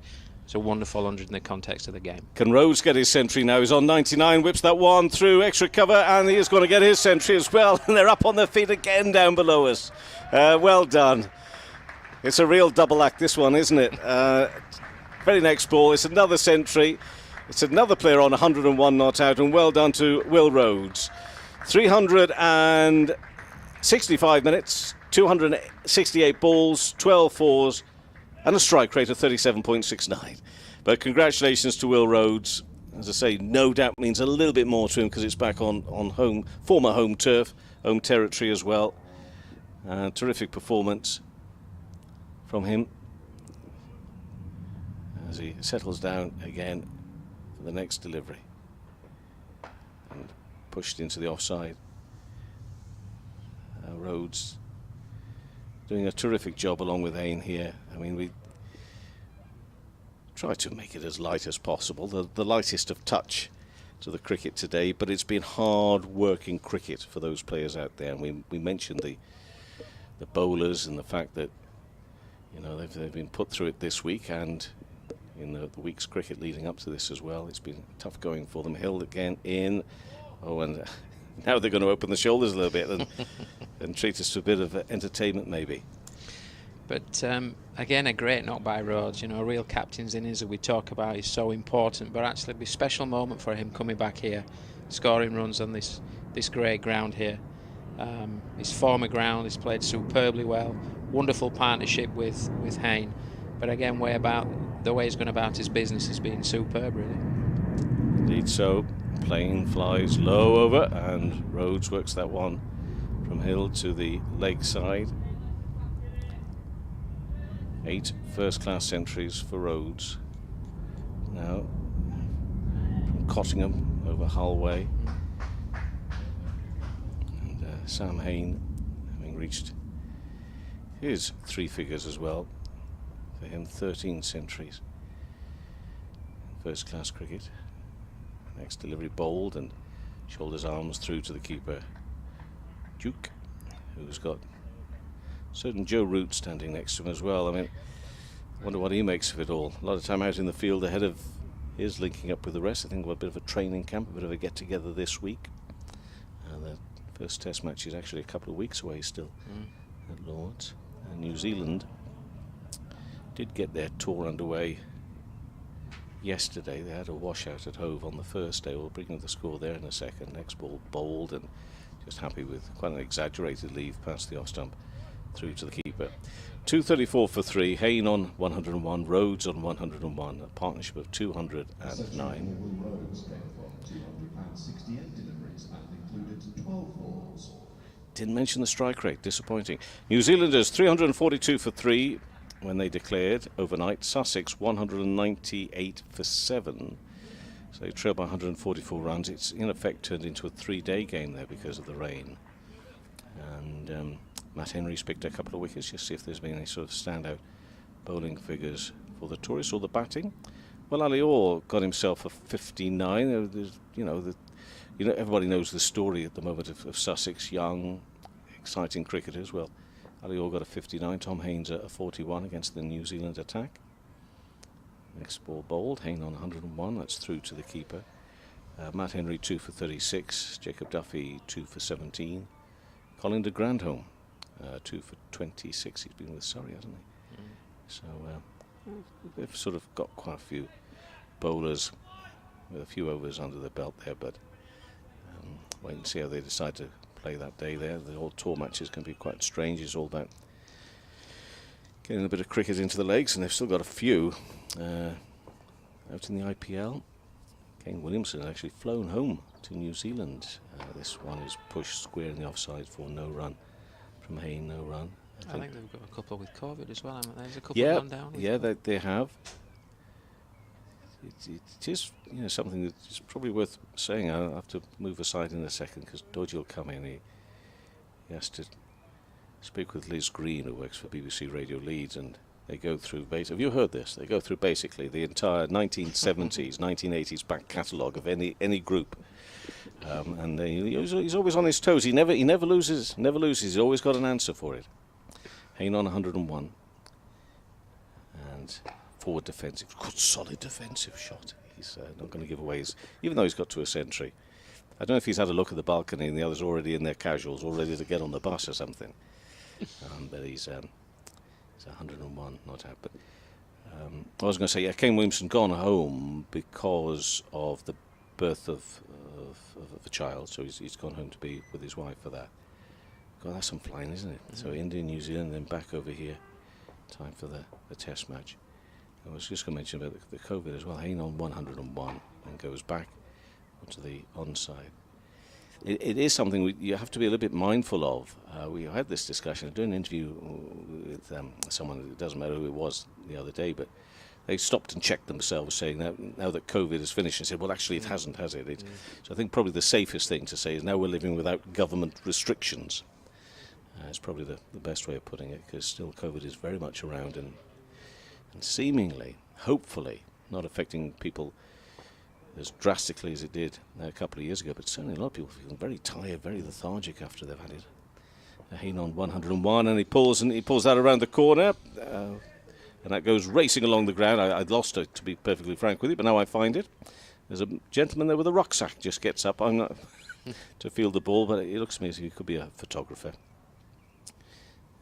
Down in that area that I was looking at, reminiscing to myself, if you can reminisce with yourself, is that area, of course, used to be the old press box down there, and the entrance to and from the changing rooms, which were shared with the rugby team as well, rugby teams. But it all looks so different down there in the middle. The strip we're playing on is quite some way to the left of the square today, isn't it? With that shorter boundary to the right-handed Hayne towards the long room. As Lowton comes in, now it's pushed into the covers again, no run. 238 for 3, and Hayne on 105, Rhodes 101, a partnership at 213, and a lead of 33 runs. So in effect, it's 33 for 3, but it doesn't really feel like 33. It still does feel like 238 for 3, doesn't it, in a strange old way. Jonathan will come in. Because I don't want to be caught out with my pop knowledge of the 1970s and 1980s with Liz, and I don't know if I'll be welcome back or not. Who knows, Bob? But it's nice to be with you today. Thank you, Kevin. So here we are at Headingley. The lights are still on, and Yorkshire haven't given up hope just yet on getting a couple of wickets to try and break this partnership. The score at the moment is 238 for 3, and Hayne is on 105 and Rhodes 101. The pair have batted superbly well throughout the day. A partnership now of worth 213 as we welcome Jonathan Doidge back into the commentary box. Hey up. Haven't seen the Leeds United score, but I just did see Burnley 0, Newcastle 1 on the board over there. They showed it on the scoreboard. All right.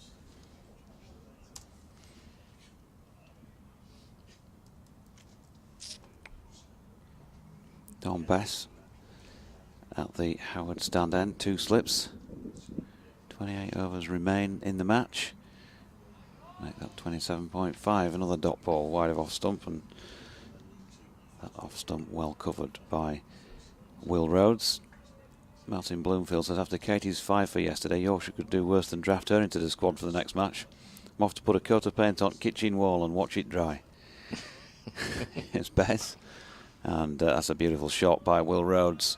All the time in the world. Steps away to the leg side to open up the off and hammers that off the back foot through the covers for 4. Just the merest hint of applause around the ground. But if that was in a meaningful event when there were plenty of people here, there would have been a lot of applause for it, wasn't it? That sort of shot. Class shot, wasn't it? Yeah, just the dying embers of a drawn match.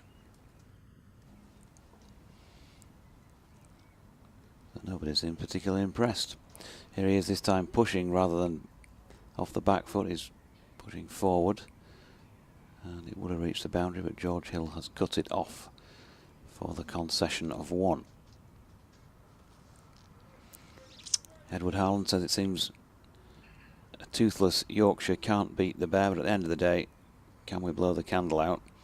Or do we have to use our wet, non-saliva fingers to snuff the candle out?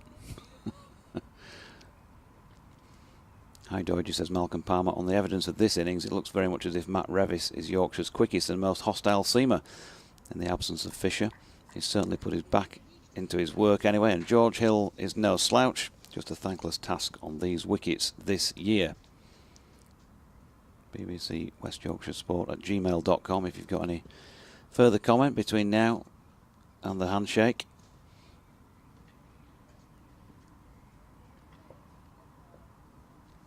So Yorkshire have 2 men under helmets now.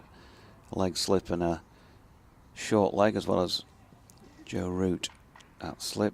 That's another dot from Bess to the right-handed Hayne. Time for an update for Radio Leeds.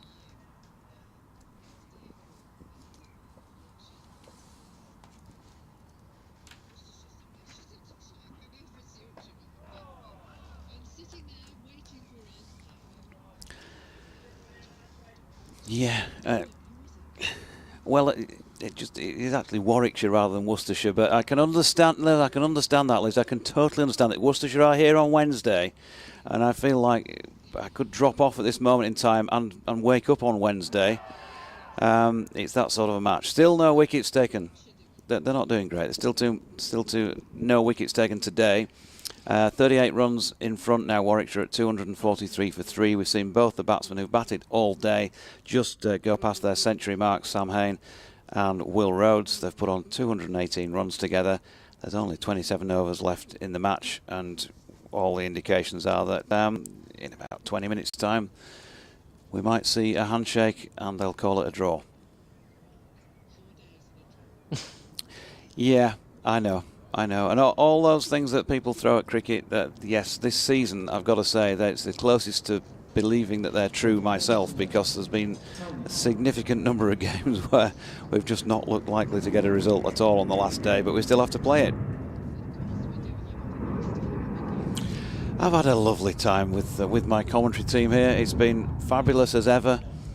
Yeah, it's just not been as much fun when there's not a possibility of a result. Oh, do that.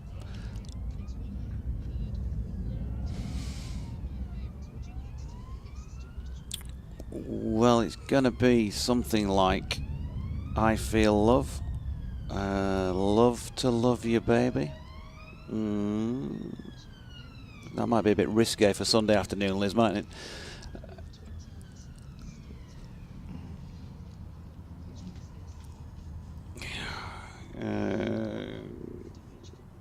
Yeah. I was going to say Bad Girls, but it's not, is it? No. Oh, of course it is. Oh, of course it is. You've got me. Bye. Oh, she's done me. Liz has done me on Donna Summer. Love's Unkind. Change of bowling. Harry Brook to the strains of Donna Summer from the Kirkstall Lane end. Wide of off stump, and he leaves it. Have to improve my Donna knowledge.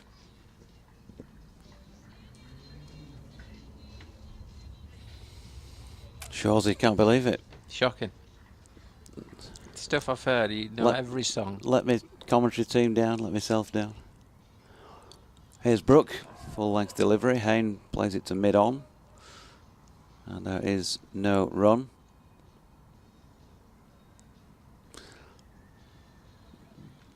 We should just put the music on, shouldn't we? I think that's let Donna do the talking, because there's not a lot happening out here, if we're perfectly honest.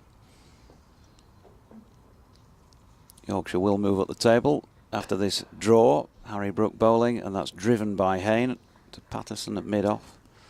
But there is no run. We see a significantly different Yorkshire side, kitted significantly differently as well in just 3 days' time when they're back here. Quick change that, isn't it? Into your T20 skills.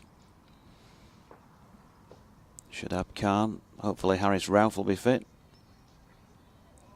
As Brook is in. And Sam Hayne shoulders arms. That is wide of off stump. And again, no run. We got a joke for us, Shawsey? I've got no jokes for you at this stage. Doji, no jokes. What I can tell you is Brook is the 8th bowler to bowl in this innings for Yorkshire. Okay. That's brilliant. That's fantastic, and that's marvellous. And he's just patted the last ball of the over back to Brook, and there is no run. When you mentioned Sam Hayne and you called him Haynes earlier on, that did remind me of a joke, actually, a football joke, about a player I never saw play, but was the first £100 a week footballer, I think, Johnny Haynes. Johnny Haynes played with Fulham. Yeah. And there's the old joke they used to do the circuit about it. He'd gone in to see the boss in the close season, and the boss, his mate was sitting outside in the corridor. He went in, and the boss said to him, "Johnny, you're a great player. You're so good, I'm going to make you the first £100 a week footballer." "Boss, that's fantastic." He says, "I'm going to pay you £100 a week in the season and £80 a week in the summer." You know, it's fantastic, boss. Thanks very much. We'll shake on that. Off he goes out the door. His mate comes in. He says, Johnny says to him, "Just make me the first £100 a week footballer." Bess is in, and Rhodes turns that to mid-wicket for a single.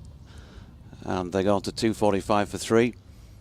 So he says, "Good luck with your little chat." So his mate goes in. He says, "Boss, you know, what have you got to say?" He says, "Well, look, you've had a really good season."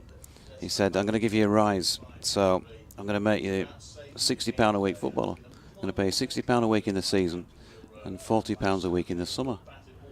And he says, "But boss, you just told Johnny Haynes you're going to pay him £100 a week in the season and £80 a week in the summer."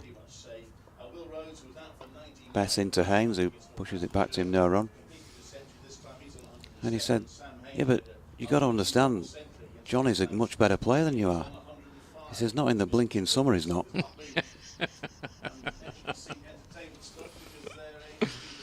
245 for 3. Hayne on strike and Bess in, and that's pushed up to mid-on. And there's going to be an easy stroll of a single. Kevin Howells is loitering, so I better not tell any more jokes. He didn't laugh at that either. He was stone-faced throughout. So, be careful. Slap wrist. Oh, he's zoned out. He says he always zones out when I start to talk. Here's Bess round the wicket. And Rhodes steps back and pushes that into the covers. George Hill fields and they get a single. 109 to Rhodes, 247 for 3. A partnership of, well, Richie would love this, wouldn't he? 222. They've certainly played well, haven't they? Played really well today. Yorkshire still with the 3 catches around the bat. Here's Bess, Hayne. Big stride forward and right over the top of that. Just the sort of thing that your coach would tell you as a nipper when you're trying to learn how to play forward defence. Smothered the delivery. Last ball of the over. Still a few hardy, if not entirely enthusiastic looking souls in attendance here at Headingley as Hayne flicks this one to leg. But it went to mid-on and there was no run. So 247 for 3 at the end of the over. Lead of 42.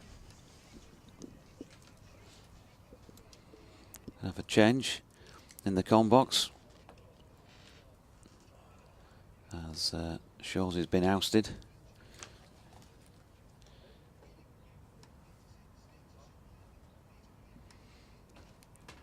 What are we going to see? More Harry Brook getting in an over or two. This might be a 13-minute stint or it might be a 23-minute stint. Depends on how much the captains trust each other, I suppose. Because if Warwickshire were to declare it 10 to 5, then we're relying on Yorkshire then shaking hands. But Yorkshire might think, oh well, We'll knock them off. We'll knock them off. Here's Brook then bowling to Rhodes, who's flicked one off his legs down to George Hill, I think it is, picking it up in the distance. Yeah, it is. I would imagine, I'd imagine they will agree at 5 o'clock that this game is going nowhere, unless Yorkshire still believe they can quickly knock off 7 wickets, but having not managed to get a wicket all day, that would be some act of faith. So Brentford 0, Leeds 0. Burnley 0, Newcastle you're 1. ruining my match of the day tonight. Sorry, Brookie Right. in, and that's pushed up to mid-on where Jordan Thompson fields. I suppose we could commentate by nicknames for a few minutes just to make it a little bit more fun. Look, it's been a terrific effort from these two, from Warwickshire's point of view. It's good news on Will Rhodes because he's not had the easiest of seasons, but that's now a 99 and a century. And Sam Hayne continues to be in excellent form. Just wonder whether he might start getting mentioned in dispatches for England again. Brook in and Hayne shouldering arms. Interesting score coming in from Aston Villa and Manchester City as well. But I better not ruin that for Clive. Well, you might as well now because you started, haven't you? It's like my mum used to do that match of the day. I might have to tell you that West Ham won. No, you're not.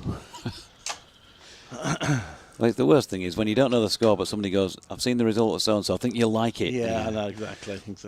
Here's Brook, and that's pulled around the corner nicely by Hayne. Revis is out there to field. They're going to get 2. It's interesting old art trying to avoid the scores. I remember the famous Likely Lads episode. Yeah, brilliant that one. But I mean, I get complaints when obviously I'm doing the football on Saturday and I give the Premier League scores out. It's a football program. I'm going to give them out. But people say, "Oh, I don't want to watch a match of the day," so I do try and signpost it before I give them. Brook over the wicket to Hayne, who's leaving one. 5th 50 in this innings, took more than exactly twice as long as the 4th one did. 122 deliveries.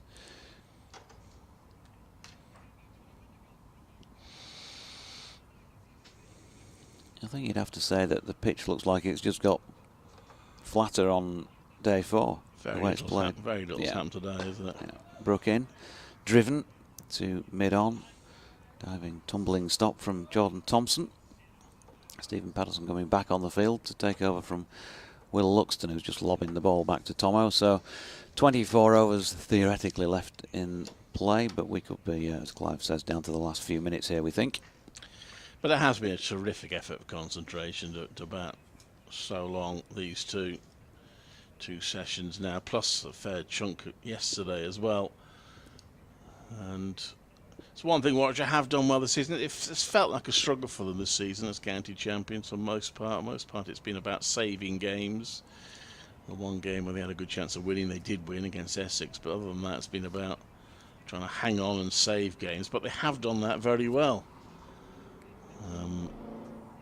With one exception against Somerset at Taunton, they made a mess of it, but other than that they've battled well. Whether they can, in the second part of the championship campaign, find a bit more penetration, take a few more wickets and potentially win games, time will tell. But in the meantime, they're at least proving difficult to beat, as are Yorkshire. Best bowls, and that's pushed out to mid-off. There's no run by Rhodes. Both these now want to keep a little red asterisk by their name. I mean, Haynes average, and he was out for 8 in the first innings, but he was 202 not out against Northants. He's now 108 not out. If he can stay not out, well, it's about 318 for one dismissal on his average.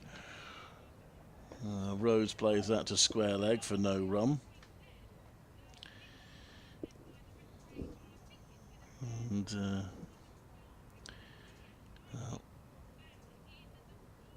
now they've got hopes in the T20. They certainly need to do better than they've done in recent years.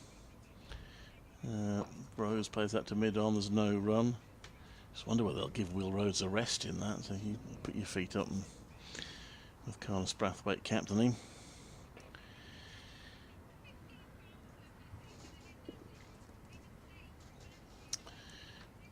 Well, the background nodded in. Yeah, I wonder whether that's, where's that coming from? Is it from me? Could be from the effects mic, something being picked up on there. Nothing in here when you take your cans off. Anyway, here comes Bess. I think that's allowed to go by Rhodes. And there is no run. What happens if Yorkshire suddenly get 2 more wickets now? Do they start thinking, oh, we have a chance again? Or do they still shake hands at 5? We shall see. Best bowls, and it's clipped off his toes by Rhodes, who ambles through for another 1.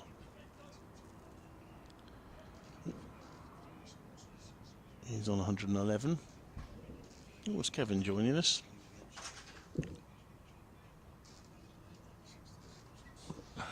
It's 251 for 3. Thanks to John Doige. Is that you done for the game then, John? Thank you very much for the last few days. Well, I'd like to think I've come all this way and I don't get to chat with you. No. Because there are a few. I've got a question. Oh, no. I've got a question.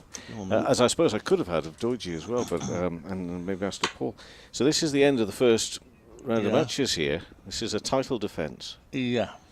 Where are we? Where are we with the Warwicks? I think it's been a struggle for them. I think the fact that they have come away from that struggle with only 1 defeat is the big positive. And this next one is left outside off stump. We've got Brooks still bowling. And, you know, it was, obviously it's a different format, but it was the latter part of the season that they really suddenly emerged as championship contenders and won it. I'm not saying that will happen this season. I think that they'll find it tough, but they sort of hung on in there by avoiding these defeats, with it being 8 points for a draw. But it has been a struggle, there's no doubt about that. They've struggled to bowl teams out. That's been the big issue. As Brooks comes into bowl, and that's pushed out the offside. I know pitches haven't always been bowler friendly, but you have felt at times that they just lack that penetration. Miss Liam Norwell, of course. Ollie Stone still not back. But I think they'll feel they've come away from these 6 games in reasonable shape, despite it being hard work. I would say. I have to say, and I know they will lose players, which may be why not everyone's tipping them, but I can't see anyone other than Surrey at the moment for me. That's pushed out to the offside. There's no run. That's a big call, my friend. I'm going Hampshire. I'm still going Hampshire. No, I was sort of speaking to some people yesterday who, despite the defeat against Essex, were going very strongly for Lancashire. But Well, the Essex seems to be, the problem seems to be at home at the moment, getting the wins at home because of trying to get some life in that pitch. But that could change. If, it's going to get, hopefully the weather's going to get a lot hotter. Hopefully we'll see a bit more sunshine over the next few weeks and months, and therefore they might get a little bit of something in there. Warwickshire did wallop them at Edgbaston, though. One victory that Warwickshire have had this season. Yeah. Brooke comes in to bowl to Rhodes, who turns that round onto the onside for a single. For no run. It's been a long day, Clive. It's been a long day, yeah. So, Surrey are top on 105. Yeah. Hampshire second, 102. Now, I'm not factoring any points here for Yorkies. But Yorkie will be in third place, I think, you add 14 points to that tally, I think. So that'll take that's to 90. good. Yeah, I quite like it. 76 when you have 14. You might do that one. That's nice. So they go into third. 90, that's 12 points behind Hampshire. Yeah. Next one's left. It nips back a bit. And it's taken a wicketkeeper. It's not a bad place to be, is it, for the Yorkies? On what seems to be a bit of a heavy-going day at the end of this match, of which they may have come along this morning, or having got Warwickshire in the position they were in, thinking that, having the win. Well, despite that. Like Warwickshire, they're benefiting from it being 8 points for a draw. Yes. They haven't lost any. They're one of only 2 unbeaten teams in the first division. Sorry, Hampshire. The two. Lancashire have slipped up this week. That's a bad result for them, isn't it? A bad blow. That one is pushed back to the bowler, no run. Warwickshire, I think, will still be in 6th place. Yeah, they'll still be in 6th place. 73 points, I think. So they are 32 points behind Surrey. It's quite a lot. They will lose players, though. They will lose players. They will. They will. I'm not so sure Hampshire will. I think Hampshire will pretty much keep their squad together. So that's something to factor in.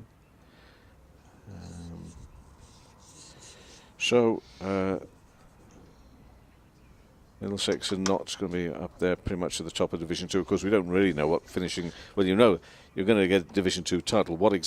You could, of course, win the Division 2 title, and your prize for winning the Division 2 title is a place in next year's Division 2. Well, if they go 6-6-6. What I heard a suggestion was that... Am I right in saying it's... One of the suggestions is it's 6-6-6, but 2 of the 6s will be like a top division. Yeah. And then there'll be a third. Yeah, there'll be a feeder. So the top 2, presumably the second division, would not go into that bottom 6. No. So they'll effectively be promoted anyway. Well, okay. Start of the next over. That's Hayne, plays that square on the offside. Certainly they've been promised that positions this year will have some bearing on what happens to you next year. It's a crazy, crazy world. Leave it be. Well, you see, that's one thing I don't think they will be doing. Well, they should. They will if they listen to me. Yes, but who, Clive? Now think hard on this one. Don't give up too easily. Think hard. Who recently has ever done that? If you're anything like me. Oh, look out. This is Joe, who's trying to make sure that before the day is out, Yorkshire have taken a wicket. He's also delaying proceedings probably here. Maybe, I don't know. He's keen to get a wicket. Well, they haven't declared it 10-2, have they? No. So Joe Root comes around the wicket and worked on the onside by Rhodes, who is 111 not out. It's good to see that his hand isn't causing him any real problems. He just left the field briefly after in bowls, a little bit quicker, up onto his toes. Rhodes again works it to the leg side. One that bounced in front of him and slipped Gordon, and he obviously got a bit of a cut or something, but obviously nothing too serious. Good. Next ball, defensively. Did the old England watch alarm bell start going? Yeah, a little bit, yeah. Well, I thought I had a story here, yeah. But no. Did you ring all news outlets? Yeah. Root in again, sorry, beg your pardon, to Rhodes. And Rhodes could easily have left that, but decided, elected to get some bat on it. Just down in front of forward short leg. I think these two just want to be not out now, don't they, at the end of the day? Oh, I think so. I think there'll be a lot of pride here now. They don't want to get out batted the whole day and more. It's guided down towards the third area. Hello. Handshakes, Clive, handshakes. Well, there we are. So this is a monumental moment of all our lives as the game comes to a draw here. But it is too easy, perhaps, and it ought not to be, to say well done to Sam Hain and also to Will Rhodes, because Warwickshire were in a bit of bother. And whatever we can say about the Yorkshire attack, whatever we can say about the situation, they had to keep going, and the pitch and whatever, the way it all played, but there's hugs all round as if to say to each other out there, well done for trying, everybody, and a good effort, particularly there from the pair for Warwickshire. Yeah, well, look, when they came together yesterday, a 3-day defeat, never mind a defeat, looked to be potentially on the cards. So they needed to dig in, and they did that. They've struggled to score runs yesterday. It was getting a little bit silly at one point in terms of runs not being scored. They did a little better today. That partnership, yeah, just mentioned it, 227 from 622 deliveries. That's pretty staggering stuff, really, isn't it? It is, yeah. That's a long old vigil at the crease. It's not, you want to applaud them for their centuries, rightly so. But actually, it's that balls faced as well. It's the way that they just kept at it today. Good stuff. So Yorkshire do get the lion's share of the points. They get 14 points. Warwickshire get 11, for which they will thank Dom Best for it being 11 and not 10. Dom Sibley's leading the applause as the players leave the field. He was a bit unlucky. He got one of the few almost unplayable deliveries that we've seen during the course of the match in the second innings. But handshakes all around. And it's a draw. So there we are. And we have important notices to read out before the end of the meeting, though, Clive. So please, nobody leave just yet. Well, I'll get ours in first. Obviously, the T20 games involving the Bears will be live online, but also on BBC WM and BBC CWR's digital DAB frequencies, I'm pleased to announce, this season. We shall start on Thursday when the Bears take on Northants. Very much so, Clive. Yes, very much so. Yeah. At Edgbaston. Yeah. Okay. So that's your bit. You've finished. Oh, yeah, I think so. Okay. Yeah. And my bit, and I'm going to do my best for Doige. He's put me under a lot of pressure here because on Wednesday, I mean, you lot can't be bothered to start till Thursday, but the Yorkies, they're going to get going on Wednesday, 6:30, and it's going to be the mighty Worcestershire Rapids who are going to make the journey here to Leeds for the opener Friday night. It's one of the Roses encounters as well, over the other side, what they call the dark side, you see, over there. So that's Friday night. But on Wednesday, and it's a 6:30 start, and you can join Jonathan and the team from 6:30 online for that one, the start of the blast. Lev. Yeah, Katie Lev's going to be on, so it'll be the full team. She will, no doubt, will be cock-a-hoop. She bowled well. This is yesterday. Yeah, but they lost. Yeah, well, they might have done, but she bowled very well. This is the trouble. I can't put it all down to age. I could easily have said that was 3 days ago. That was only yesterday, was it? These crazy times that we live in. But anyway, yeah, so she'll be cock-a-hoop about that. So they might have to come on air a little bit early just to make sure they give that plenty of mentions ahead of the game. But that is something to point out as well. I know it's going to take place in Birmingham. It's going to take place here next Sunday as well. Double-header days. You got the Charlotte Edwards Cup being played on the same day as the blast matches in various places. Hope that gets lots of support. I know there are at least one venue, there may be two venues, where the women are actually going to play as the main, on the main stage, on the pyramid stage. We could say the main show of the evening. So keep your eyes open for that. And never mind keeping your eyes open. If you see that the weather's going to be cracking the flags and you're thinking, what are we going to do? Get yourself some tickets and get to the blast, because the blast does need an awful lot of support. It's got a certain rival competition this year, as it had last, but it's in need of your support. So that's all coming up. We look forward to being with you then. I feel a little bit of a fraud, not for the first time in my life, of just turning up for the end of show party to say thank you for listening. But I think that's it, Doige. If I've done my job, boss, he's happy. Are you happy, Clive? I'm happy, yeah. We can now call this meeting. Just to say thank you to Yorkshire for their hospitality and Okay, we'll put that Friend of down us. under any other business. Yeah. Thank you very much. We bring this meeting to a close. Thank you for listening. Good night, everybody.